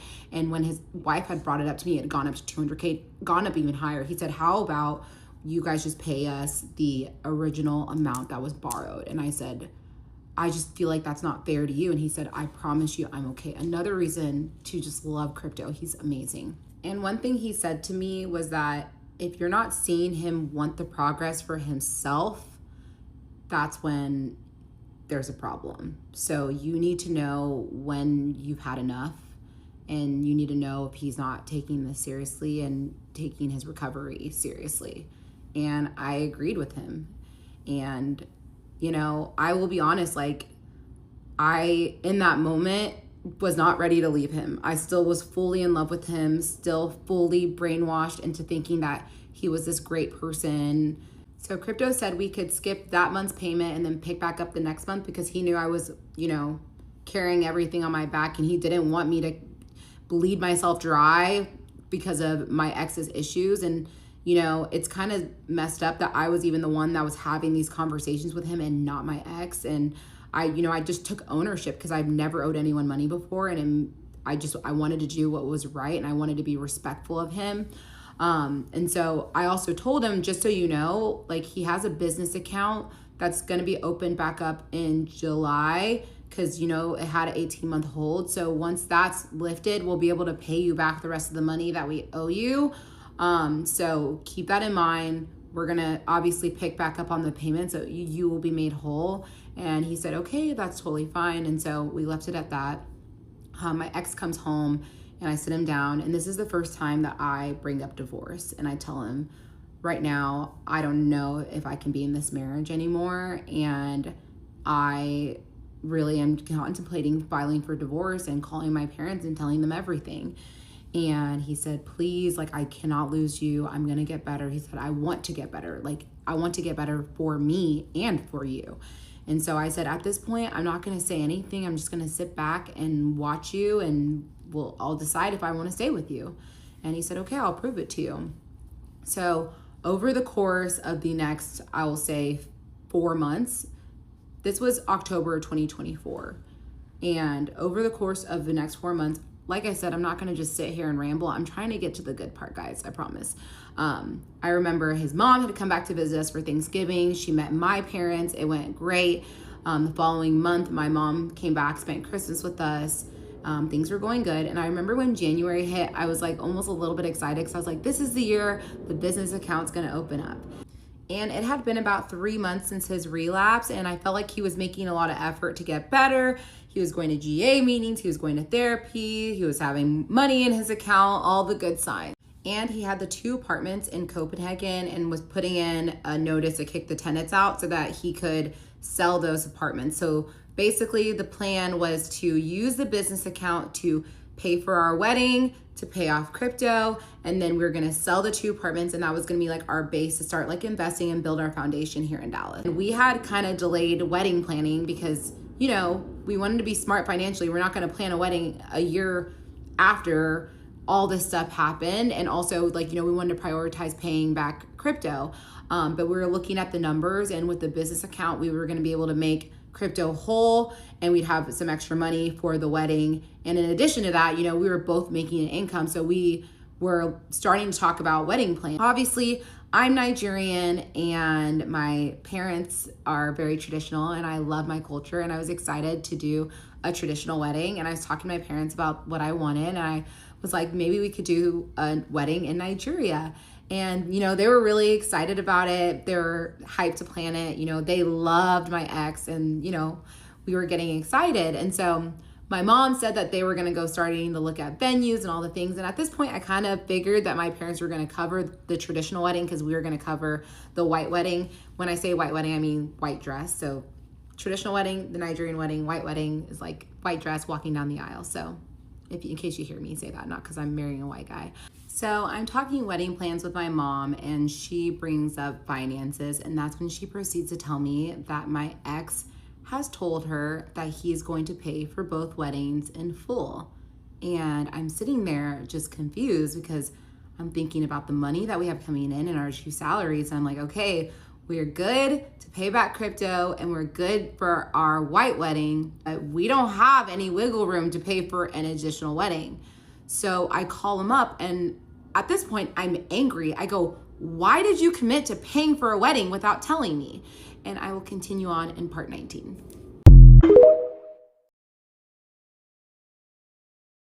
The Danish Deception, part 19. And I don't want to waste y'all's time, so this part's actually going to cover between January 2025 and July of 2025.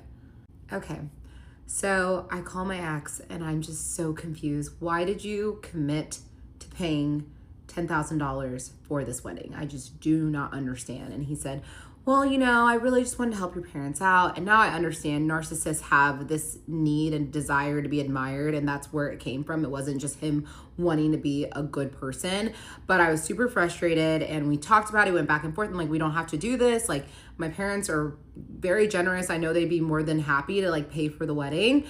But he said, no, let's just give them something. Let's give them 10,000. I was like, I just feel like we don't need to do that. He's like, no, let's do it. So I call my mom and my dad, and I said, hey, are you guys comfortable with us paying 10,000? And they're like, absolutely, that's fine. We'll cover the rest. And they loved my ex, and they were excited for this wedding.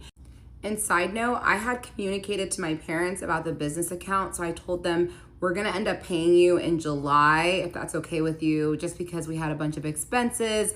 They didn't know about the payments of crypto and everything, but I just said, hey, we're going to pay you in July. I hope you're okay with that. And they were more than fine with that.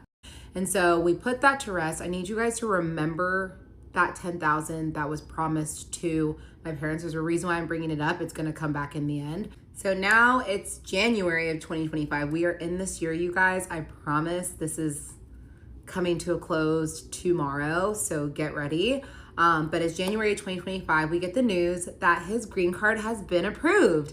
And we're so excited. And I remember just being over the moon. And one of the biggest reasons why we were excited is because our very, very best friends were getting married in March in Spain. So we were so hyped and excited to go celebrate them. And at first we didn't even know if we could go to the wedding. And so when the petition got approved, it meant that he can travel out of the States. And so we're getting super excited. We weren't just going to Spain. We were also going to go to see his family in Denmark because his little nephew was getting baptized. And then we were also going to go to Portugal for 2 days to look at wedding venues. So this was a very, very exciting trip for us. And before you guys come for me, we were in what I thought was a great financial position, and we were up to date on our payments with crypto. So it was okay for us to go on these trips. So we have such an amazing time at the wedding. It was a very small, intimate wedding. There was 30 people there. It was perfect. And afterwards, we went and saw his family, went to his nephew's baptism, spent a lot of time with his extended family too. That was wonderful. And then we went to Portugal to look at venues. And I remember I set up a couple tours, and I made sure to be very mindful of cost because obviously I wanted us to be smart and I didn't want us to go over budget. And I remember having a conversation with him, telling him that, listen, I do not want this wedding if it's going to jeopardize your sobriety. So if we need to wait a year, if we want to renew our vows at year 5, we can do that. I do not want this wedding to put any pressure on you. And he said, the business account's going to open up this summer. We're going to be okay. I promise. I don't want you to stress about that. And so I believed him and I trusted him. So we look at a couple different venues and we find one that we really like, and it's very reasonably priced. The deposit was only 1,500 euros. And he said that his mom was going to actually pay for it. And I said, hey, that's fine. That works perfectly for me. So we get home and he said, I just feel like it doesn't make sense for me to have $60,000 to $70,000 worth of watches. So I think I'm going to sell my watches. And I asked him, I'm like, are you 100% sure? He said, yes, like it's unnecessary, especially with like us like trying to accomplish all of these financial goals, and just having these expensive watches just does not make sense. And so I 100% supported him. And so he packed up the watches in the boxes, and then he left the house and came back and was like, okay, I just took them to a showroom. I'm waiting for them to sell. Obviously, I don't have the money yet, but hopefully they'll sell within the next, I don't know, like a couple weeks to a month. And I said, okay, that sounds good. So that was April of 2025. And in May of 2025, we decided that we wanted to build up his credit score so that we could maybe buy a house within the next couple of years. And his credit was basically zero because he had just moved to the States. And so I had a credit card that we had just paid off. It had a zero balance. And so I was like, okay, let's add you on this card. And so we added him, and he had no plans to even really use this card. It was just, for me to use for like groceries. We were just really trying to build up his credit. And so I looked at the balance one day, and it was super high, and I was so confused. And I started going through the details, and I saw that there was a cash advance for $7,000. And I was like, what is going on? Mind you, I'm not home. I had just finished a showing, so I'm in my car about to head home, and I call him and I'm like, what is this cash advance? And I go, you better tell me the truth immediately. I do not want any bullshit. And he comes out and he tells me, I relapsed again. I've been gambling again. And that was the very first time that I just came out and asked him, and he said yes. And keep in mind, his last relapse was October. This was now June.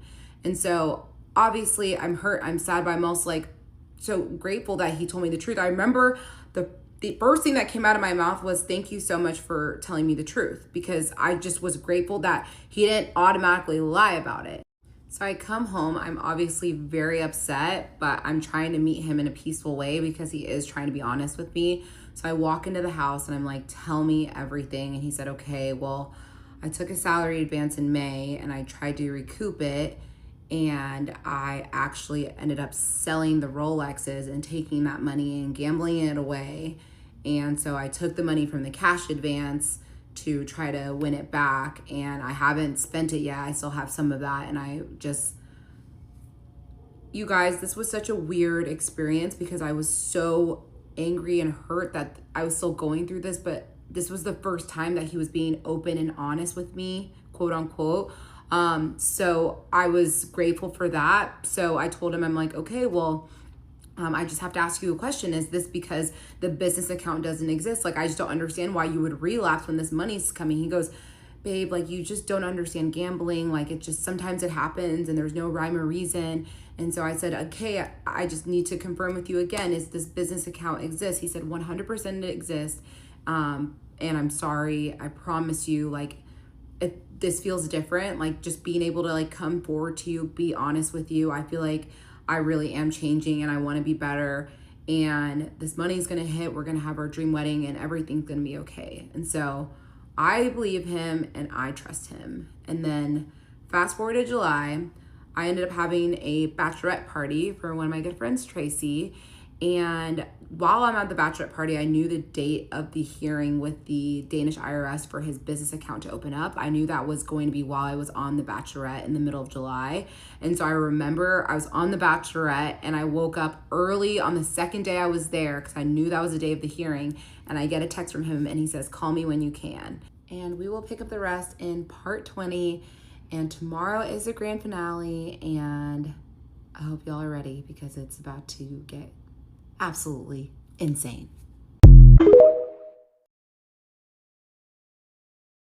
The Danish Deception, part 20. So after today, all the parts will be fully completed, and I need y'all to just bear with me.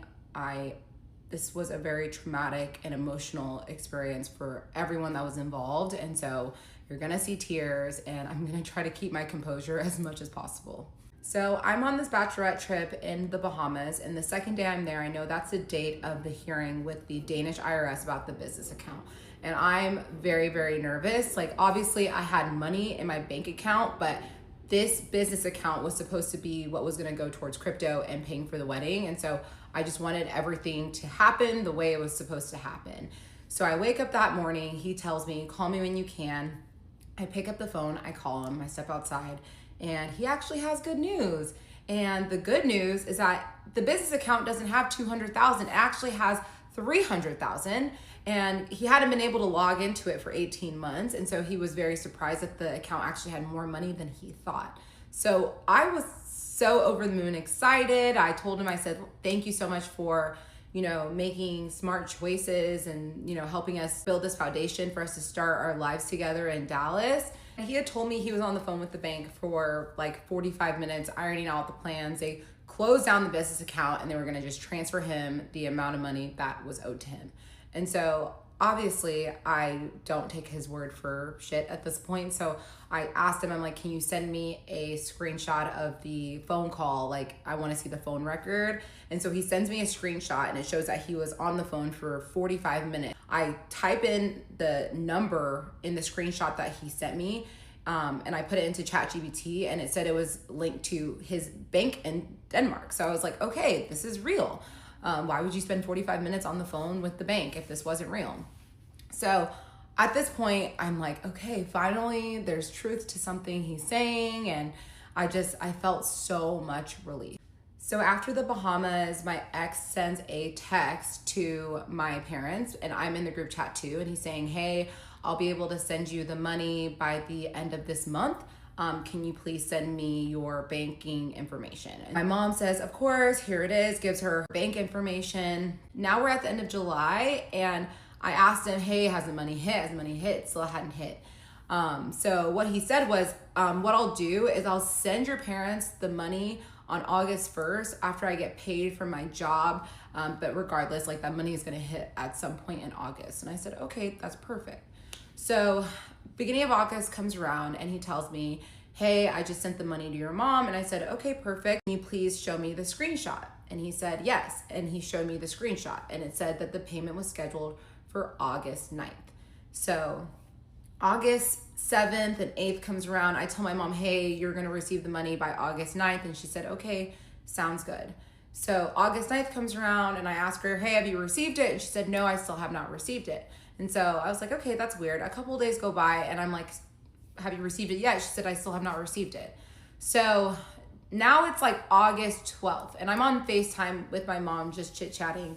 And then I ask her, I go, hey, have you received the transfer from my ex? And she goes, no, I still haven't received it. And I'm on the couch with my ex and I look at him, I go, that's so weird. My mom still hasn't received the transfer. And he goes, that is weird. I go, can you pull up the screenshot again? He shows me the screenshot again. And it says that the payment is now scheduled for August 14th. And I'm a little confused because why is it scheduled for August 14th now? It was August 9th before, and that doesn't make sense. So I asked him, I'm like, that's weird. He goes, that is weird. I don't know what's going on. And so regardless, at this point, it was like August 12th. So I was like, okay, we'll just wait and make sure she gets it by August 14th. So August 14th comes around. I call my mom, hey, did you receive the transfer? She still hasn't received the transfer. And I'm just like, what is going on? This is so weird and bizarre. But I'm not super concerned at this point. I just think that there's something weird going on. So August 15th comes around and he tells me that he doesn't know what's going on, but what he's gonna do is cancel the transaction and then send the 10K to me. And then I will then send the 10K to my mom. And I said, okay, perfect, that sounds good. So that Saturday, I went wedding dress shopping, and my very best friend Rebecca was in town visiting, and she was with her 3.5-year-old daughter, who's the sweetest. I've known her since she was little newborn baby. She's so sweet. And this is the first time that my best friend Rebecca is coming to visit me in Dallas with her daughter. And so I was just so excited for them to be here and go wedding dress shopping with them. So we go wedding dress shopping on a Saturday, and my ex had told me that his mom wanted to pay for the wedding dress, and I was like, are you sure? He said, absolutely. Her birthday was actually the day before I went to go wedding dress shopping. And so he's like, I don't want to call her like on her birthday to ask her for money for your wedding dress, even though she's the one that brought this up and said she wants to pay for it. And I said, it's okay. I'll just pay for the dress. And then whenever your mom sends you the money, you can just send it to me. And then obviously I want to call her and tell her thank you, because I was surprised. I did not expect her to even offer to pay for it. So I was flattered. I thought it was so sweet. So I go pick out the wedding dress and I'm just so happy. I find the dress that I love. I put in the deposit for the dress. So Sunday comes around and my ex says that the $10,000 for my mom is going to hit his account on that Monday. And I said, okay, sounds good. I am starting to feel some red flags, but you know, I'm just like, let's wait till Monday and let's see how this plays out. So we go to church that morning on Sunday morning and we get back. And this is so interesting that I always have to mention this. After church, my ex comes to me and he tells me, you know, I really want to learn more about the Word of God. And I'm a Christian and I've always been a Christian. And he always told me, listen, like, despite my beliefs, I always will support you and your faith. And our kids will be brought up as Christians. We'll go to church. I'll always go to church with you. But this was the first time that he told me that he wanted to learn more about the Word of God. And I remember just being so excited. I was like, that's perfect. We're going to start doing Bible study like once a week together. And I was really, really excited for it. That day goes by and the next morning it's Monday. Keep in mind, my best friend and her daughter are still visiting me. So the next morning, my best friend, Rebecca, she is at home because she has some work calls. And so we take her daughter to the park with Smokey and we're just walking around and I ask him, like, has the $10,000 for my mom hit your account? And he said, no, it hasn't. And I told him, I go, listen, I'm feeling very triggered. I feel like you're lying to me. It should have hit your personal account by this point and it hasn't. And I'm feeling extremely, extremely triggered. And he said, well, I don't know what's going on. I promise, like, the money's there. It's going to be fine. And I was like, well, I don't know. I just feel like you're lying to me. So if there's anything that you want to come clean about, now's the time, just do it. And he said, what's the point of talking to you if you're just going to think I'm lying? I go, well, why do you think I always think you're lying? Because you lie all the time. And he says, okay, well, maybe we shouldn't walk together. I go, okay, maybe we shouldn't. So he walks back to the car and I walk my friend's daughter with my dog and I just like walk away and we walk for a while and then we go back to the car and he's in the car talking to his mom. And as soon as I get in the car, he gets off the phone with his mom. And I was fully planning on telling her thank you for the wedding dress. And I thought it was weird that he hung up really quickly. And so that's another red flag. So we get home and obviously we're fighting. I feel like he's lying to me. He's upset that I'm not believing him. And he ends up leaving the house because he's like, I'm going to go to Costco. So while he's in Costco, obviously I'm just spiraling. And this is the moment where it hits me. I'm like, what if everything's a lie?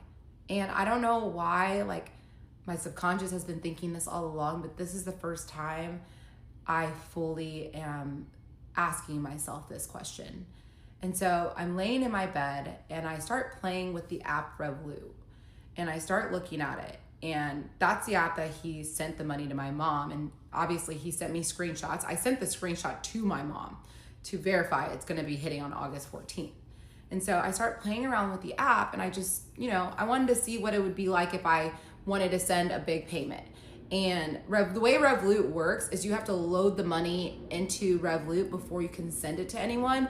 So I'm just playing around with it and I do a test transaction and I'm trying to send $10,000 even though I don't have 10K in Revolut to send. So I click schedule payment and I put just whatever date and I see the next page, which is the review page. And that's when I realized that that was the same screen that he showed me and that I sent to my mom saying that he sent the payment. And what he did was he cropped out the schedule payment button so it looked like he had sent the money, but he really did not. So at this point, my entire body is shaking and he gets back from Costco and I can't say anything because my best friend and her daughter are staying with us. So I'm trying to keep it chill and keep in mind this friend does not know anything that's going on. So after we unload the groceries, he's like, I'm gonna go upstairs and change and get ready for the gym. So I follow him upstairs and I ask him, I said, I'm gonna ask you one question. Did you send that money to my mom? And he said, of course I did. I go, I'm gonna ask you again. Did you send that money to my mom? And he said, yes. And I pull up the screenshot that he sent me. And then I go back to Revolut and I show him the exact same screenshot where he cropped the schedule payment button on the review page. And he said, our screens are different because I'm using a version from Denmark and you're using a version from the US. I go, you're using your US phone. So at this point, his lies are just getting bad. I'm like, you're lying about everything. I go, let's have a chat and let's let all of this come to light and be done with it. And he said, I don't have time for this. I don't want to listen to this. And then he storms out of the house. And I will continue on in part 21.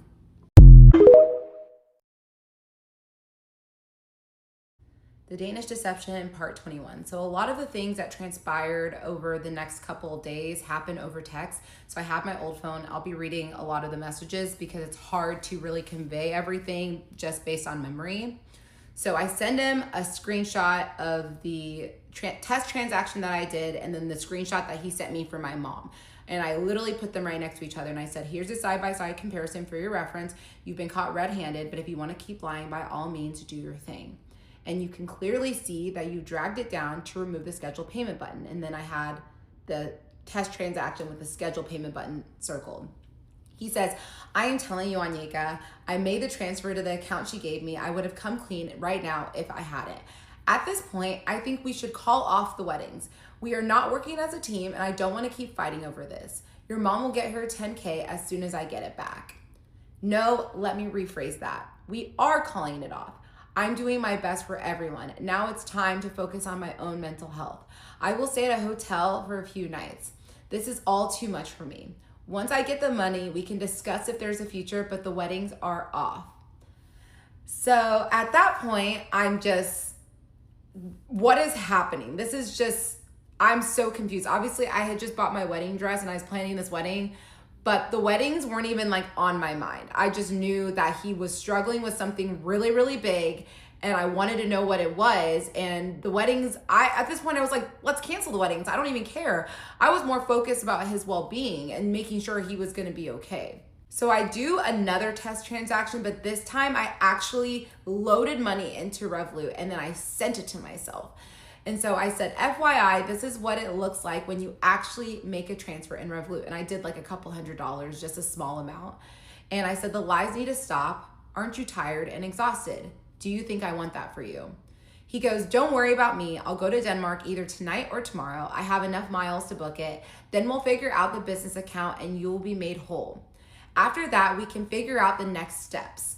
So to answer your question, yes, I'm tired, but I'm more than tired. I am done.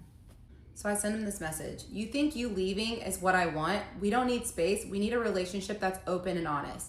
You say you want to focus on your mental health. Keeping up with your lies and taking on the stress is destroying your mental health.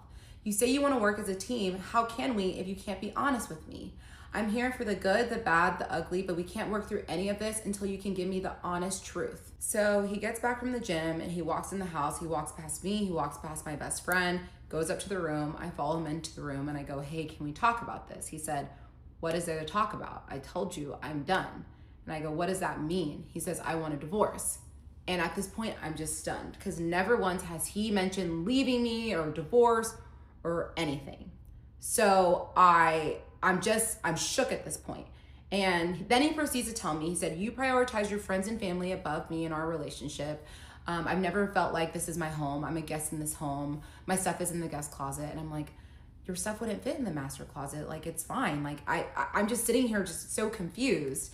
And he said, you only love me when there's money in my account, which is crazy because there was tons of times where there wasn't money in his account. And I'm just still trying to talk to him. So I'm like, I love you. You're the love of my life. He goes, you were the love of my life. And I feel so hurt, but I'm also like, this can't be him talking. This has to be the disease. This has to be the addiction that's talking. And so I'm still trying to communicate to him. And he's like, you know what?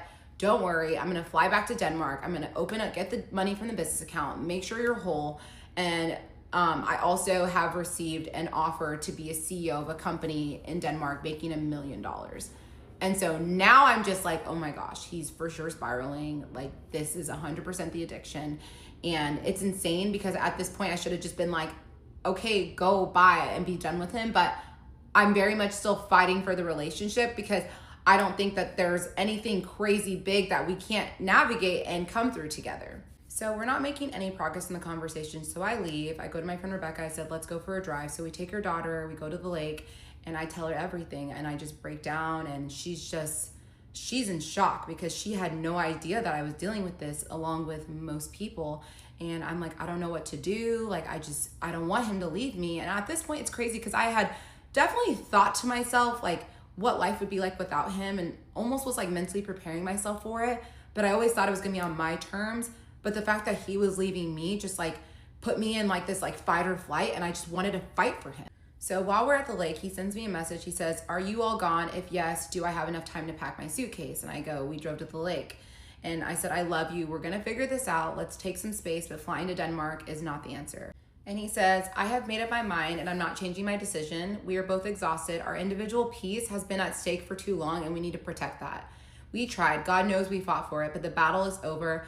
Let's find peace each on our own. Let me know when you're heading back. I packed the first suitcase. I might do the other tomorrow. It's a bit difficult for me as well." So after being at the lake, I go upstairs trying to talk to him, and he is just not even wanting to be within like 5 feet of me. And I'm like, "Let's talk about this. Like, please, like, tell me what's going on. Like, you wouldn't be spiraling like this if there wasn't something that's going on. Like, I'm your wife. Like, we can get through this." And he said, "No, I'm done with you. I'm going to leave tomorrow. I booked a flight. And I will never see you again. And I will only talk to you when it's about getting you your money." And at this point, I'm just like, what? Like, it's now been an hour and he still has not backed down from this idea that he's leaving me. So out of pure desperation, and I have never experienced this level of desperation before, I go into his work bag and I take his passport and I look at my friend Rebecca and I said, "He's not leaving. I'm going to get to the bottom of what's really going on." And she looks at me, she goes, "Do you, girl? Like, I support you." So we go onto the patio just to get some fresh air. And I look at the doorbell camera and I see that he's left.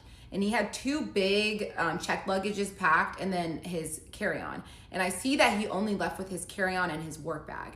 And so I sent him a text. I go, "Take your space tonight and remember that I love you and I'm grateful that you're my husband and I will never stop fighting for you. Good night, my love."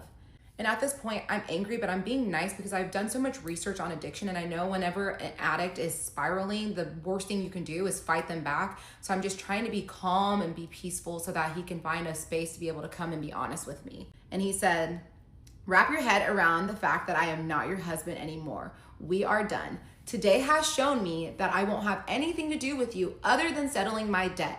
After that, I can breathe again." So obviously I had a horrible night. I cried myself to sleep. The next morning I wake up and my best friend says, "Hey, I'm gonna go to my other friend's house." She had another best friend that lived in Dallas, so she was visiting the both of us.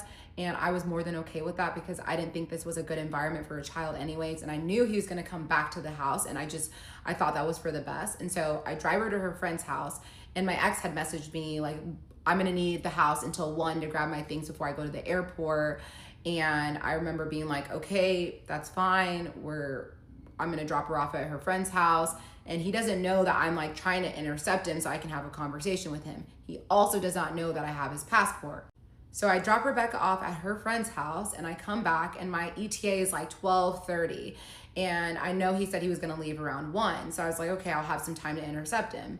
I get home and everything is gone. His bags that were packed are gone.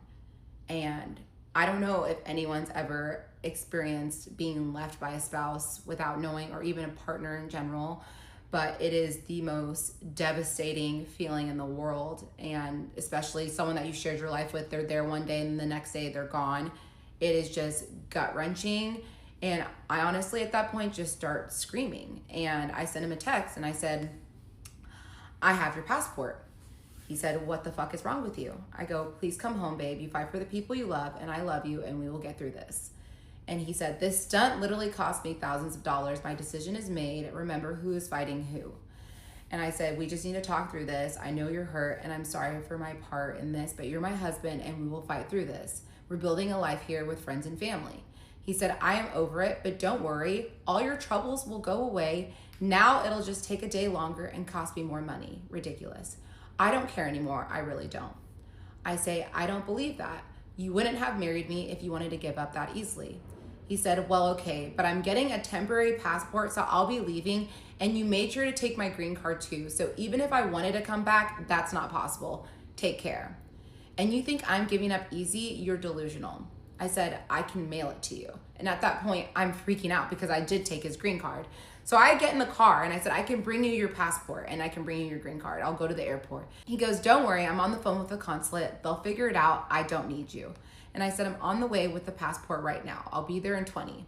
He said, "I'm not going to see you. Trust me." I said, "Okay, I'll turn around. But I also can leave the passport at the front desk so you don't have to see me." He goes, "Don't worry, getting issued an emergency passport. Don't you fucking leave my passport anywhere. This is the most insane situation I've ever heard of. And guys, this is my favorite text in the entire thread. Call on your friends and family.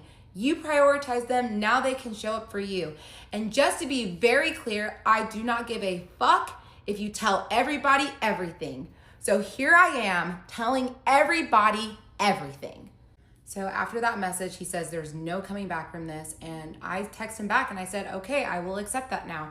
And I had reached full acceptance because the fact that he had told me that he doesn't care if I tell everybody everything means that he must really be done with this marriage. And so I reached acceptance and I'm in my car. And I remember I sent a text to my sisters and I said, my ex just left me. And I also called my best friend Neka and I told her, I said, he just left me. And I stay on the phone with her until I get home. And I get home and I just plant on the couch and I'm just hysterically crying and just completely wrecked, completely heartbroken. Like, the man that I love has just left me and I'm never gonna see him again. And so obviously it took some time for my sisters to read my text and they both came over and I realized like now's the time to come clean and tell everybody what's really been going on in our lives. And so my sisters are sitting down next to me and my best friend Neka is also on the couch and I look at them and I tell them everything about the gambling, about the lies, about the money. And my little sister looks up at me and she says, well, he actually took $3,000 from me. And we will continue on in part 22.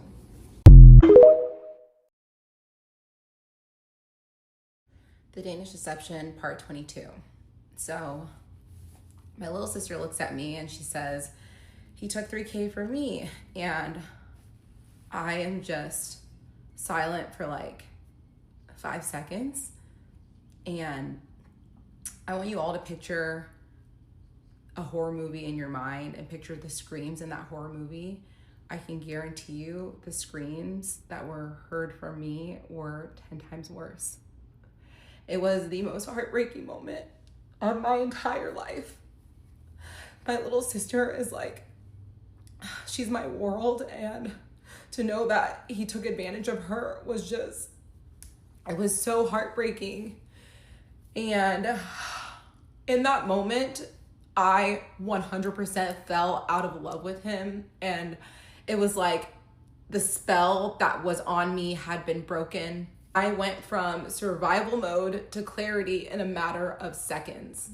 He asked my little sister for money 2 times. The first time was back in May. It was for a birthday present for me, which is crazy because he did not get me a birthday present that year because I asked him not to because I wanted us to save money.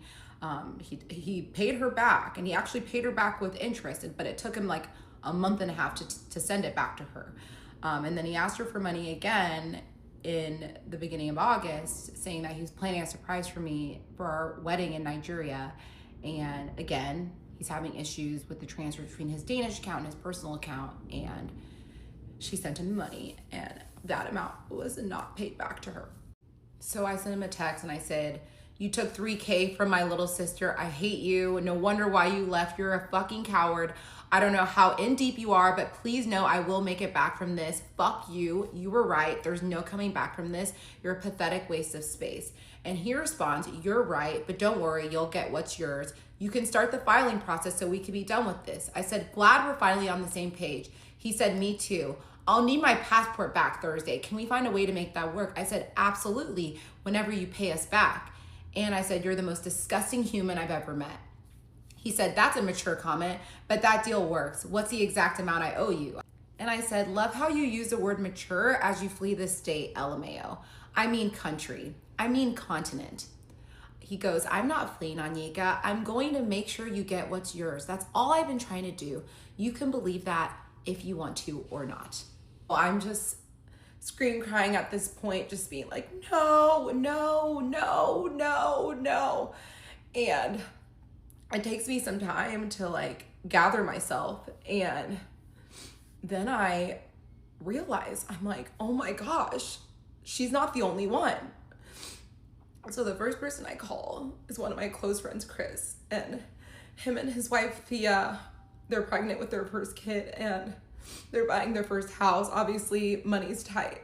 And I called him and I said, did you give money to my ex? And he goes, yeah, I did.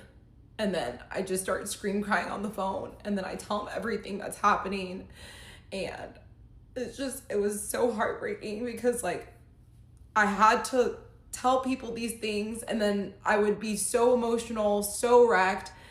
And then I would gather myself, and then I would realize that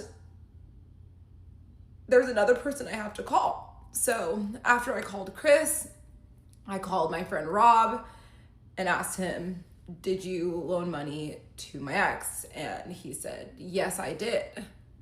And again, I'm scream crying. He borrowed money from Rob 2 times. The first time he said that he was buying an Aston Martin DB9, and he was trying to shuffle funds between his Danish account and his American account. It was taking a while. That amount of money was paid back, and then he came back and asked money from Chris and Rob and said that he was trying to surprise me with this super rare Rolex. And he was trying to surprise me with it for the wedding, and the store just got it, and he didn't think they were going to get it again before the wedding. And so that's how he got money from them the second time around. Then I messaged him, Chris and Rob too, what the fuck? And he said, you don't have to remind me, I am aware. That's why I need to go back and fix it. And then I text him in all caps, who else? And then he doesn't respond. Then I called one of my friends that I've known since high school, asked him, did you give my ex money? He said yes. He had loaned him money as well. And then I made a call to my cousin, and I asked him, I said, did you loan my ex money? And he said yes. And we are the godparents to his son. And that one was like so heartbreaking because this man trusted us to be godparents to his child, and you did this to him. And he's like a second brother to me, and it broke me completely to know that he could hurt people I loved like this. And I was in total shock at this point. I was so hurt. I was so angry, and I did not know what to do. At that point, I'm like, I need to contact his family right now. So I call his little sister, and it's like 11 p.m. in Denmark, but I did not care. I called her, she answered, and I tell her everything, and I'm hysterically crying, and she's just in shock. And her fiance goes to his mom's house, picks his mom up, brings her to their home, and then they call me again, and now the 3 of them are there, and I tell them everything again, and we're all just crying, like all of us. And I don't even know what to say. And they were like, we knew he had a problem 10 years ago, and he went into treatment and he got better, and like we never knew that he was still doing this. And I was so angry because I felt like I deserved to know this when I met them. Like, I feel like they should have told me this right away. And that's when I started feeling a lot of resentment. I know like it's not fair to put the blame on them because I know they're not responsible for his actions, but I absolutely felt so much resentment towards them at that moment. So then I tell them, I'm like, he's lied about so much stuff. He lied about going to the Olympics. He lied about the home he lived in. And then I thought to myself, the royal title. So I asked him, I go, do you guys have a royal title? And the look on their face, they were horrified, absolutely horrified. The lie that he had told my cousin was that he was buying a Ferrari, and again, he was having issues getting money from his Danish account to his American account, and he needed a short loan. A Ferrari. Then I texted him, you took money from my cousin too. I'm so sick to my stomach. I wish I never fucking met you. And he goes, Anyeka, I understand. I don't need these reminders. And then I said in all caps, tell me who else.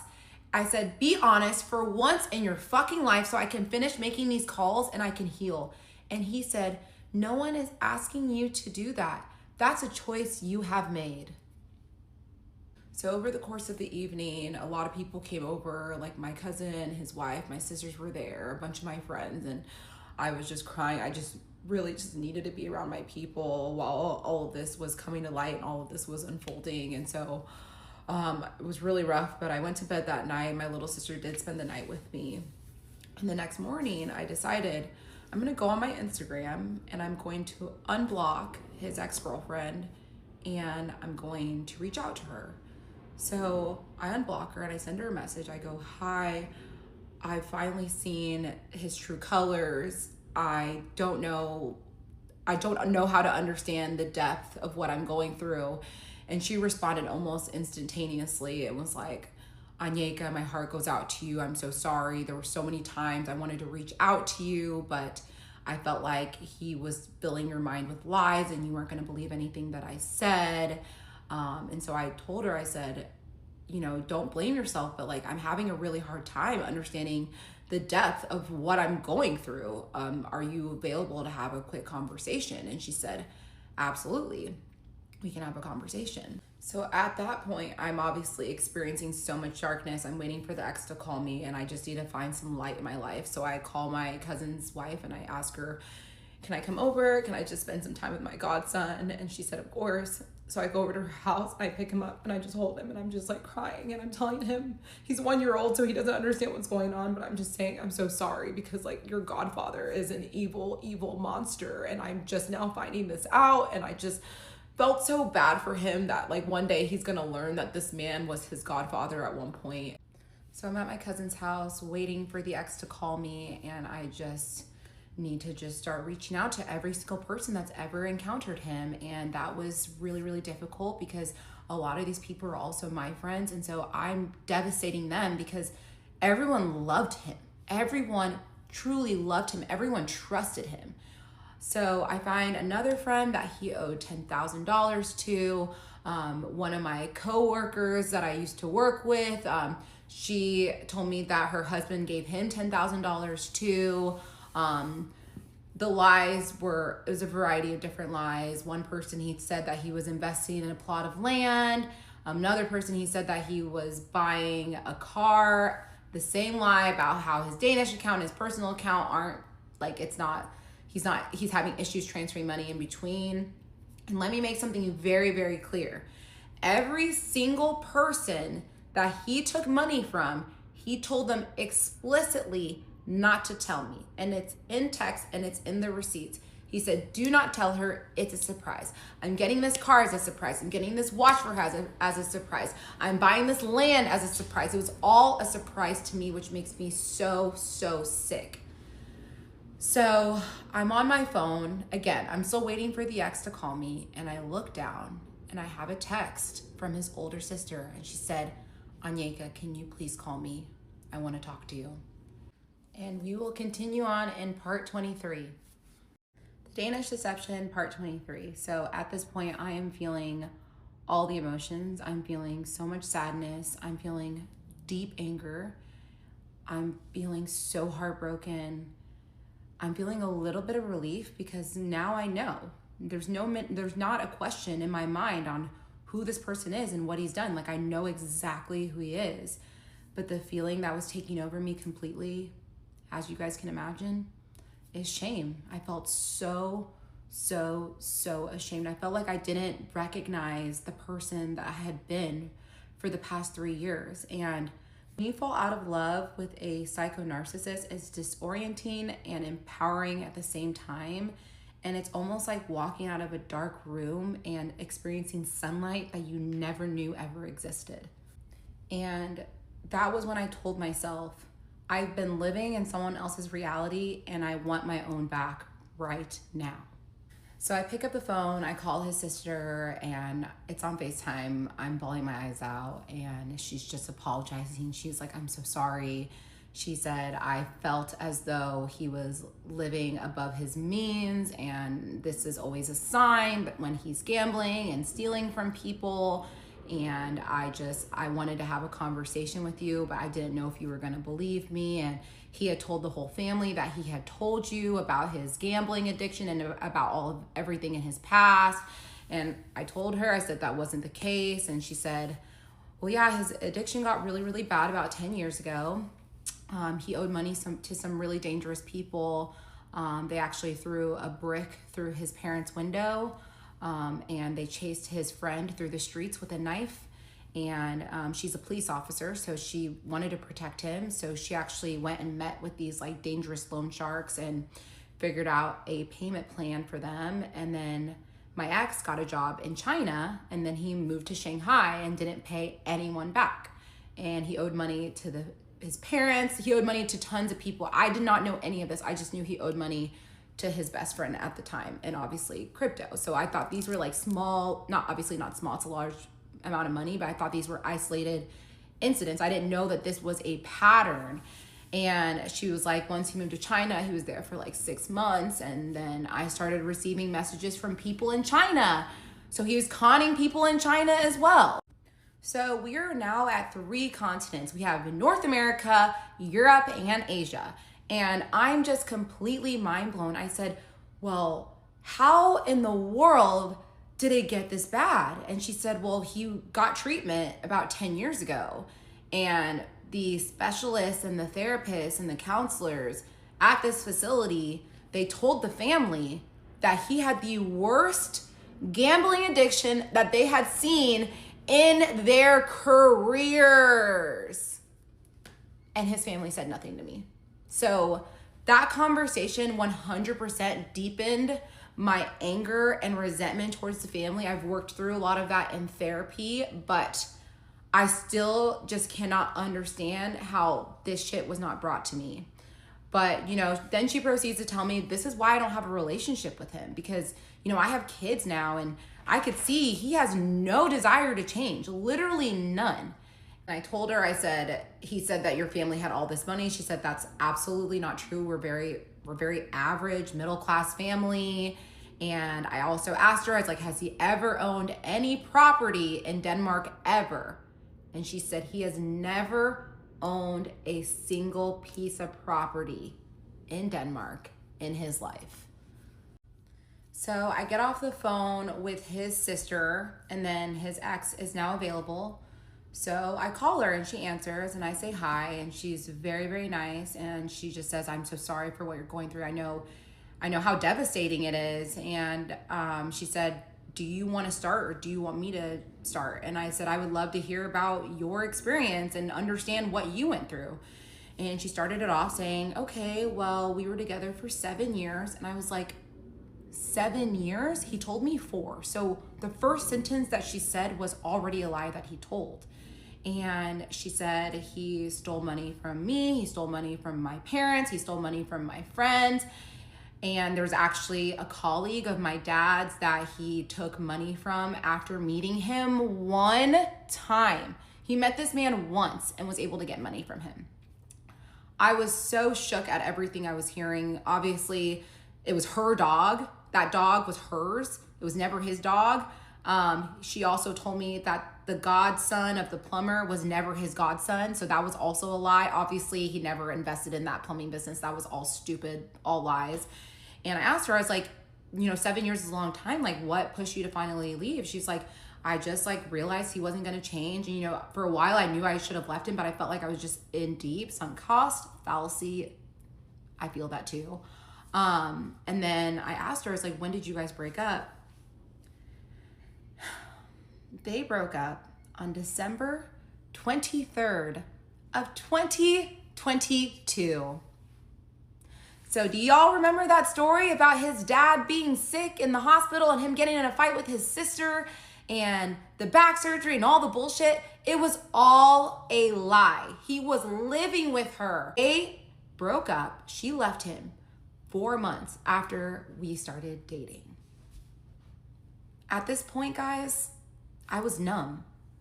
I couldn't even say this man cheated on me. He cheated on her. I was the other woman. And I was so numb to the cheating. I didn't even, it was just okay, let's add something else to the list. I don't even think I cried. I was just like, well, what's next? Let's see. And it truly felt like for that 24 hours, I was living the same nightmare over and over and over and over again. So at that point, I'm like, it is time to fight. And for starters, I need a divorce. So I start looking up divorce attorneys on day 1. And I actually had 2 meetings with the divorce attorneys while all of this was unfolding. So I truly felt like I was fighting for my life. And at the same time, I'm still reaching out to different people that have met him to see if they've given him money. And so I leave my cousin's house. I go back to my house and I'm with my cousin's wife and my sister and one of my friends. And at that point, I'm like, it is time for me to call my parents. And I was so nervous because I'm like, my parents at this time didn't even know that I was married. So now I have to tell them all these things. On top of that, I have to tell them that I'm legally married. And so I get home, I call my dad, and I'm telling him, hey, I need to talk to you. He's like, what's going on? I go, he's not coming back. And I proceed to tell him about the addiction, the money, everything. And then I ask my dad, I go, but please tell me he didn't take money from you. And my dad goes, don't worry about that right now. And then I was just on the floor screaming. Like, this is my family. This is my family. I didn't even know how to pick myself up. And then I heard my dad. I was on FaceTime with my dad, and he just goes, you need to be strong. And I immediately get up, sit on the couch, and he looked at me. He's like, you need to be strong. He said, what he took is a drop in the bucket, and we're gonna get through this as a family. And that was just, you guys, I have the best parents in the world. So then my mom comes home from work, and I talk to her on the phone. My dad had already told her, and I pick up the phone, and I'm FaceTiming her too, and I'm like, Mom, I'm so sorry. And she goes, why are you sorry? You have no reason to be sorry. She goes, everyone that knows you knows your heart. And I love you, you're my daughter, and we're gonna make it out of this stronger than ever. I have the best family, the best friends, the best support system, and this whole tragedy of a situation reminds me of that every single day. And I just, through all the darkness, they are my light. So I'm on the phone with my mom, just talking to her about everything, and then this name pops in my head.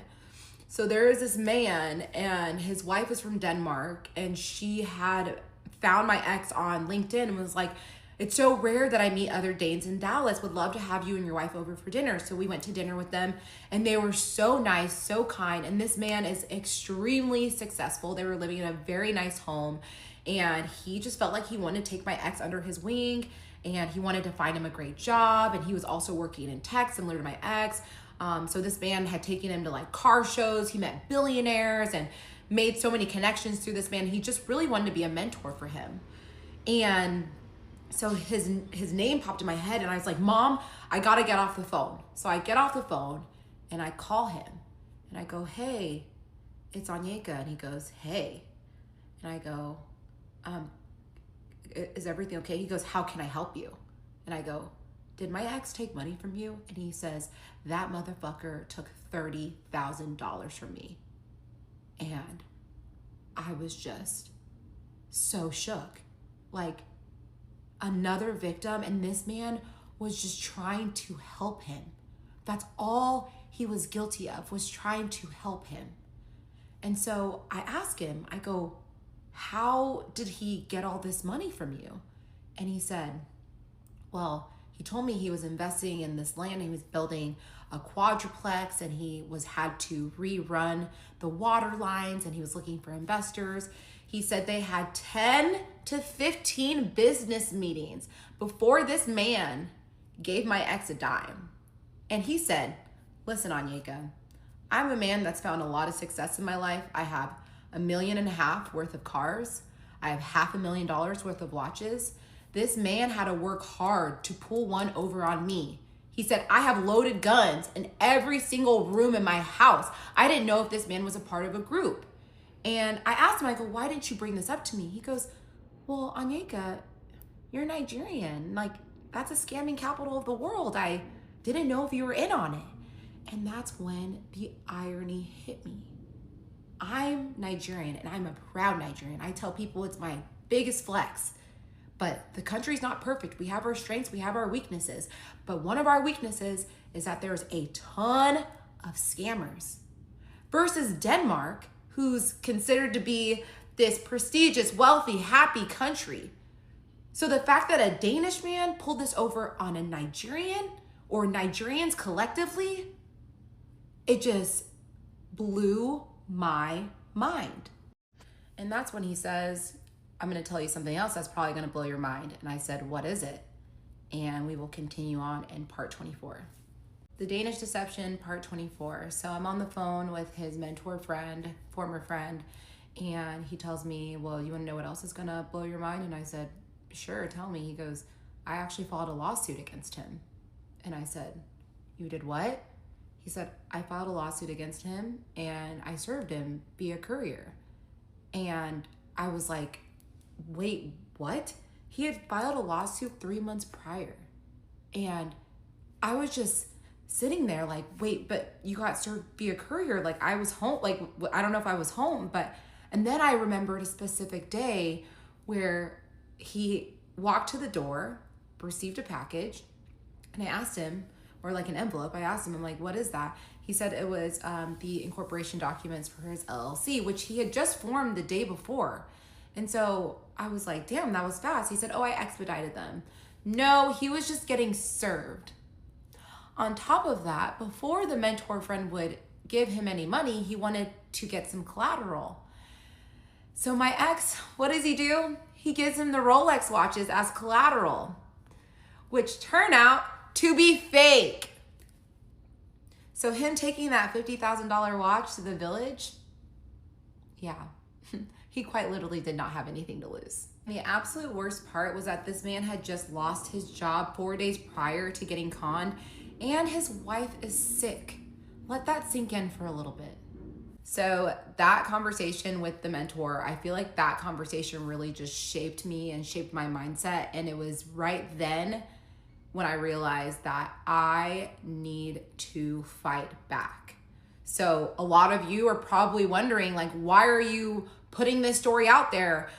Aren't you embarrassed? Don't you feel shame? Well, yeah, but is it worth me being silent if he can go out and continue to find more and more victims? Do the other victims deserve that? What if someone had done what I'm doing right now? I wouldn't be in this position.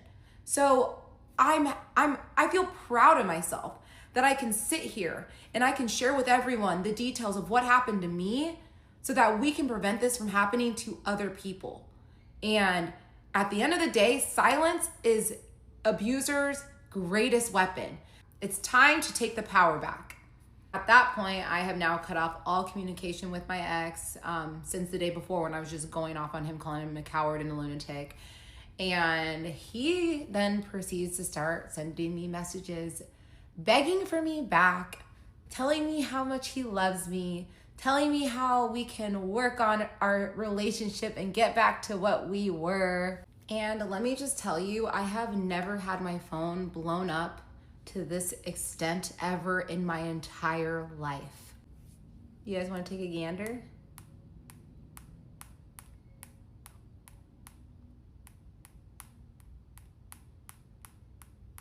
And it was hilarious because you could tell that so many of his messages came from ChatGPT, and I could tell, like, it was so easy to tell. And obviously you guys don't need to see all the messages, but I will do you guys a solid and I will read you my favorite one.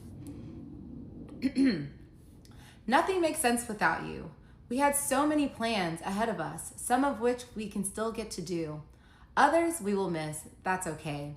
We have an entire life together, right in front of us, if you want it.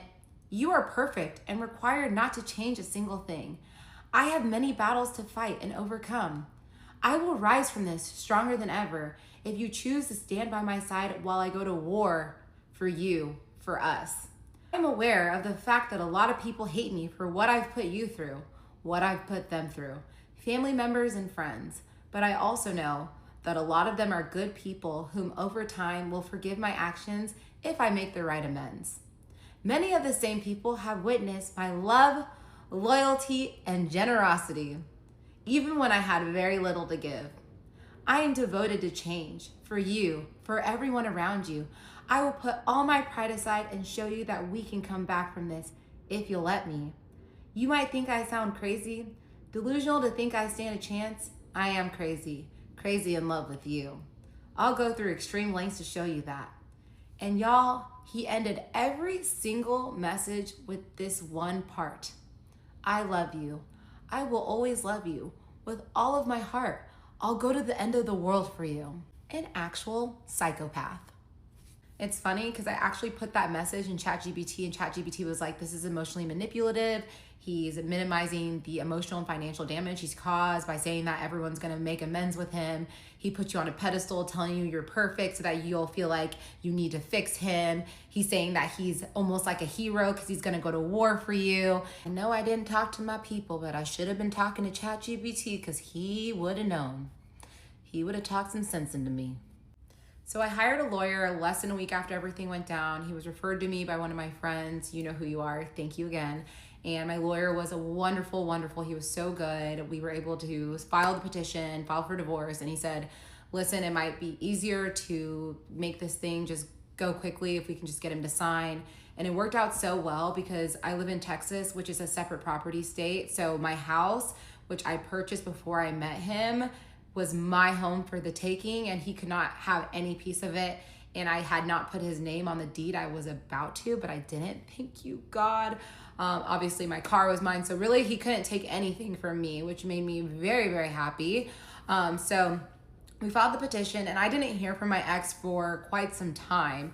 And I'm sitting in a therapy session, and I get a text from him after not hearing from him for about a week.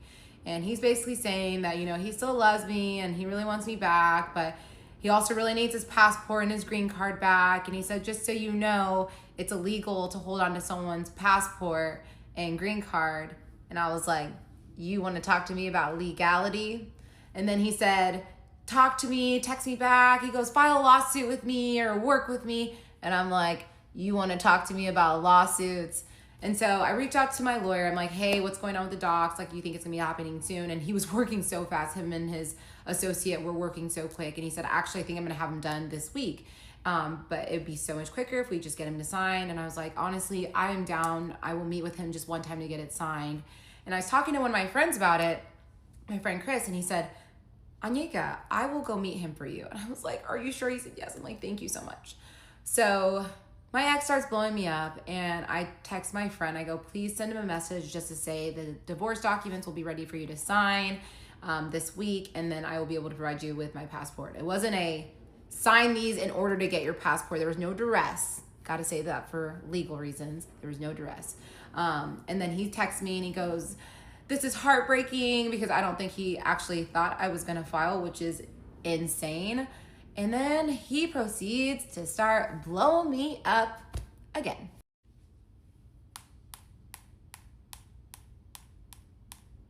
Round two. He's telling me he loves me and that he doesn't think we should give up on our rare love, and that he got a new job in Dallas and he's gonna provide for me, and yada, yada, yada. And I'm still not responding. And then he starts sending me voice memos. And the voice memos are getting kind of creepy because he's saying, I'm going crazy, I'm going out of my mind, I think I'm gonna show up.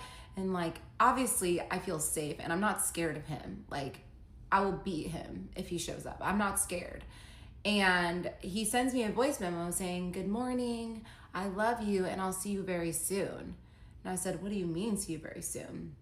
So I sent a message to my neighbor. I go, hey, if my ex shows up, I'm gonna need you to tell him to leave. She said, I got you, I'm ready. I'm like, okay, sounds good. So Saturday comes around, and now we're like in the middle of September, and I'm walking my dog. I had just walked out of the house, and I look up, and there's an SUV pulling up right next to me, and I look up, and there's my ex. And we will continue on in part 25. The Danish Deception, part 25. So I look up, I see him, and we make eye contact, and there's one split second where he looks at me, and then he says, hey babe, can we talk? And then I proceeded to scream bloody murder. And when I say scream bloody murder, I mean people are stopping on the road and they think I'm about to get kidnapped. Bloody murder. And, well, I can demonstrate it for you. Get the fuck away from me! Fuck yes! Fuck you! Get the fuck away from me! I'm sorry, guys, I had to do that because I needed you guys to understand what I meant, but like times that volume by like 100. I was screaming bloody murder. And then he speeds off and drives away. And then he texted me, okay, I get it. I love you. That's all. I won't do that again. My heart is bleeding, and I don't understand that you want to give up on love. But if that's your decision, so be it. Goodbye, babe. It was always just love, even me coming by. And then I sent him a text because, I've been ignoring him for weeks now. So I was like, maybe I need to just send him a message so he knows how I really feel. And this is the last message I have ever sent him. Do not ever show up to my home again. I do not want to see you. I do not want to be with you. I do not love you anymore. Nothing you can say or do will ever change that. You make me sick. Someone capable of the evil you've committed on my life and the lives of so many is not capable of redemption. This divorce is happening whether you want it to or not. And then in all caps, leave me the fuck alone. And all he responded was, I understand now. So that was obviously a very traumatic experience for me. I immediately drove to my friend Priscilla's house and I was just crying and shaking because I just could not believe I was in person with him, like that I had seen him in person. It was just, I was shaken, but I also felt good because I always kind of wondered, like, what if he does pull up? Like, how am I gonna feel? And it was just anger, just hot rage. So I'm good with that. Later on that night, it was my really good friend Nicole's birthday party, and something you guys should know is for that month, I was completely depressed. I barely got out of bed. I tried to stay active, but it was really bad. I just laid in my bed and watched Criminal Minds for like a month straight. And this was actually my first time going back out into society for this birthday dinner. And we go to this restaurant, and let me tell you, it was a traumatic day, but I was like, I will cut off my right arm before I miss this birthday dinner because this friend, Nicole, she has been there for me tremendously, and I love her so much. I would not miss this dinner for the world. And so we go to dinner, have a great dinner. Afterwards, we were grabbing drinks at a cocktail bar, having fun. It's like about to close. It's like 1:30, but it closes at 2. But around 1:30, I was feeling a little bit tired. So I was like, I'm gonna go home. And so I go home, and the next morning I go to church, and I get a text from Nicole, and she said, can you call me after you get done with church? And I said, of course. So I get home, and then I call her, and she's like, hey. And I was like, what's up? And she's like, I just, and I'm like, what, come out with it. And she's like, oh, and I was like, why don't you just come over? She's like, okay, I'll come over. So she comes over, and I'm like, I'm wondering what she needs to tell me that's so like uncomfortable she can't tell me over the phone. She walks into my house. She sits down and she looks at me and she says, I saw your ex last night. And I was like, I was with you till 1:30. Where did you see him? She was like, my building. And she lives in a building that is residences and a hotel and like restaurants and a cocktail bar. There's a lot of people in this establishment, and she was getting home because she lives in the residences, and she saw my ex with a woman that, let me just say, based on the way she was described to me, I would think she was a street hooker, 100%. And it was also kind of communicated to me that she might be like a 1 out of 10. And my ex was with her, and he was holding her jacket and getting cash out of the ATM at 2:15 in the morning. So, we all have our guesses on what that could have been. So she tells me, and I'm like, okay, so cool. He's hanging out with prostitutes in public. Love that. And at this point, I had not announced our breakup, and you guys know I did a post telling people we weren't together. This was like before that. And so at that point, I felt so disrespected because, people know me in Dallas, and they're gonna see him with a hooker, and it's just so disrespectful to me. And I'm like, after everything you've done, like, you're still going, you're still not finished. And so I send a message to his sister just saying that I'm absolutely disgusted with him. So I tell her everything, and my friend actually got photographs of this man holding her jacket. Like, she got the photos. And she asked me, are you comfortable with me reaching out to him and letting him know? I said, absolutely, I don't care. So she reaches out to him, and then he sends me a text and says, I was not buying sex last night. I was buying weed. He said, I was having a really dark night, and for the first time in a long time, I went out to drink, and I haven't been sleeping, and I met someone that would sell me weed so I could finally sleep again. I don't appreciate you going with that information to my family. And then he said, called out my friend by name, and Nicole needs to watch her mouth because she was looking all drugged up. He didn't know that I was with her 30 minutes before she saw him. She was sober. We had had like 4 glasses of wine that night. So she got drugged within 30 minutes. Oh, and she was also able to take 15 pictures of you holding the prostitute's jacket. Mind you, he's also texting another one of our friends, Rob, one of the other victims that he used to be good friends with, saying, I can't believe Anyeka would ever think I'd be with a prostitute. That girl was actually a doctor. And he also sends a screenshot of the receipt of his withdrawal, and it was $40. And I'm thinking there's 3 different options. Number 1, he saw my friend and he was like, let me take out a small withdrawal so I have something to back up my lie. And he clearly saw her because he called her out by name. Number 2, he was conning the prostitute and he said, hey, I only have $40 right now, but I'll pay you back the rest. Something with his Danish account, bullshit, I don't know. And number 3, the prostitute was $40. Could be any of those 3 options. So obviously I was hurt by the situation, but it just, at this point, I'm not even surprised because this man is crazy. I allowed myself to shed 1 tear and then I was like, I'm done. And the following week, my friend Chris met up with him and he signed the divorce papers and had no problem with anything that I put in there. And that was the greatest day, and my divorce was officially finalized on November 4th of 2025. So I'm happy and I'm excited to move on. And I'll have a little conclusion video at the end of this, but I just wanted to say thank you to all of you for being here and letting me bare my soul to you guys. This has been the most difficult thing I have ever done in my life, and y'all's support means the world to me, and I just wanted to say thank you, and I hope you guys enjoyed the Danish Deception. Welcome to the Danish Deception, the conclusion. So I just wanted to make a quick video to kind of like put a little bow on top of this present I just gave y'all. I'm obviously not a psychologist, but I have diagnosed him myself with narcissistic borderline personality disorder. If you're a psychologist, I'd love to know your thoughts, so comment below. But 100% I think he has that mental disorder in addition to his gambling addiction, which is just a recipe for disaster.